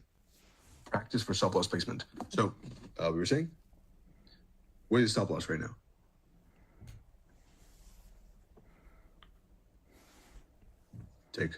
Where is it? Down here? It shouldn't be anywhere near that. Here? Good. We're trying to buy at the high end of a range and into a weekly order block. No. That's you right now. But I'm saying, what does the average... What do most of you see, if you're being honest with yourself right now? Someone said a break in... okay, just on this chart should be below the bullish order block to the left. A safe stop loss placement. This is a breaker. What do you mean? This is a breaker. Oh, actually, yes. High, low. Yeah. Low, high. So it's a breaker. Well, why are you bearish? Let me dissect your thought right now. Come here. Why are you bearish over here? Yeah, without further information, you would be bullish, clearly. All right. So anyone else? So you'd be bullish because of the pattern, right? Pattern, bullish. Anyone else has an answer as to what is this? No. As price taking lows and breaking highs on a previous, I think it's on March. All right. So are we breaking highs? And are we rejecting lows?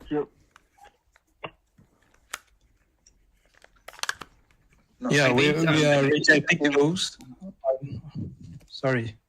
Even though there is the lows. Even though there is a market structure shift, we have to always look whether the price has tapped into the higher time frame liquidity pool. Then we can confirm that the market structure break is valid. First of all, we are above a liquidity pool. What's the rule say? It says never buy high and never sell low.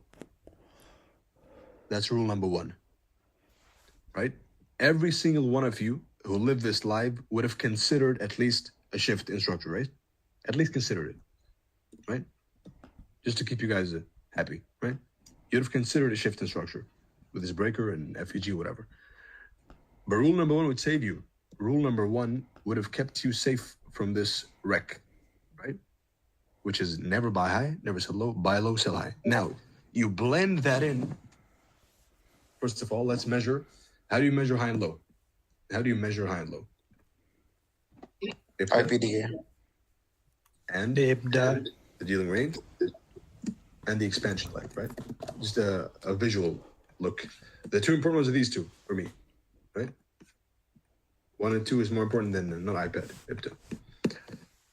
So count back 20, 40, 60 candles. Are we high or low right now? If you count back these candles. We are in the high. Exactly. 20-day high. Right. 40-day high.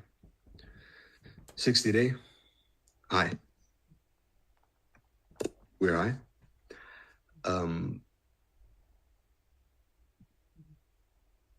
Now, dealing range, high or low?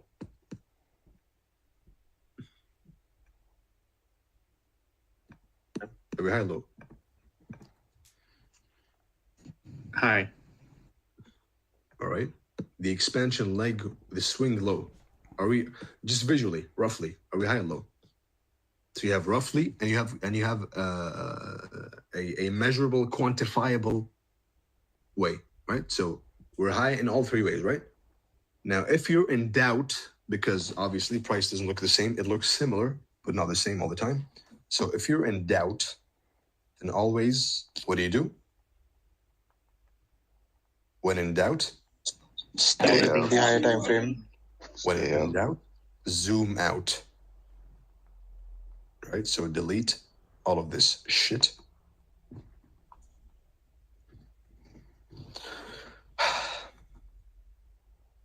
One week. Now, what do you see now? Are you still bullish on a shift in structure? I draw this, and it's in my mind. I don't need to draw it. Just for it's for you guys. So, what do you see here? And shout out to Day. He was here to call this one live. So, we were saying, are you bullish or bearish here? Bearish. Bearish. All right. Yeah, bearish, clear as day. Clear as day now, right? Yes, always with a higher time frame. Lows, and now we have a bullish pop above a high. Plus, you have this order block, clear as day, right? As you said. So, if you're still in doubt, zoom out even more. Go to the monthly. What does the monthly say now? Up here. Bullish or bearish?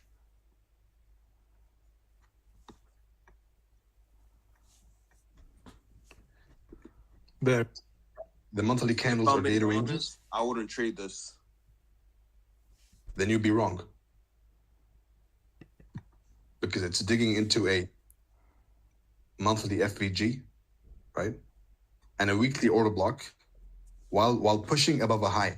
And as we said, the rules of the market profiles are when there's a bullish pop above a high, you go and validate the bullish pop with a higher time frame PDRA, and you smack it back down, right? So you have the higher monthly, bearish. And So this, if you wouldn't trade this, you don't. It's because you don't understand price in this situation, right? Who was that? Who said you wouldn't trade it? Who was it? FX21. Nah, come on, man. You should have traded that because it's a clear bearish order flow, right? This order block is broken, right? Let's probe order flow. Let's go and probe the order flow. Order block broken, right? FVG, this FVG over here. This little shows an imbalance over there, right? It's a fairly small one, but still. Order block broken, FEG broken. Plus on the weekly, it's a clear as day. Clear as day, pun intended. Clear as day. Downtrend and a market maker sell model. Yes or no?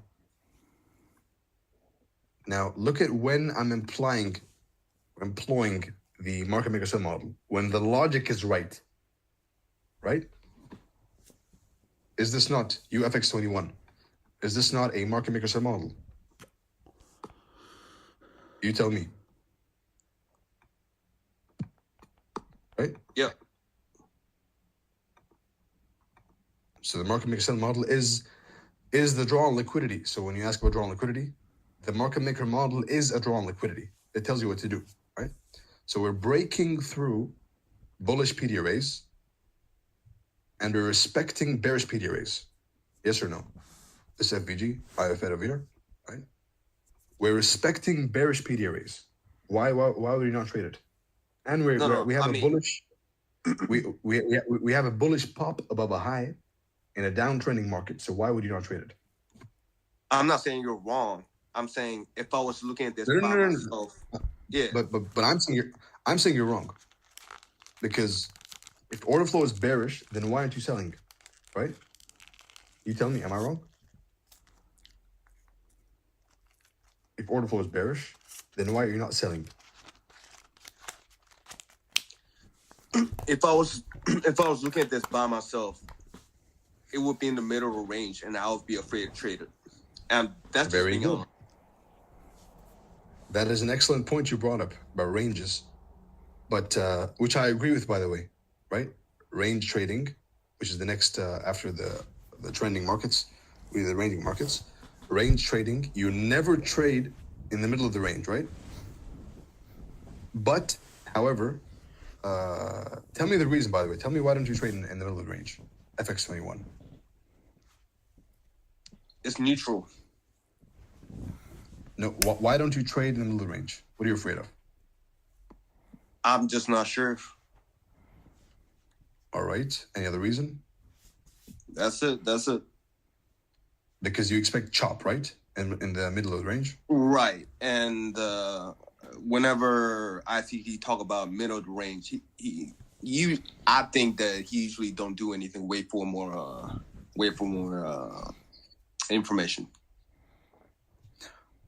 For me, the monthly and weekly, right? They're all more than enough. And if you look at the power of 3 candle on the yearly chart as well, right? There's accumulation, Q1, manipulation, and distribution, right? January, February, March, April, right? Started the topping process towards the beginning of April. Then it just tanked, right? Plus the market maker sell model, plus the range high. Talk about ranges, right? What's the target after we purge a range high? FX21. Internal range liquidity. And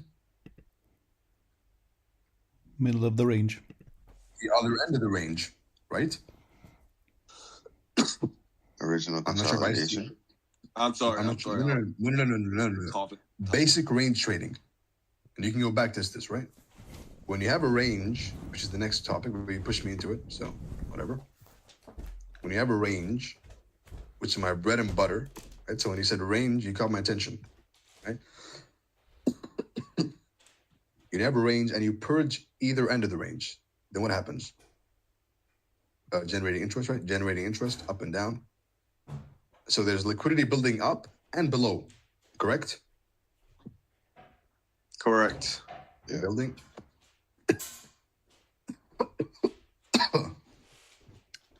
So when you have this liquidity building up and below, and you purge the range low, then all this liquidity you've built during this while is still built up there, right?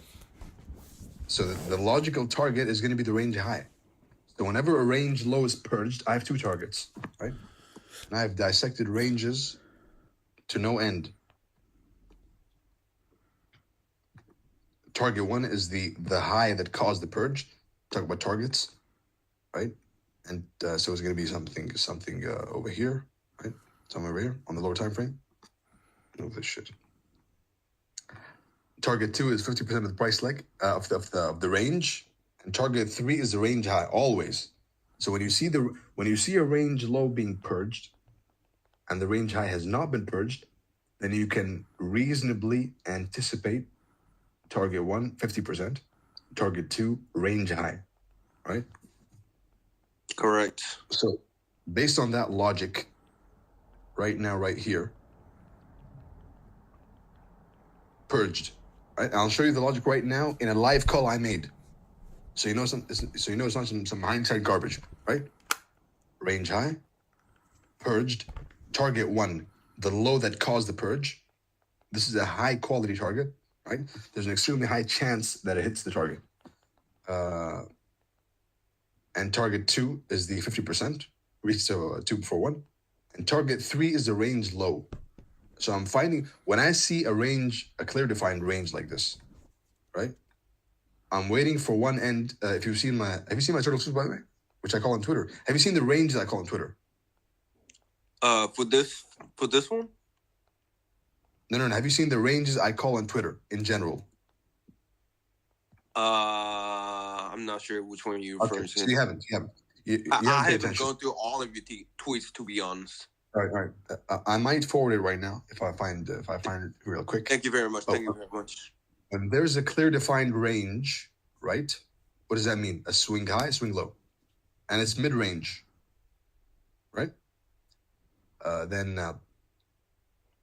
I'm waiting for one end of the range to be purged, and then I have a trade ready, right? As soon as you purge the range, I have a trade. That's a system. That's a model for you. That's my bread and butter model, right? Which is range, wait for a purge of one side, and then you have two targets. Target 1, 50%. Target 1, the low that caused the low or high that caused the purge. Target 2 is 50%, and target 3 is the opposing end of the range, based on the logic that the liquidity was built: accumulation, manipulation, distribution. Right? That's what it is. What's a range? A range is accumulation, manipulation, distribution. Right? So we have accumulation here. Accumulation, right? So what are you waiting for now over here? Either end to be purged, right? For a trade to form. Accumulation. Now a trade idea has formed. It's presenting itself to us, right? So at this point, you already know that you're about to enter a trade, right? I know that I'm going to enter a trade targeting 50 and 1. I'll show you a live call, right? A live example. Gotcha. Right now, right? That's what I'm doing. At this point, as you can see, accumulation, manipulation. I'm expecting distribution 1 and 2, right? You blend that with a higher time frame PD raise. You blend that with time. You blend that with market profiles, and you get a pretty clean read, right? I'll show you right now. Another example. Let's finish with this one first. Right? Accumulation, manipulation, and then distribution. I'm in the trade, right? 1 done, right? And then, of course, we expect the 50% to be a chop fest, right? Correct. And then, of course, a bullish pop above a high in a downtrend.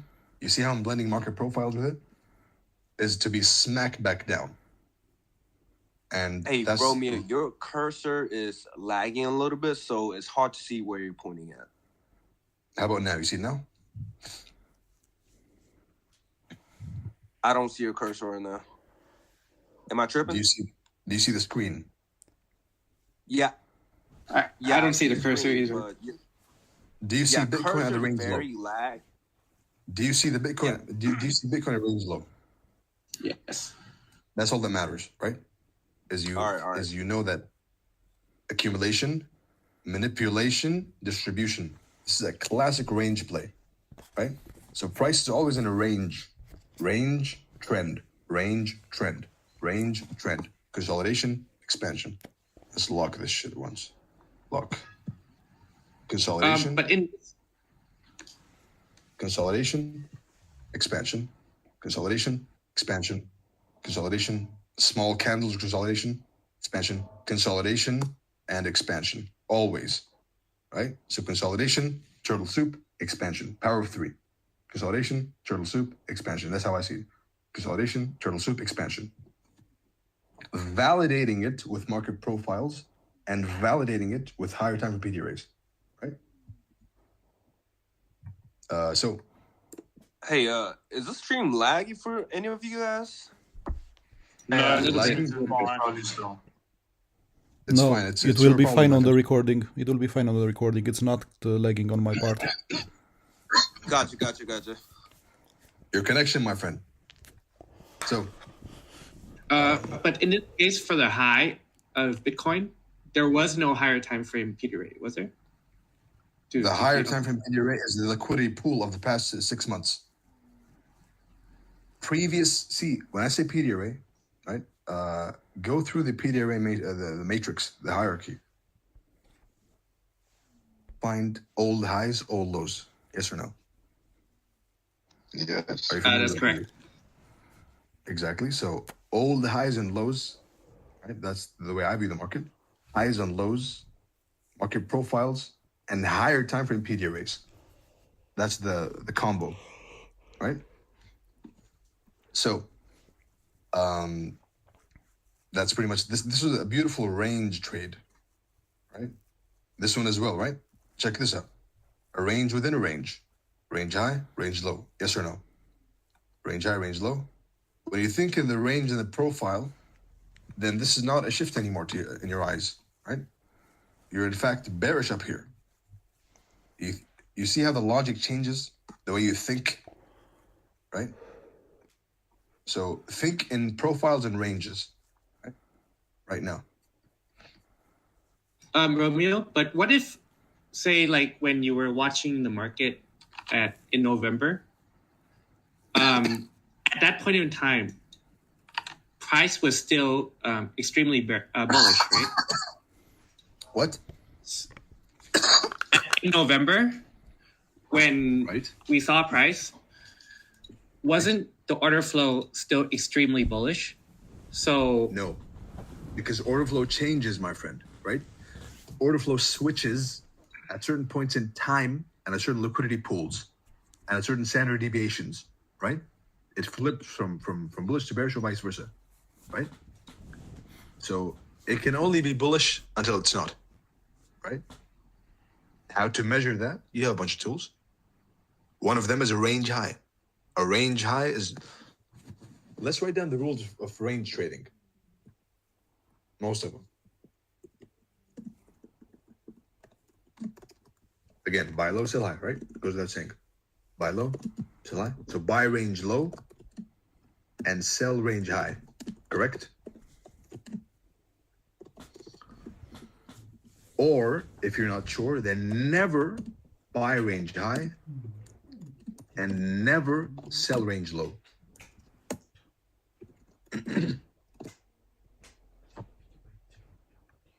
With exceptions, because when you do this, you're being a breakout trader, right?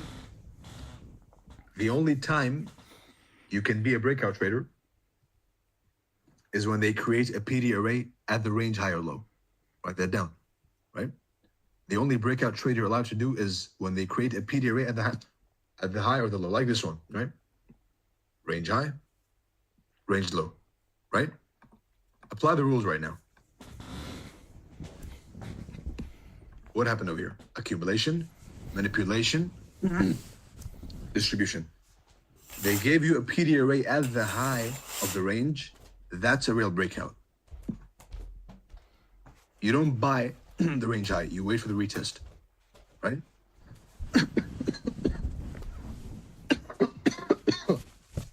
Is my voice and video clear? Yes. Yes. Right. Yes, both are clear, mate.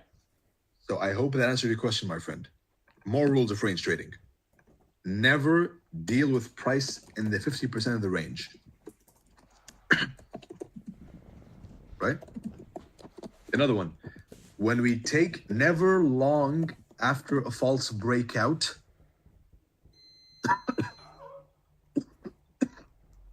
never long after, this is for Zlatan, you remember? You asked me? Here's the answer. Never long after a false breakout for range, and never short after a false breakdown for range. Because more likely than not, we have changed, we have shifted, whatever you want to call it. We're now trending from bullish to bearish or vice versa, right?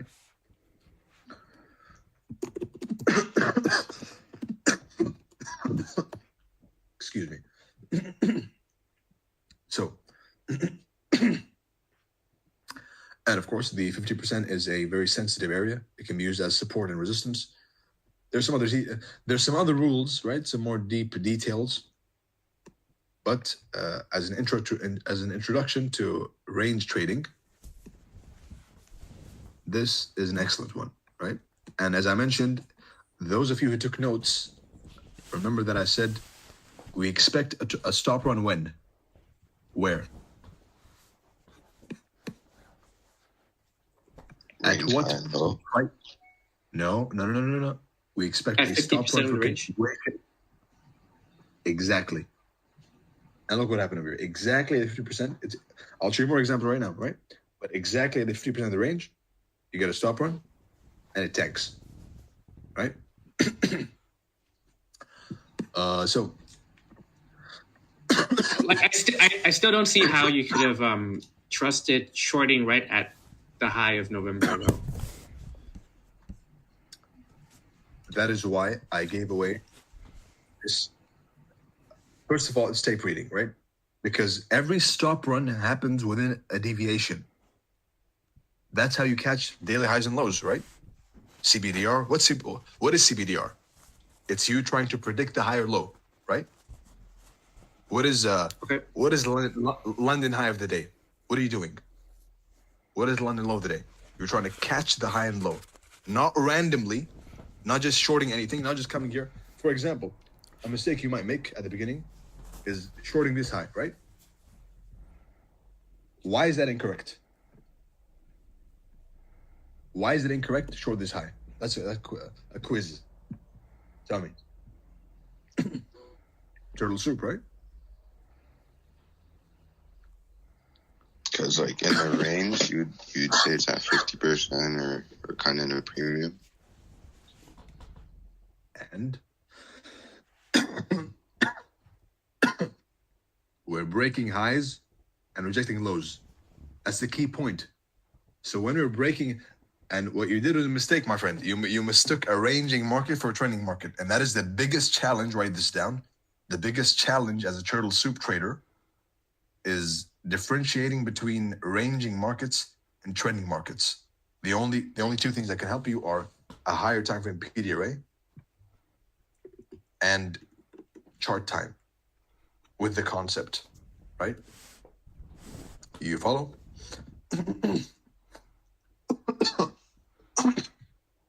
And again, a depiction of the market maker of the shift. You remember I said a real breakout doesn't allow you to enter over here, right? Shift in structure, break, bearish here, below low, retest, and then continuation. Just a side piece. Anyway, we were saying that you trust the high using a higher time frame PDRA, using time. That is a key element, which sadly I won't be going through this one, right? Using time, using a higher time frame PDRA, and using deviations, right? And chart time. Those are three main things which will help you differentiate, and of course, it goes without saying, the market profiles, right? Those are four main things. Write them down. Be more arranged. But in a daily time frame, where would you measure the deviation from? Previous ranges.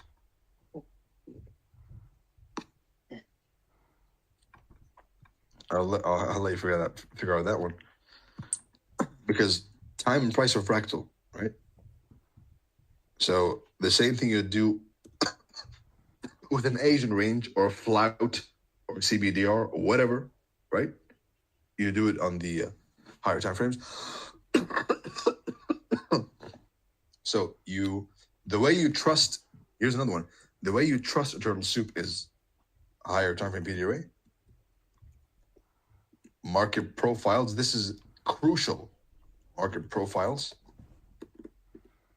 time, and chart time. Time as in the axis, and chart time as in tape reading.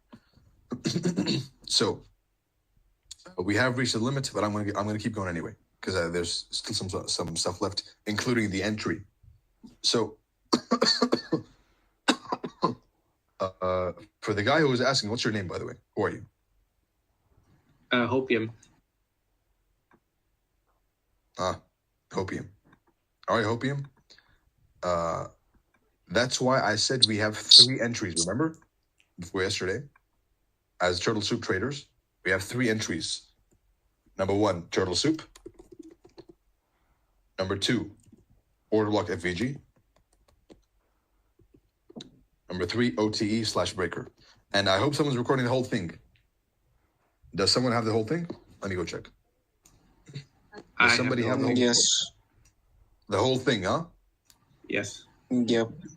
Well, not the 5 hours beginning, and like the first 20 hour minutes. that the bonus. The first one. 3 hours was a bonus, right? I don't have the bonus. All right, it was irrelevant. All right, so I have 2 people confirming that they have Lars and Rip. All right, buddy, thank you. So Romeo, when you said you wouldn't be going over time, is it only in this lecture or you won't be talking about it?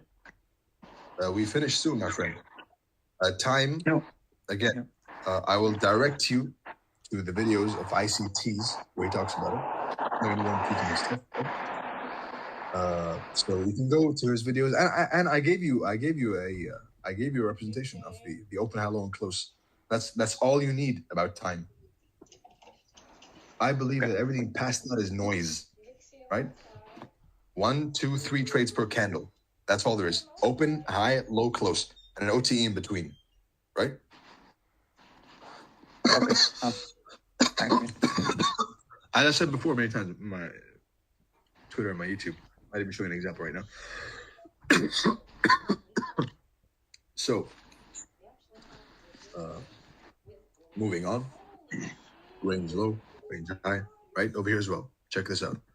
Let's go to ES. Let's go to something more modern.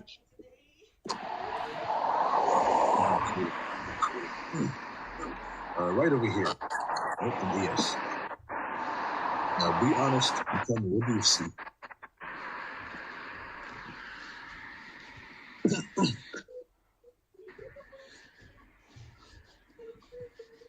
Every one of you sees a market structure shift. Yes or no?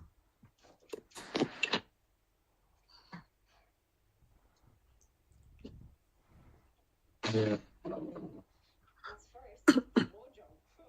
Am I mistaken? No, you are correct, mate.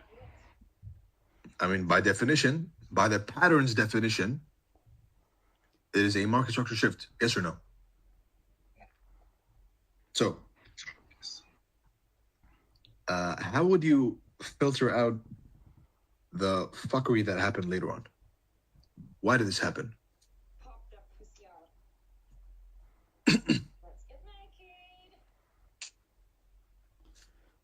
Why did this? I actually remember this. Why did this during the 2022 mentorship? Why did this market structure shift fail? I remember it too. Why did it fail? The only thing Michael said was because we had a swing high form above the equal highs at the left in May. Very good. And a seasonal tendency.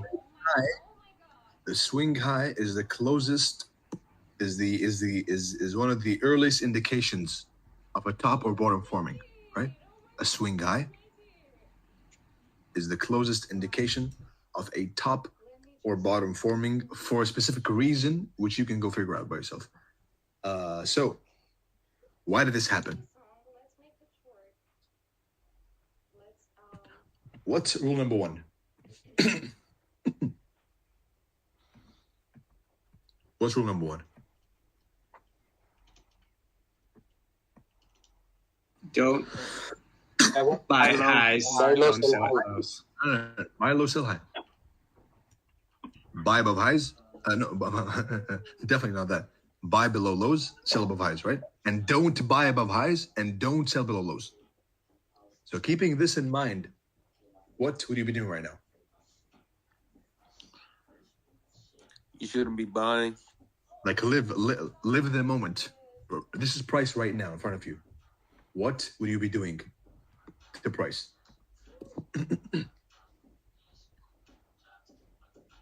You shouldn't be buying. That's one answer, right? And we will look to sell. Or not buy it. So the rule, if it doesn't save you, if it doesn't make you money, it saves you money. That is crucial, right? To know when to be neutral or to know when to not be something, right? Now look at this market structure shift. But before we dissect it and see why it happened, right? See maybe one more example of the concept. We've seen a bunch of examples. How do you measure high and low? 20-day if the rate. 20, 40, 60-day if the range. Right. High or low? 20. Count back. 20, 40, 60. Are we high or low? High. Visual. You can tell straight away, right?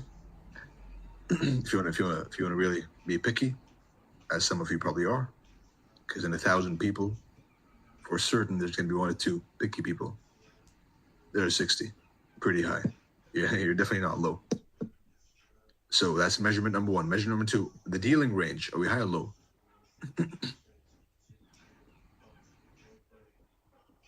It's actually an OTE, right? Are we high or low? We are high. All right. So 2 boxes ticked. And the expansion, like the swing low that we're rallying from, the bottom that we're visually rallying from, high, right? As I said before, the first 2 are what matter more to me, right? The third one is just a bonus, just a rough look. I don't even know why I'm mentioning it, but it's there. Third wheeling. So this alone with those measurements allows you to put a sell, right? Or not buy. So if it doesn't make you money, it saves you money. Now, blend this with this market structure shift happening at open the weekly, excuse me. What do you see on the weekly?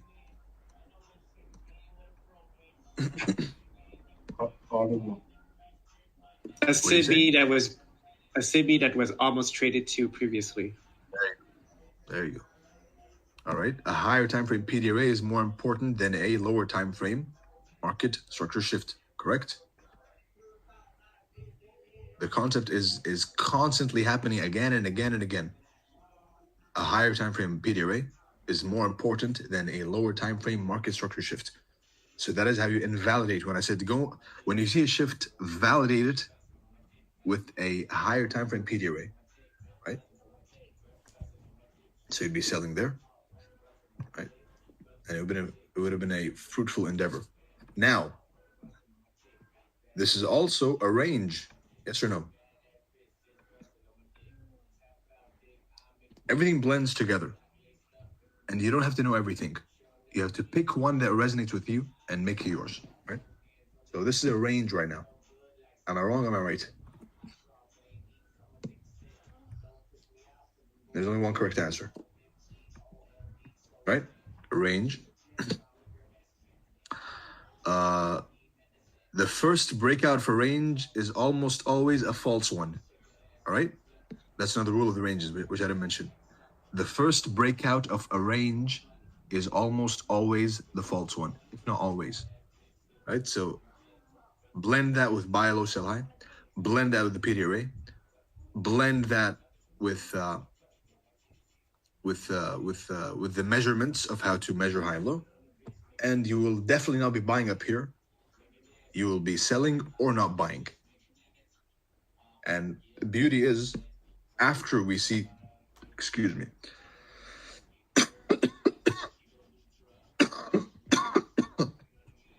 after we consider rule number 1, we check for a market maker model. And do you see it? So the market maker model is the range low, the first breakout. The range is going to target, what do we say, FX21? There's a stop run that happens at the 50%, correct? Correct. What happened here? Stop run, right? Always. There is a, what are the targets of range trading? Target 1. 50% and 31 is the highest, lower high. the most likely target is this one, right? The low that caused the purge. That is almost guaranteed, right? You'll always find a trade if you target only this. Target 2 is this. Target 3 is this. Always. All right. So let's apply it. Let's apply profiling markets to a more recent price leg, just to keep up with. Hi, Romeo. Can I ask a question? Tell me.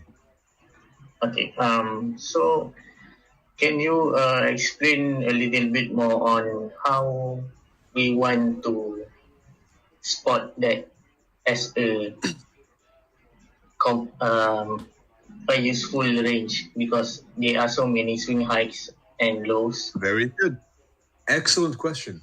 That is a beautiful question, and I thank you for it. Now, because I was going to leave it to y'all to study and trial and error, which is the best teacher. But you asked, so here you go. What do you see here, by the way? What do you see over here? I'm trying to get to the real live calls, but you're pushing me to show you hindsight. So there you go. What do you see over here? I see that the high keeps rejecting and breaking the lows.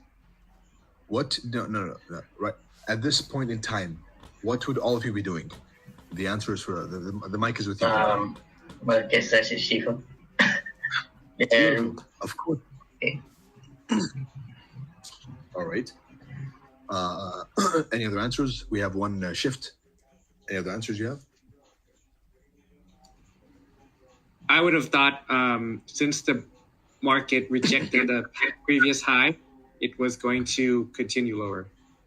No, forget about me, and forget about what you learned today. In general, what are you thinking? When this is what I would have thought.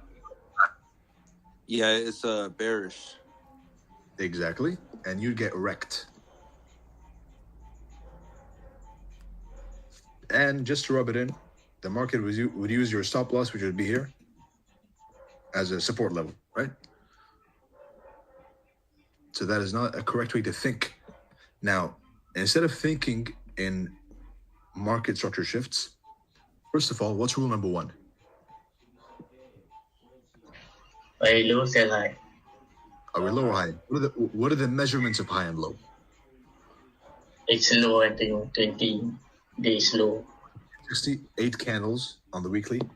1, 2, 3, 4, 5, 6, 7, and 8. Right? So we're low. Dealing range, we're below the dealing range. Right? This was if we were bullish, we'd have an OTE over here to continue, right? We broke through. Took out a liquidity pool. What's the rules of trading highs and lows? Never sell below a low, right? And never buy above a high. And you can see here why. That rhymes, my mistake, right? Yes or no? So rule number 1 would save you from being bearish down here, right? Now, how do you validate or invalidate a market structure shift? Time frame. Who was the person who said he's going to sell this bearish shift? One of you. Was it FX21? FX21, yeah. I said it looks bearish. All right, excellent. It looks bearish. Now, confirm, think of it as a confirmation process, right? Confirm the shift with the higher time frame. So look at the monthly right now and tell me, do you still think it looks bearish? Right down here. Does it look bearish to you right now at this point in time? Is it bearish or bullish? If I were looking at the market by myself, yes. Bearish or bullish? Bearish. This is bearish? To me, yeah. Why is it bearish to you?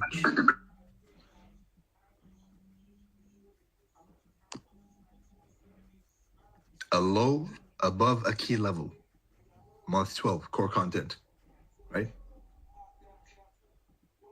A low above a key level. And for those of you who are really interested in turtle soup, watch, in addition to the other episodes I recommended, watch month 12, excuse me. So, you're bearish down here? Really? And why? Give me a logical reason why.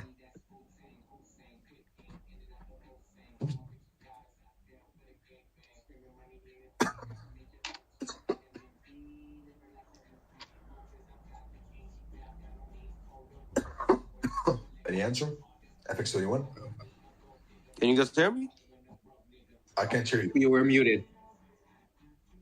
You were muted. Oh, my bad. Was that question for me or everyone? It's for you because you said you were bearish. Right. I said if I was looking at this by myself, I would still be bearish. Why?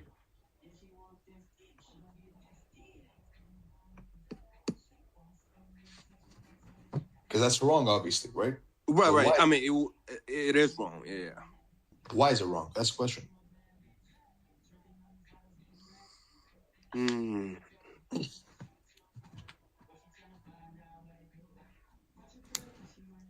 Could I help? Yeah.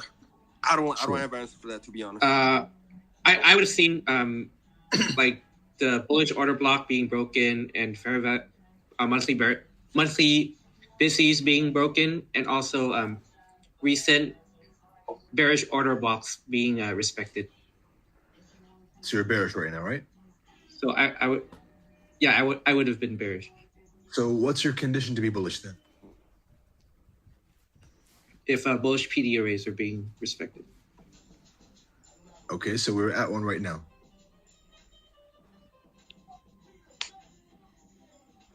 So what's your confirmation? Do you just watch? There's a more detailed surprise than simply PD arrays, right? There's market profiles. There is the data ranges, right? Right over here. If you look back 20, 40, 60, right over here, 60 days right there. We are in a discount, a deep discount, right?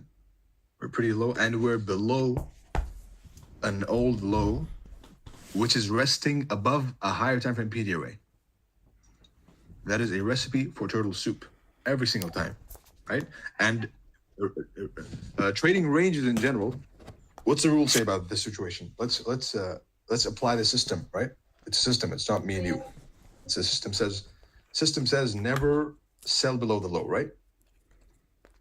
And never be bearish below low. It says buy the low. And you validate the low with the key level below it, right?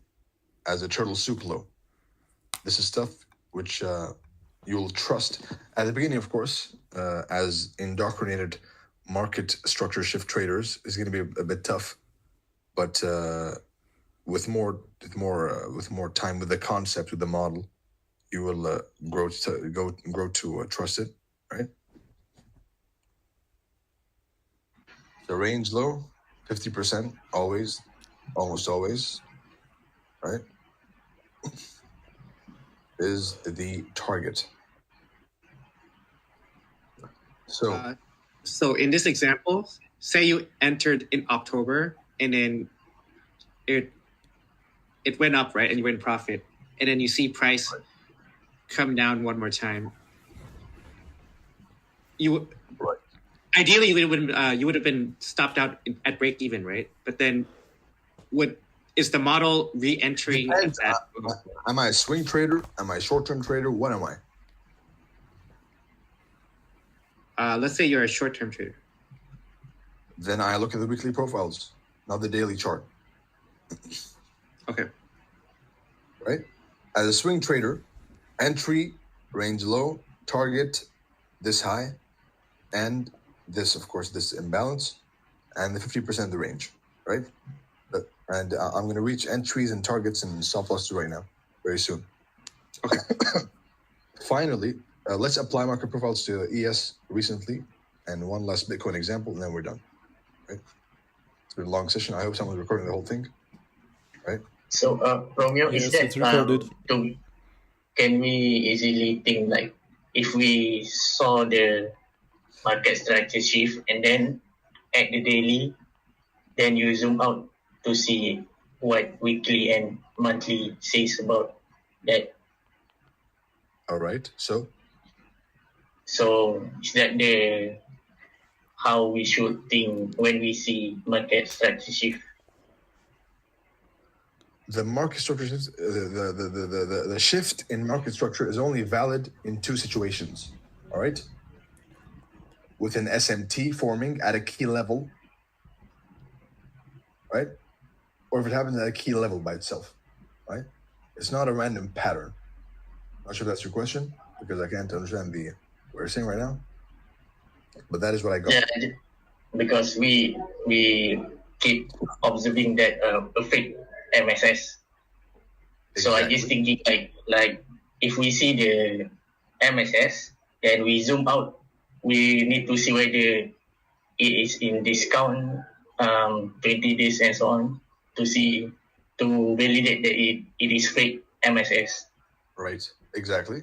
Like this one. What did I say about fake breakouts? About real breakouts, right? They don't really allow you to participate. Just a candle through the level, right? And a retest.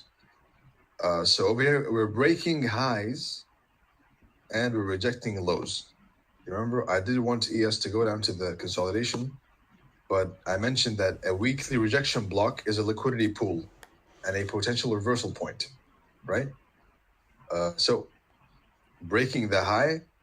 And what's the rule of a trending market for those who are following? One basic rule. Breaking yes. And every dump below a low is to be bought, right? Which is what inspired this idea. Blended with what I said before. So while you would see a market structure shift blindly over here, I would see a... it's fucked. Please be fixed. I'm just going to try and fix this. Because if it doesn't, then I can't write. There you go. Gorgeous. So we're breaking highs. So as soon as we dump below a low, what do we expect? We expect a rally. It's that simple, right? And you have your confluence of a higher time frame PD array. Right, so we rejected the low, we broke the high, so I have no reason to expect continuation over here. Broke the high, rejected the low into a higher time frame key level, and boom, right?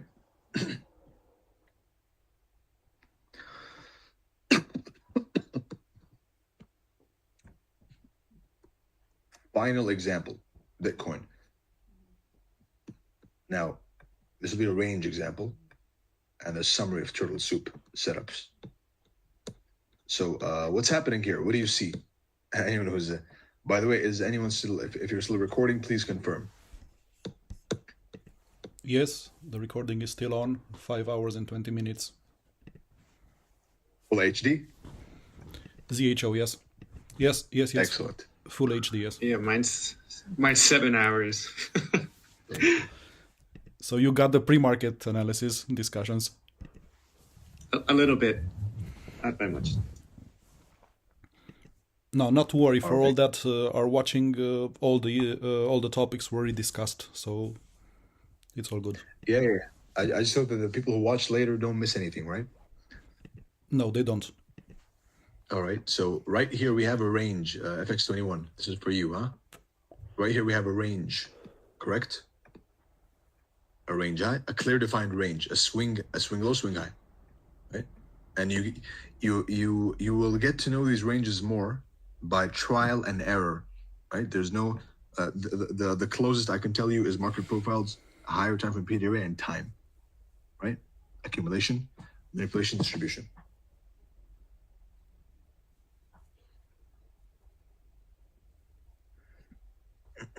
Was the previous chart that you're showing me, was that ES? I'm running on fumes here, so I couldn't answer the question.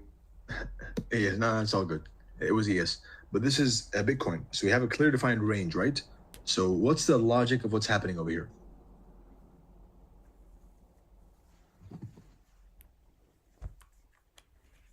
What is the logic of what's happening over here? It's an open question to anyone. It's building up liquidity, mostly below. What? It's building up liquidity. So we're expecting a breakout on either side, and it'll be a false breakout. On both ends of the range. Range.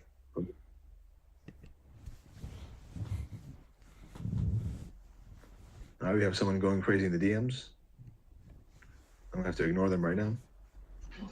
The Z1 person, the Z1 checked in. What are you saying?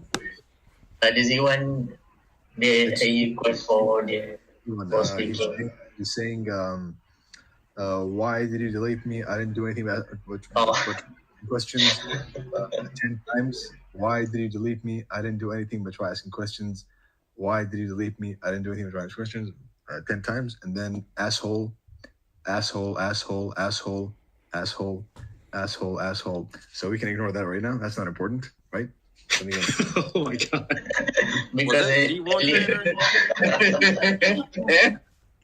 Maybe he just got disconnected and didn't notice.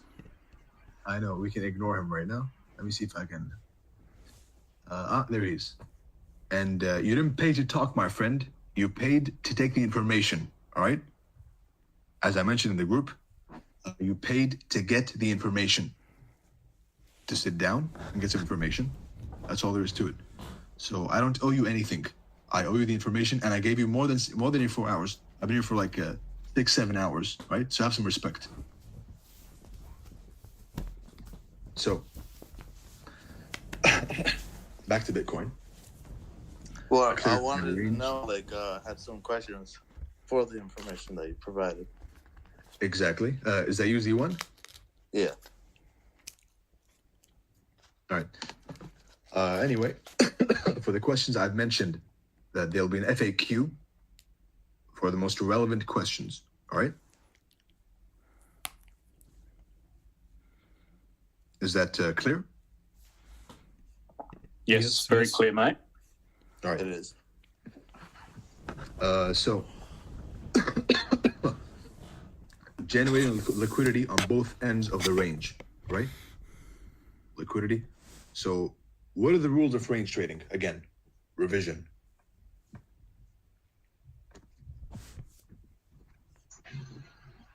Rules of range trading. And this is an art in itself. If you try and half-ass a range, you'll get fucked, right? You have to perfect ranges to the point which you can choose the correct range, all right? It's ranges are a model by themselves. So if you try and half-ass any model, you'll get fucked. So don't try and half-ass turtle soup. Don't try and half-ass any ICT concept. Don't try and half-ass anything you do, right? In the charts. If you do, you will get wrecked. When does the range start and end? Accumulation, manipulation. Is that Z1, by the way? Yes. All right. We'll get to that in the FAQ, right? But visually, Z1, when there's a swing low, right, and a swing high, so price does this. It's very characteristic action of a top or bottom, right? So the key level over here, right? So price is rallying, and then it has a swing low and a swing high, and then it goes short of the key level and starts chopping around. That's a range, right? Accumulation. You wait for manipulation and distribution. Power of 3, right? From the lens of ranges. Can I interrupt? No. Rules of ranges. Rule number 1. I mean, if it's an important question, you can go ahead. Okay, that's an intermediate high. You're saying. What do you mean? You said earlier in your tweets back in the day that intermediate high can be taken like a turtle soup, but it can be run. Intermediate term highs are also a tool to measure order flow, to probe order flow. All right? Same as order blocks, FVGs, and highs and lows. Can I provide an example? Sure. On UJ the last week, the intermediate high was taken, but not the high of the week. But yeah, see, a high or low is either rejected or broken. All right? A high or low is either rejected or broken. So which high? Tell me times. It's the hold on, let me get it on my computer. I'll show you. All right. Meanwhile, that's kind of a customized question, Z1. So we proceed with the teaching, and we can answer the question later on, right? So rules of trading ranges. What is it? Buy range low, sell range high, right?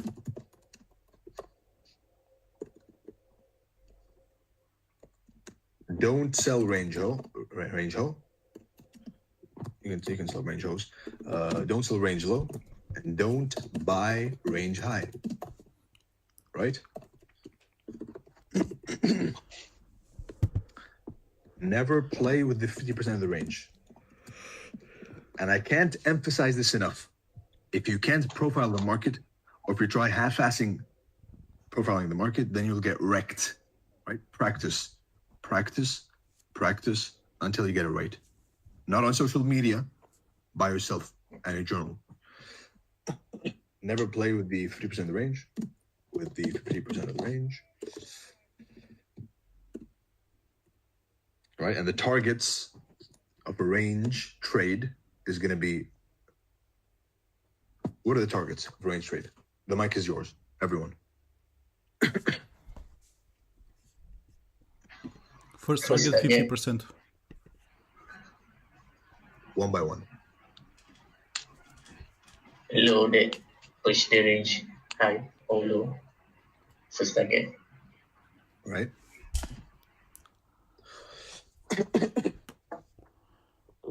Target 1 is, that's kind of a minus answer, but it's okay. Target 1 is the high and low that cause the purge, right? Target 2 is the 50% off the range. Target 3 is the opposing end of the range, correct? Correct. I'm saying correct to myself. So, we're generating interest as market makers above this high and below this low. We go and break one end of the range. Everyone and their mother is bearish down here. But if you think of it, we've been accumulating for 4 months, generating interest. And usually, another rule, my bad, the most important one is the first breakout of a range is usually the false one. Right? Manipulation, accumulation, manipulation. So when you see this, you see a shift, and I see logic.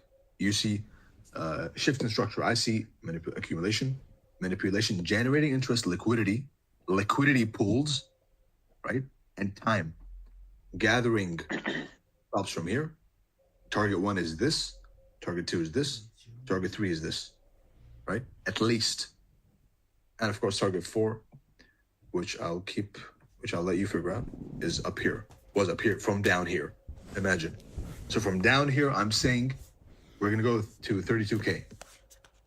How? Go figure, right? from this range low, the target and the eye was on these highs. Everyone, of course, became bullish when he broke the structure. But I had my eyes on that level since 16K. Why? Good luck finding out, right? But as a range trade, right? As a range, it's not that difficult. Can you tell us why? It's a liquidity. Is that Z1 again? Yeah. All right. Liquidity pools, my friend. Go and watch month 5. The answer is there, right? So gather the liquidity from down here and distribute it to here and here. And of course, as expected, nothing out of the ordinary. Nothing out of the ordinary. Now, everyone would be selling this as a FPG, yes or no? You guys? Most everyone. Yes. Without a Except doubt. those who trade logic and narrative, not patterns. Logic is saying we've been accumulating and generating interest on both ends. The first breakout is usually false, right? So I was not bearish at here, not even one. I was trying to be bearish, right? I'm seeing everyone saying 10K, 10K. I'm trying to reason with them, but it's not how price moves. Again, it goes back to intuition, right? It's not how price moves. It can't continue downwards. Range low. All that happened was nothing out of the ordinary, as expected, right? And there you go. So this is classic range trading, which is my bread and butter, right? And here's a little, check this out. Go to the monthly. We said stop runs happen at what level? Stop runs, they happen at the 3%. Equilibrium. Exactly. Stop runs for what? For continuation, correct? So let's look at the monthly expansion leg. Again, notice most of the work I'm doing is on the higher time frame because that's the key. That allows you to enter on the lower time frame. So you have this parallel channel, probably something you haven't seen before. Now, where did the stop run happen? 50%, right? So we had a fake bottom, a false bottom. The same logic I showed you in the beginning in a drawing, and then Z1 told me to show him the chart, and I did, and it's here again, right? Fake bottom, false breakout at 50% in the monthly FVG. That in itself is a model, a turtle soup at 50%, right? Turtle soup, 50% continuation. So that was a reason why, well, one of the many reasons, not the only reason, obviously. There is plenty. There's a lot. There's a lot. So the point being, range, right? Clear defined range right here, right? Look at this. This is a classic range. Right? Just chopping around with a clear high and with an obvious high and a high over here and an obvious low. Generating liquidity on both ends. Transferring liquidity using the range rules from range low to range high. Right? Range low. Chop around. Again, rejection of this low. Why is this rejection? Because rejection is the refusal to expand above a high or below a low. Rejection is the refusal to expand above a high or below a low. And comes standard.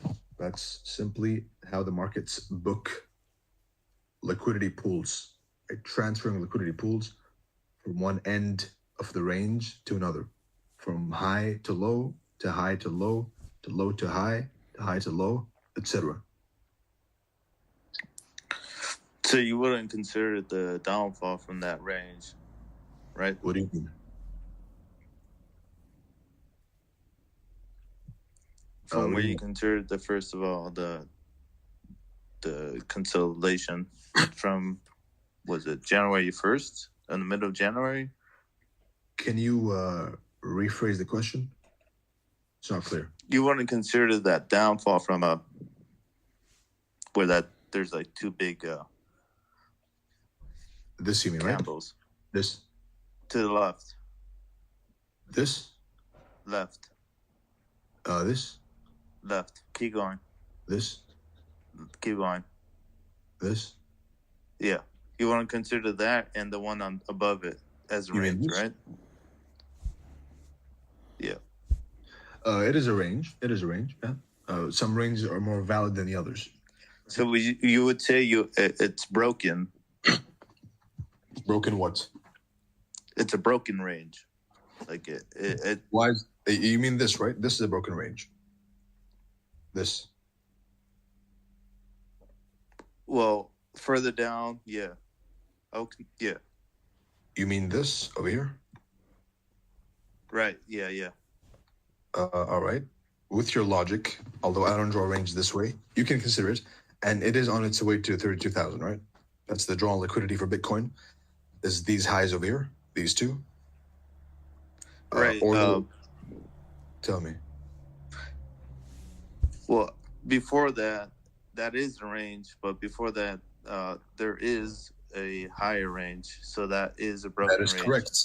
And that range was broken, truly, because ranges can be falsely broken or truly broken, right? Right. So, so right now, and how do you differentiate between a false breakout and a true breakout? This is crucial because these are mistakes which you'll make, right? Range trading, if you choose to use it as your model, these are mistakes. That's a smart question, right? If only you didn't call me an asshole, right? That'd be nicer. I'm sorry, man. No, it's all good. But mistakes you'll make during trading ranges is simply market profiles, right? So over here, the profile is bearish, right? Rejecting highs, breaking lows. Yes. So this should be no different. Breaking. As soon as we start rejecting highs and lows at the same time, we're ranging. Write that down, right? As soon as we reject highs and break lows at the same time, we are ranging. Right? Here's a visual. As soon as we reject highs and break lows, as happened in this range, right? Rejecting highs and lows. Yes or no? That is a range. So I will make some YouTube videos, I think, to solidify the concept in your heads, because you'll have the inner workings of the concept, right? And you can watch them and practice with them. But this is the main idea, right? Accumulation, a logic accumulation, interest up and below. Because every 3 months, every 3 or 4 months, there's a shift, a quarterly shift. And the purpose of the quarterly shift is, it's not random. It's to provoke and invoke sentiment change. This is what happened here. That's what I was thinking as we dug below this range low at the time, right?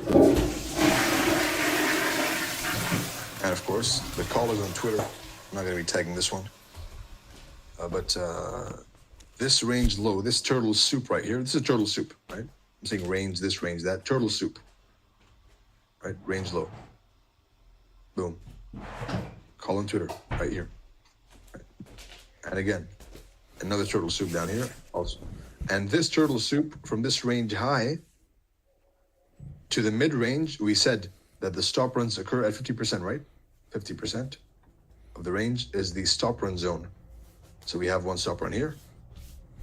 Boom, false breakout. And that is also a reason why I anticipated the stop run right here. 50%, stop run, continuation.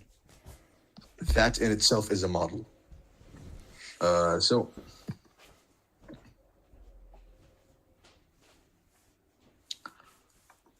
that is pretty much all there is to ranges. There is a bit more. There's always more. There's always more.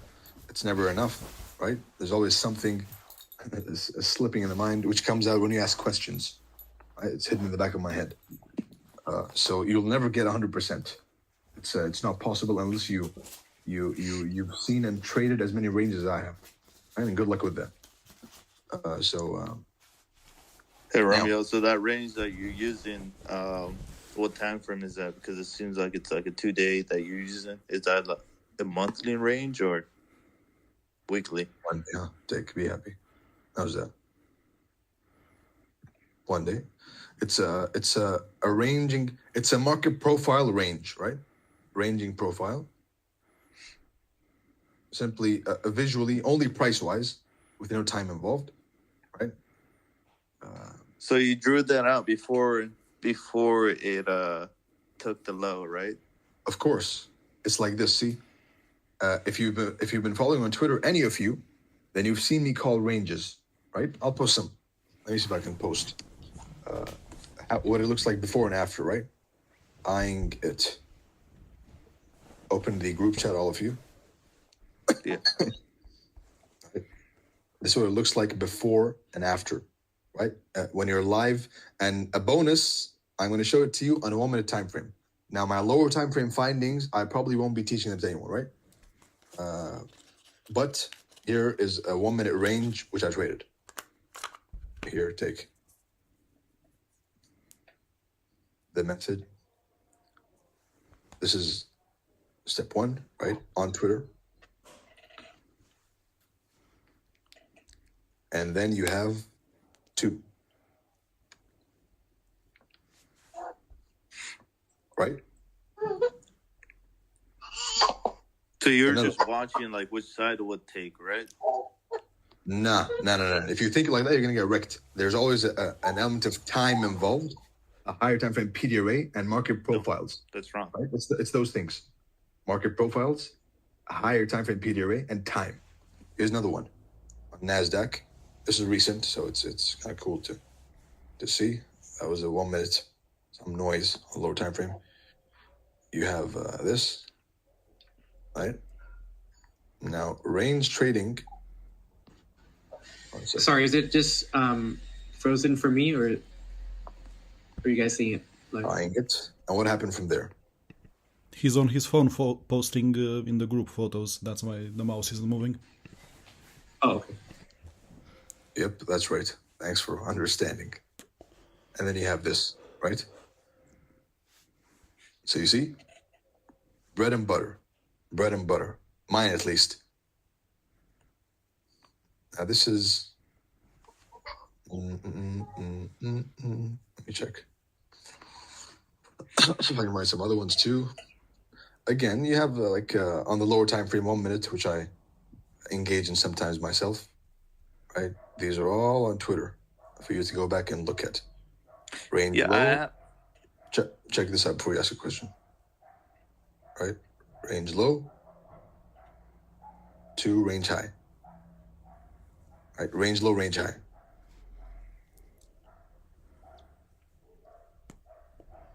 Right? I'm not sure how that ended, of course, but just popped up. Yeah, I wondered how you did it low time frame, because I always see you do it high time frame. Lower time frame, same thing, but a bit more precision element with the time of day, but pretty much the same thing, right? Look for times where the daily range is going to cap or the low of the day is going to form, right? Or an OTE as well. Is this where you use the central bank dealing range? Here's another 1 minute, right? Always the same thing, right? Right. So this is range trading. My bread and butter. And what time zone what time frame did you draw that first line on your this last photo? 1 minute. Well, the candle, what time is that? 4 p.m. 4 p.m. 4 p.m. So are you using intervals of like 2 a.m., 4 a.m., 2 p.m.? You can use a bunch of stuff. See, I'll give you some. The same thing which I say on Twitter, which is I look for 3 turtle soups a day at least, right? One at 3 to 5 for the daily range. Now that you asked, 3 to 5, 1:30, and 4 p.m. right? If I get it, good. If I don't get it, then wait. But the confluence has to be the market structure, aka profile, right? The higher time frame PD array, and the time of day. So It just can't be some like you can't just pull it out of your ass and shit.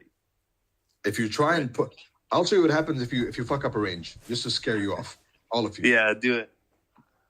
If you try and trade a range without profiling the market, you can end up like this and say, fuck Romeo, fucking scammer.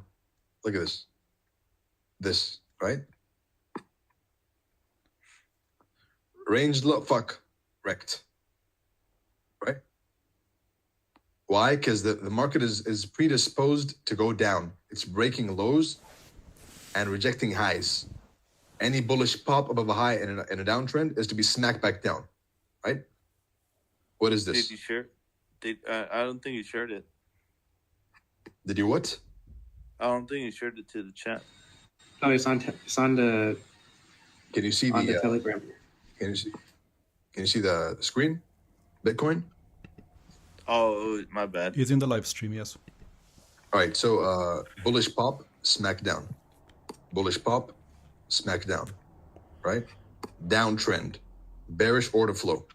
Bullish pop, smack. They probe the order flow with order blocks, right? I probe them with highs and lows, right? Bullish order flow, bullish pop above a high, smack down. That's how you probe the market profile. So you don't just blindly do this. When you see it rejecting both the low and the high, that's a range, right? Rejecting lows over here and rejecting highs as well at the same time. That's a range. And the opposite is over here, right? Over here you have the turtle soup rejecting lows and breaking highs. Rejecting lows over here, turtle soup, turtle soup, turtle soup over here. You see this? Final turtle soup. So this is how turtle soup works, right? And how to choose the correct range with a higher time frame key level supporting you. So in summary of turtle soups and what type of shapes they come in, I've posted a tweet before. Turtle soups.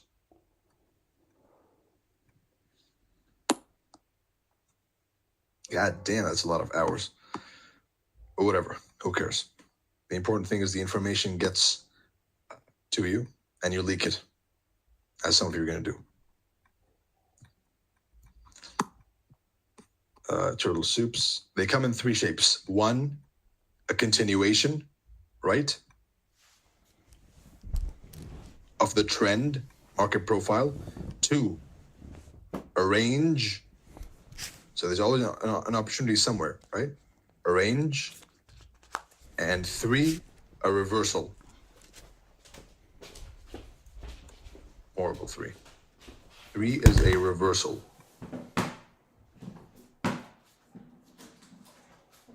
Disgusting. Here, right? Continuation, range, reversal. Example. What kind of turtle soup is this? Mic is open to everyone. That is a continuation. That is a discount. Yeah. Oh, whatever. Whatever. Continuation. I was gonna say I was a premium discount. No. I'm talking about the kinds of turtle soups, right? It's a continuation turtle soup, which goes like this, right? Uptrend, turtle soup, uptrend, turtle soup, uptrend. This is the key, the types. Study this very hard, right? Okay. Tape read it. Ranging turtle soups, range low, range high, and reversal turtle soups at a higher time period rate, right? All these have in common a higher time frame PD array or a key level. At this point, I don't even care anymore about the handwriting. So continuation, right? Continuation. And then what is this kind of turtle soup right here? Reversal. Very good. Excellent. Add a key level, a previous 6-month high, right? It's always perfect. You have to be in sync. That's the thing. So what kind of turtle soup are these? Continuation. Continuation, right? Continuation. So Here, consolidation, Romeo. consolidation, turtle soup expansion, consolidation, turtle soup expansion, consolidation, turtle soup expansion, continuation, turtle soups. And this final turtle soup, what is this one?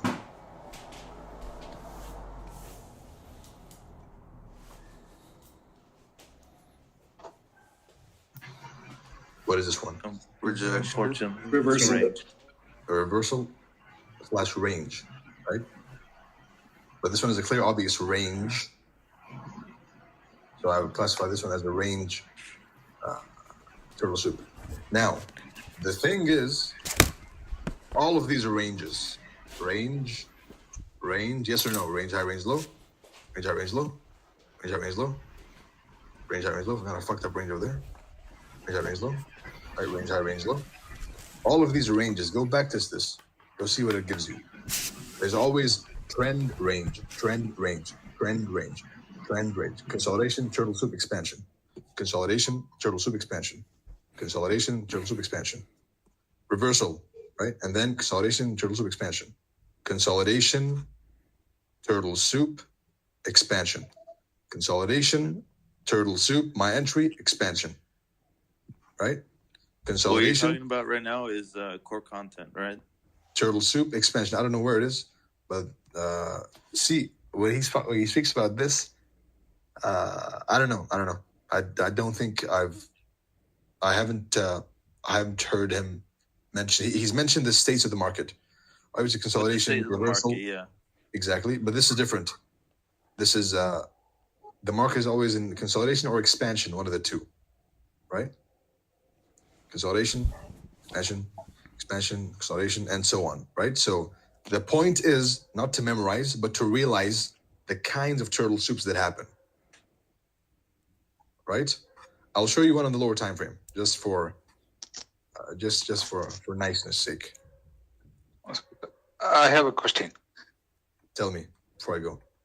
What's up? Around BTC around that 32,000-34,000 range. Right.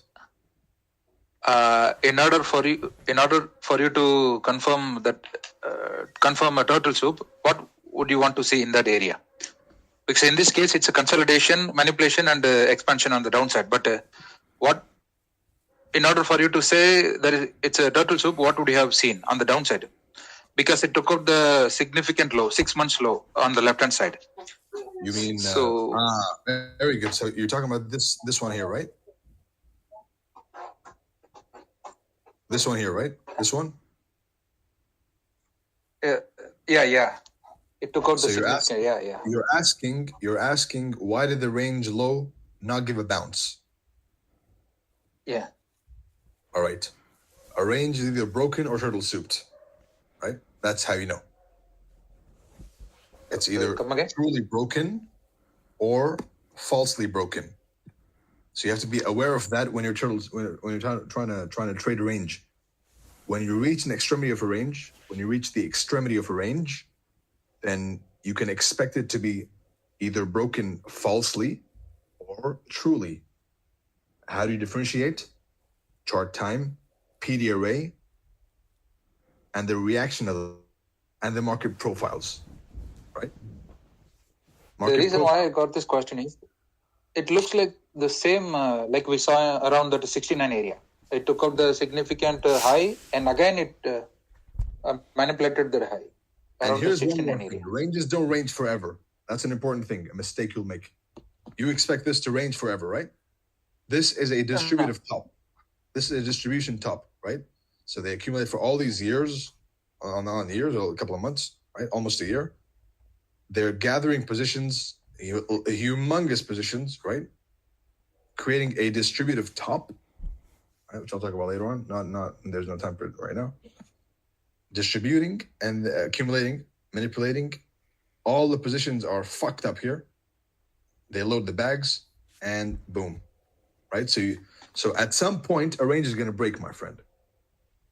That's for you to find out using market profiles, a higher time frame PD array, in this case, a breaker, by the way, right? If you look at the higher time frame, the weekly, it always goes back and circles back to a higher time frame key level.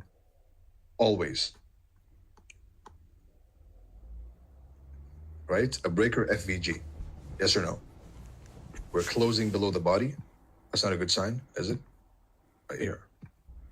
Right? Yeah. When in doubt, zoom out.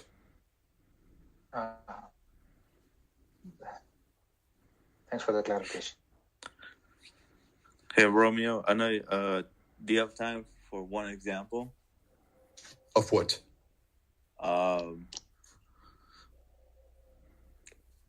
Like you said, like in your tweets back in the day, you said intermediate highs can't be turtle soup, but they can be taken. They can be turtle souped, but they can't be broken if you're bullish. Here's an example right here. What is this high right here? That rebalanced the FVG. Intermediate term high, right? Yeah. What happened to it? Turtle soup. That's the concept.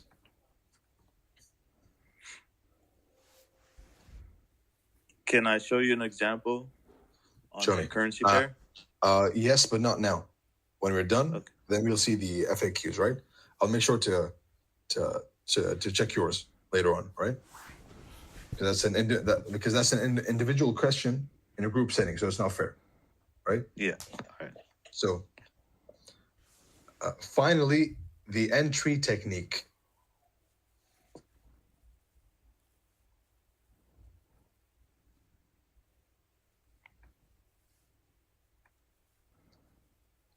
But the time's up, so you'll get it. You'll get the entry technique. How long this game has been, by the way?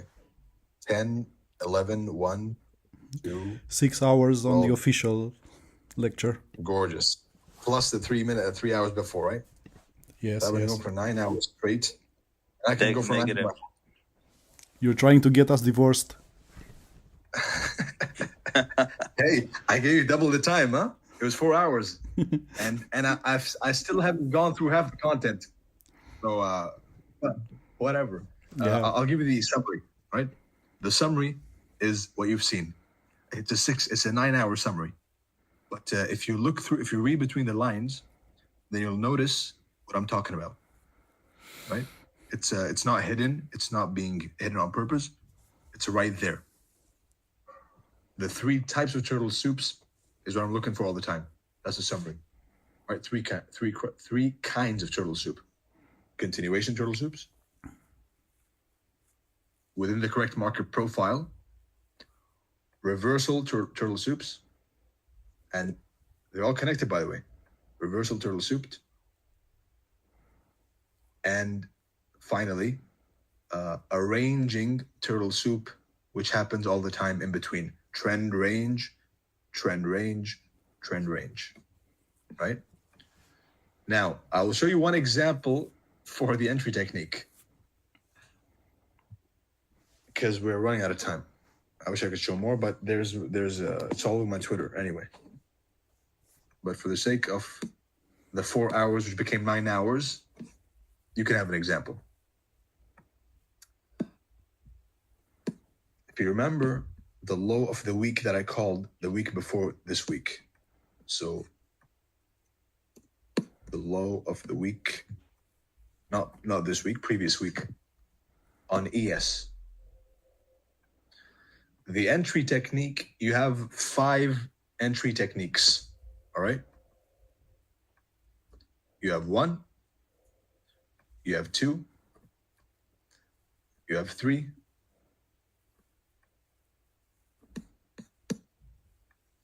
so you go to the area to be souped, where you suspect a soup to happen, right? You go over here, you go to the 4 hour. So you have a key level already, right? You have a weekly FVG. You have a range over here, range high, range low. Yes or no? Range high, range low. Right over here. Did it expand above the range high? Right over here. Did the price expand above the range high? No. What did it do above the range high? Reversed. No. Consolidated. Go straight up Accumulation. there. You were saying? It consolidated. Exactly. And what do we think when we see consolidation above a high? They're loading up their bag. Exactly. Right? If they had the bag ready for a long, they'd be up already, like this one. Look at this high. Full. They gave you a PDA at the high, right? And they went. The location of the PDA is important. So, range high, range low. Let me show you a picture, which you had seen the previous week and probably didn't make sense to you, but now it'll make a bit more sense. Right? Select two items, forward, right here. Right?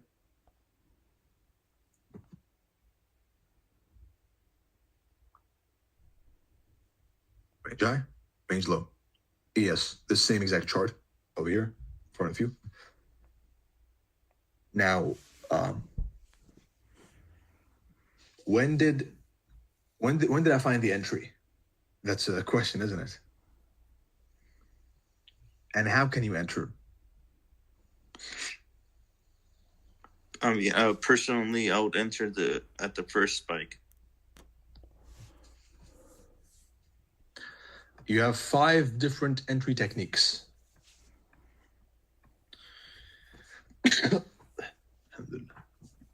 5 different entry techniques.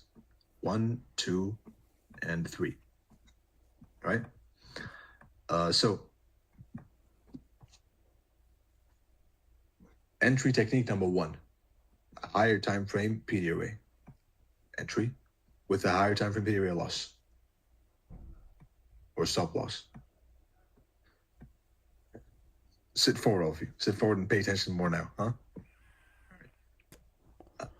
Second technique is using an intermediate term high or low to the left, which you trust as a stop loss.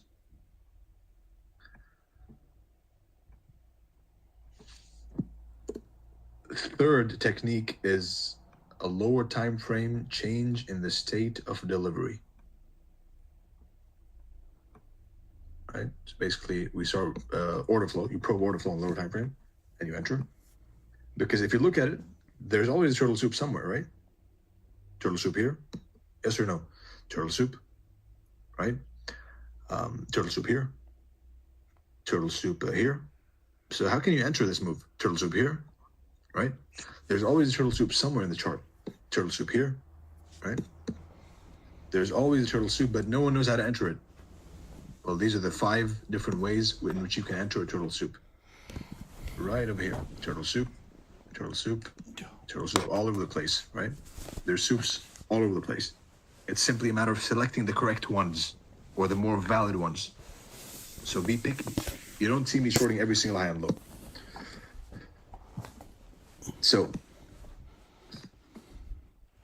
you can blindly short the range high, which has a pretty high accuracy rate, by the way, but it has a lower risk to reward, right?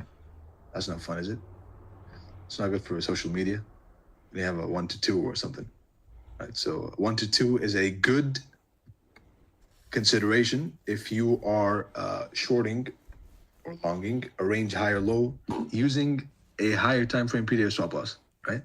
And you can go back to this yourself. Entry number 2 is looking for an intermediate term low to trust, as I did over here, right? Blending it with time of day, which I won't be talking about right now, right? Only price now. So the range high short was because of this. Go to the 1 hour time frame.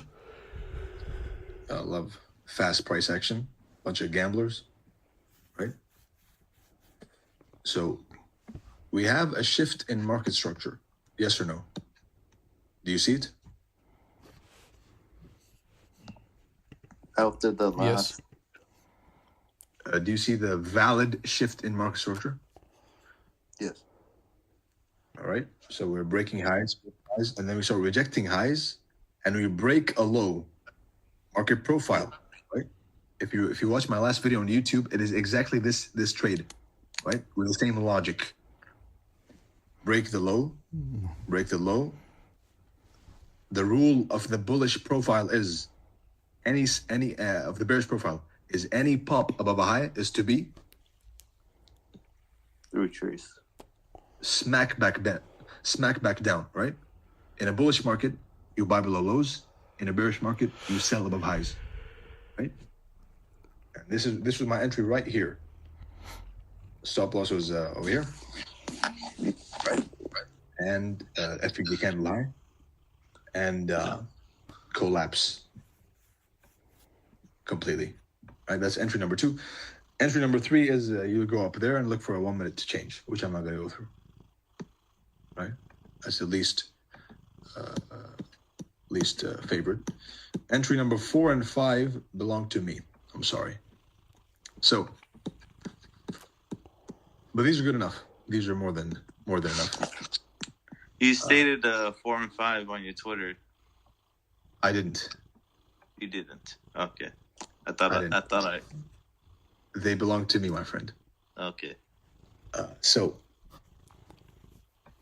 but these are good enough, right? So let's look at the weekly low I called over here, right? Quick question. Before we finish, let me just show the example, right? And then you can ask. Just give me 1 minute.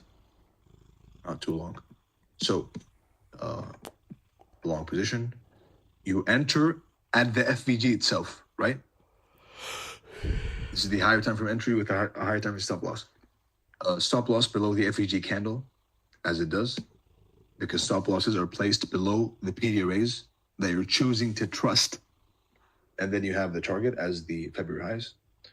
As you can see, the risk reward is pretty shitty, which is why it's not my method of choice. But it's doable. It's doable. 1-to-1, not bad. Next up, the one I chose to take down here was you buy below the low, right? Because it's a bullish market. Yes or no? Breaking the highs. Presumably, yeah. In a bullish market, it's a continuation turtle soup, right? In a bullish market, we buy below lows. Any dump below low is a buy, right? Bullish market, turtle soup into a higher time frame PD array. This is textbook, right?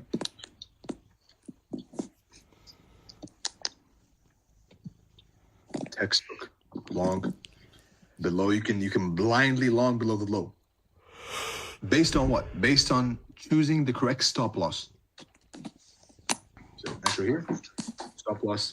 I put mine over here, right? Right over here at this intermediate term low.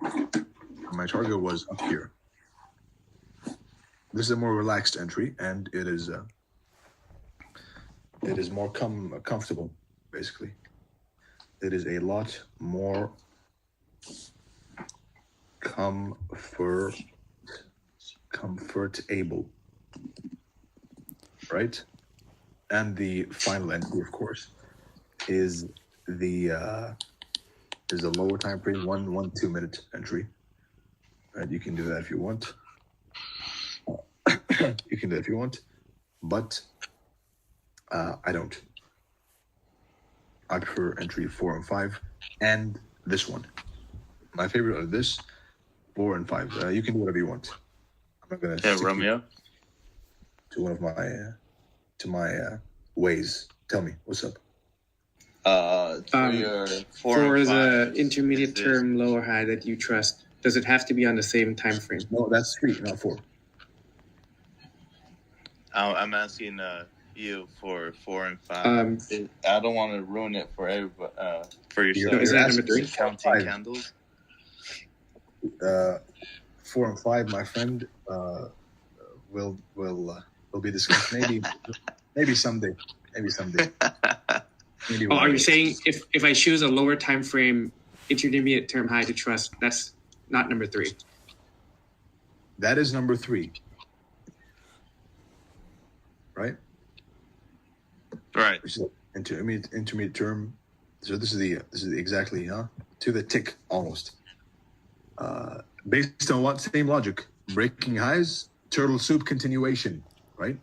turtle soup, continuation trade based on the same logic I'm telling you. The second one is an intermediate term high or low to trust. Third one is a 1 minute shift in market structure, the correct way, not the memorized parrot way, right? Oh no, but for the intermediate term high or low, what time frame do you have to use? It's fractal. The time of entry, like right now, this is what I did literally. Let me show you. Let me see if I can find the screenshots of the before and after. Like, could you have used a 1 hour intermediate term low to trust? Or a 15 minute? Again, this one's gonna go down to you and your experience, right? In my experience, what I trust personally, because you can't trust except something you've seen a bunch of times, right? Even people, right? You trust things you're familiar with. So a concept, when it's new to you, it's foreign to you, you don't trust it. You have to try it, fail, try, fail, try, fail. You'll know exactly which one. You'll know why I didn't choose this one, for example, and this one instead, right? That's the question. Why didn't I choose this one? This one instead. That comes to you and your own chart time and the way you see it, right? But generally speaking, an intermediate term low should hold or be turtle souped, right? So if you're really conservative, you can go down here. You can go down there. What day was this? This was on the Wednesday, the 26th. Let me see. I have a screenshot of the entry at the time of the entry with the stop loss placement. If I don't, then unlucky. Wouldn't that be a breaker? What's a breaker? To the what that wick is. This. To the left. This. Yeah. Maybe. I prefer breakers to be a thick, bulky green candle before a downwards purge, right? Or vice versa. I'm saying random candles. That's just me. Yeah. Hey, Romeo, could you show us some examples on the 5 minutes like you do on your YouTube videos? A 5 minute what? Entry? Yeah, like this is all on higher time frame. Like most of us here would be on scalping. If you don't know how to deal with higher time frame, then you have no business going to the lower time frames, right? You just don't. If you're not confident in your higher time frame analysis, then you shouldn't be playing around with the lower time frames. No, I'm asking the concepts that you thought right now. We could use this for precise entries on the lower time frames, right? Of course, it's all fractal. Everything is fractal. The market profile is fractal. The higher time frame relative to the current time frame is fractal. Everything's fractal. Fractal. Right? Hey Romeo, before you go, can we go back to the question that I had about UJ?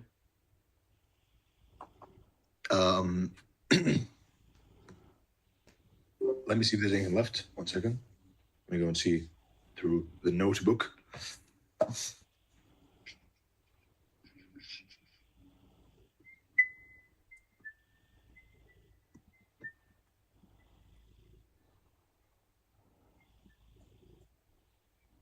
What's your question? On the 4 hour. If it's not turtle soup related, I'll answer it to you in the DMs, right? Because I don't want to stray from the main topic. So let's see. USD JPY, right? Yeah. All right. On the 4 hour, if you scroll back to March, you see the high. It looks like it's on the 7th, 7th, 8th. Yeah. All right, so that's a high, and then you have the intermediate high right there to the left. I shorted this. I remember this. To the this left. Was a reversal turtle soup. Accumulation, manipulation, distribution, leaving equal lows behind. This was my short. Well, it was a clean setup. What's the question? My question is that intermediate high before the fall of that, before that big red candle. This one. Yeah.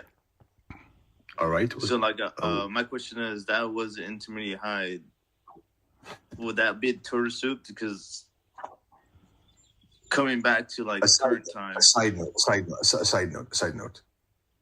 Entry 1, turtle soup. Entry 2, FVG/order block. Entry 3, OTE, right here. Retracement. Always. Right? So you have 3 opportunities to enter. So you're saying, should you expect this high to be souped? No, okay, yeah, I can see where I messed up. Yeah, I didn't see that high. I didn't consider that as a high. Yeah, that's where I messed up. All right. All good. Hey, Romeo, one last question. You spoke about the CBDR and the deviations, right? And in the morning you said that you do apply CBDR to indices. But I have a screenshot of ICT saying that CBDR, the time window that you thought for Forex is not the same for indices. All right. So how do we do that? Okay, one sec. Again, standard deviations, I don't, they're not the be all end all, right? You can consider them, you can use them. But the main focus is not the CBDR, right? It's a reference point of a range expansion. That's the idea, because ranges can be expanded, right? Ranges expand, and when they break out, they have a target. The target is the deviation of the range, all right? So when you break out of any range in general, then the target is going to be an expansion in increments of 0.5 of the same exact range you broke out of, right? Right. But that deviation level should be in confluence with the higher time frame PDRA, right? That's what he teaches in month 8. It's always liquidity pools, right? And time. Right. Liquidity pools and time. And then you apply anything else, right? All right, but you're saying that the CPDR time is the same, which he teaches for Forex. That's the one I use. I could be wrong, but it works pretty good so far. So if it ain't broke, you're gonna fix it. On the CPDR, you use 2 p.m. to 8 p.m. Again, these timings are variable, right? Because they're based on his studies of the open, hello, and close, right? So you, for me, in my opinion, you should you can tailor them to your needs, right? You can literally trade 1 hour candles if you want. So time. I would recommend, especially for those who were just getting into it, at least before you talk about the deeper understandings of time, right? Before you talk about the deeper delvings of time, first of all, master the kill zones, right? And then you can go look for them. Okay. Of course. That's what we hear. Exactly. What will be the plans for the next week? Next week is it was 4 hours. I gave you all 9, huh? By the way. Right. Oh, you did? I didn't notice. Yep. Now you do. So next week is going to be simply an FAQ, and that's it. That's it. Will you be talking about trade management, like moving your stop losses or taking partials? That will be in the FAQs, right? That's an important topic. So I'm looking for the FAQs to be. I'm gonna see what you guys think and what you guys are asking, right? I'll collectively answer the question. Romeo. In a stream next week, which will last 1 hour, and then our deal ends, my friends. No more Romeo live streams, sadly. You were saying? Tell me. Romeo, I just want to ask, like you are showing right now that you are sharing your screen right now. I just wondering on how are you marking the range? I mean, I will mark the different range of yours from yours range. You will mark it different because you're wrong, right? Because you're applying it and trying to get it right from the first time. Now, that's an important part. Thanks for bringing that up. Learning, right? When you come to learning, then expect a lot of error, right? It'll work. It'll be beautiful and works. You'll enjoy the feeling of being right, but expect error. That's number one. Expect horrible handwriting, whatever. Expect error. Second of all, study by yourself and observe by yourself. Don't wait to be spoon-fed and don't wait to be handheld, right? I will correct mistakes, common mistakes, which I've warned about, like the profiling of the market is going to save you a lot of money if you profile correctly. I will correct general mistakes. I don't mind. I do it for free all the time on Twitter, right? As long as you get the concept. But pinpointing small, obvious things which you should be studying by yourself, nope. I'm not going to do that, right? So study by yourself, not on social media. If you have made a mistake, dissect the mistake. It'll always make sense and always go back to time, market profiles, and the higher time frame PD array. If you take away anything from here, it's the higher time frame PD array. So study by yourself and journal and tape read heftily. There's 1,200 people over here, right? Some of them snuck in, so fuck them. They deserve it. Out of the 1,200, I'm not sure how many will be souping turtles properly. Right? Probably not so many. Why? Because they won't. One of them is Jemery. One of them is who? Jemery. Who's that guy? That fool from Twitter. I have no idea. Jemery? Who's Jemery? Jemery. Who's that? I think it's Jeremy. The fucking guy with that posted a pic. Jeremy, not Jemery. Jeremy. He's here somewhere. I mean, if he's white, he didn't confirm payment. So if he's watching, then, fuck you, Jeremy. So, I kind of like him. He's a cool dude. So it's fine. So study, and those of you who tape reads the turtle soups more will perform better, right? If you try and enter with max lot because, Romeo said it, so let me enter it. Nope. Those who tape read the most will learn the most, all right? If you try and apply it and you fuck up and you say, oh, what is this? If you give up early, right, then you deserve the loss and the nothingness which you will rot in forever, right? If you tape read, congratulations. I have a bunch of students, whatever you want to call them, they're souping pretty much like me, right? Almost. Of course, you can't soup like me, but I have some of them who are souping pretty much the same entries, more or less like me. They're simply working hard. That's all they're doing. Tape reading again and again, understanding the higher time frame and the different types of turtle soups. So write that down. So if I have to summarize all of these 9 hours, which is a fucking lot of time, right?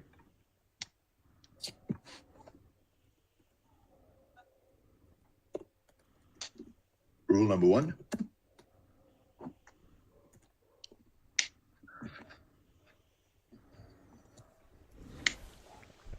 Rule number 1. I'm not going to say it. You know it. When in doubt, zoom out. Profile the market. And identify the type of turtle soup you're looking for. Tape read using this summary, and you will be golden. If you divert, or if you stray from the path, which is the summary, then you will not make it. You will not make it. You are not going to make it. Romeo, real quick. When we were talking about top of the Bitcoin, and I was saying that I wouldn't trade the 50% of that range that we were talking about. You said you were gonna share something. I forgot what it was. Which was the stop run. Where do stop runs occur? At the 50%. No, you're gonna share a screenshot or something, I think. Screenshot of what? I'm not sure, I forgot. No. If I was going to share something about that, right, then it was probably the 50% that of each range, right, there's a 50% turtle soup for continuation. That's a model by itself. So this is a summary. This is the summary of the whole. So if you're going to leak it, leak this, right? And fuck you. There. I mean, it's more than that, though. There's always more, and I will probably never be able to give it all to anyone, right? Of course. But the ones that get it, get it. The ones that get it, decline this shit. So, yes, the ones that get it, but probably no one's gonna get it the way I do. Sadly, turtle soup especially. I highly doubt that that's possible. That's 4 and 5. This is the closest, right? This is fucking 9 hours of material. Enjoy. And why do you say that? Why do I say what? That people aren't gonna get close. No, get close to my understanding of turtle soup. Yes. Put in the same hours, maybe you will. He shared How long did you? 3, and the 4 and 5 are his. More than you can imagine, my friend. More than you can imagine, believe me. So, 4 or 5 are noticeable, though. You're not gonna get them, my friend. Believe me, you won't get it. With a GIF, huh? You wouldn't get it. So, It's there, though, right? I mean, you can look for it, but you'll probably not get it. That belongs to me. So. That's what ICT said. Yeah, well, that's the truth, isn't it? So, that's all, folks. I hope you found that insightful and useful. You got double what you paid for, right? And 1 hour extra next week. But the important thing to me is not the hours. It's that some of you, not all of you, because most of you are gonna get fucked. I know it. Because 95% of traders lose money. But if some of you turn out to be good turtle supers, especially with this 9-hour content, then that will be enough for me. Hey, before you go, can you not close the group so we can chat amongst ourselves? You cannot chat amongst yourselves. That is forbidden. Okay. Yeah, thank you very much for the presentation, Romeo. Maybe for the FAQs, I'll open a temporary group chat. We'll see. I'll let you guys know, right? Thank you so much, Romeo. Enjoyed that, man. I hope you found it insightful. I hope you enjoyed the content, and I hope you put it to work. If you don't put it to work, it's pretty much useless. A waste of your time, your money, and my time and my throat, my voice. That would be such a disrespect. I know, right? So you better go into soup and turtles right now. Let's see. Let's make some money. This turtle soup on Bitcoin right now on a 5-minute chart. I just got in. Again, study in private. Never study publicly. That's the best way to get wrecked. Study in private. When it's ready, show it. And that's all for now, folks. That's a long ass. I hope someone has a recording, by the way. I hope one of you has a recording. Yes, we have. Before you go. We have. Okay, can you please send me the recording to my DM, right? And I'll give you an extra entry tip. How's that? Yes, of course. You'll get it. Yeah, I have it too. And please let it be an HD recording, all right? Something clear. I will choose the clearest recording, right, and upload it to the group. Before you go, you are using the CBDR. Yes. I hope you find it useful, guys. I hope you enjoy the method. A to not A to Z, to be honest. That was a misleading title. More like A to X, A to Y. And looking forward to seeing you guys in the future somewhere. Who knows? So take care. Get on the beat. Take care. Thank you so much, Romeo. See you, mate. Thanks. Bye. Bye. Bye. Bye.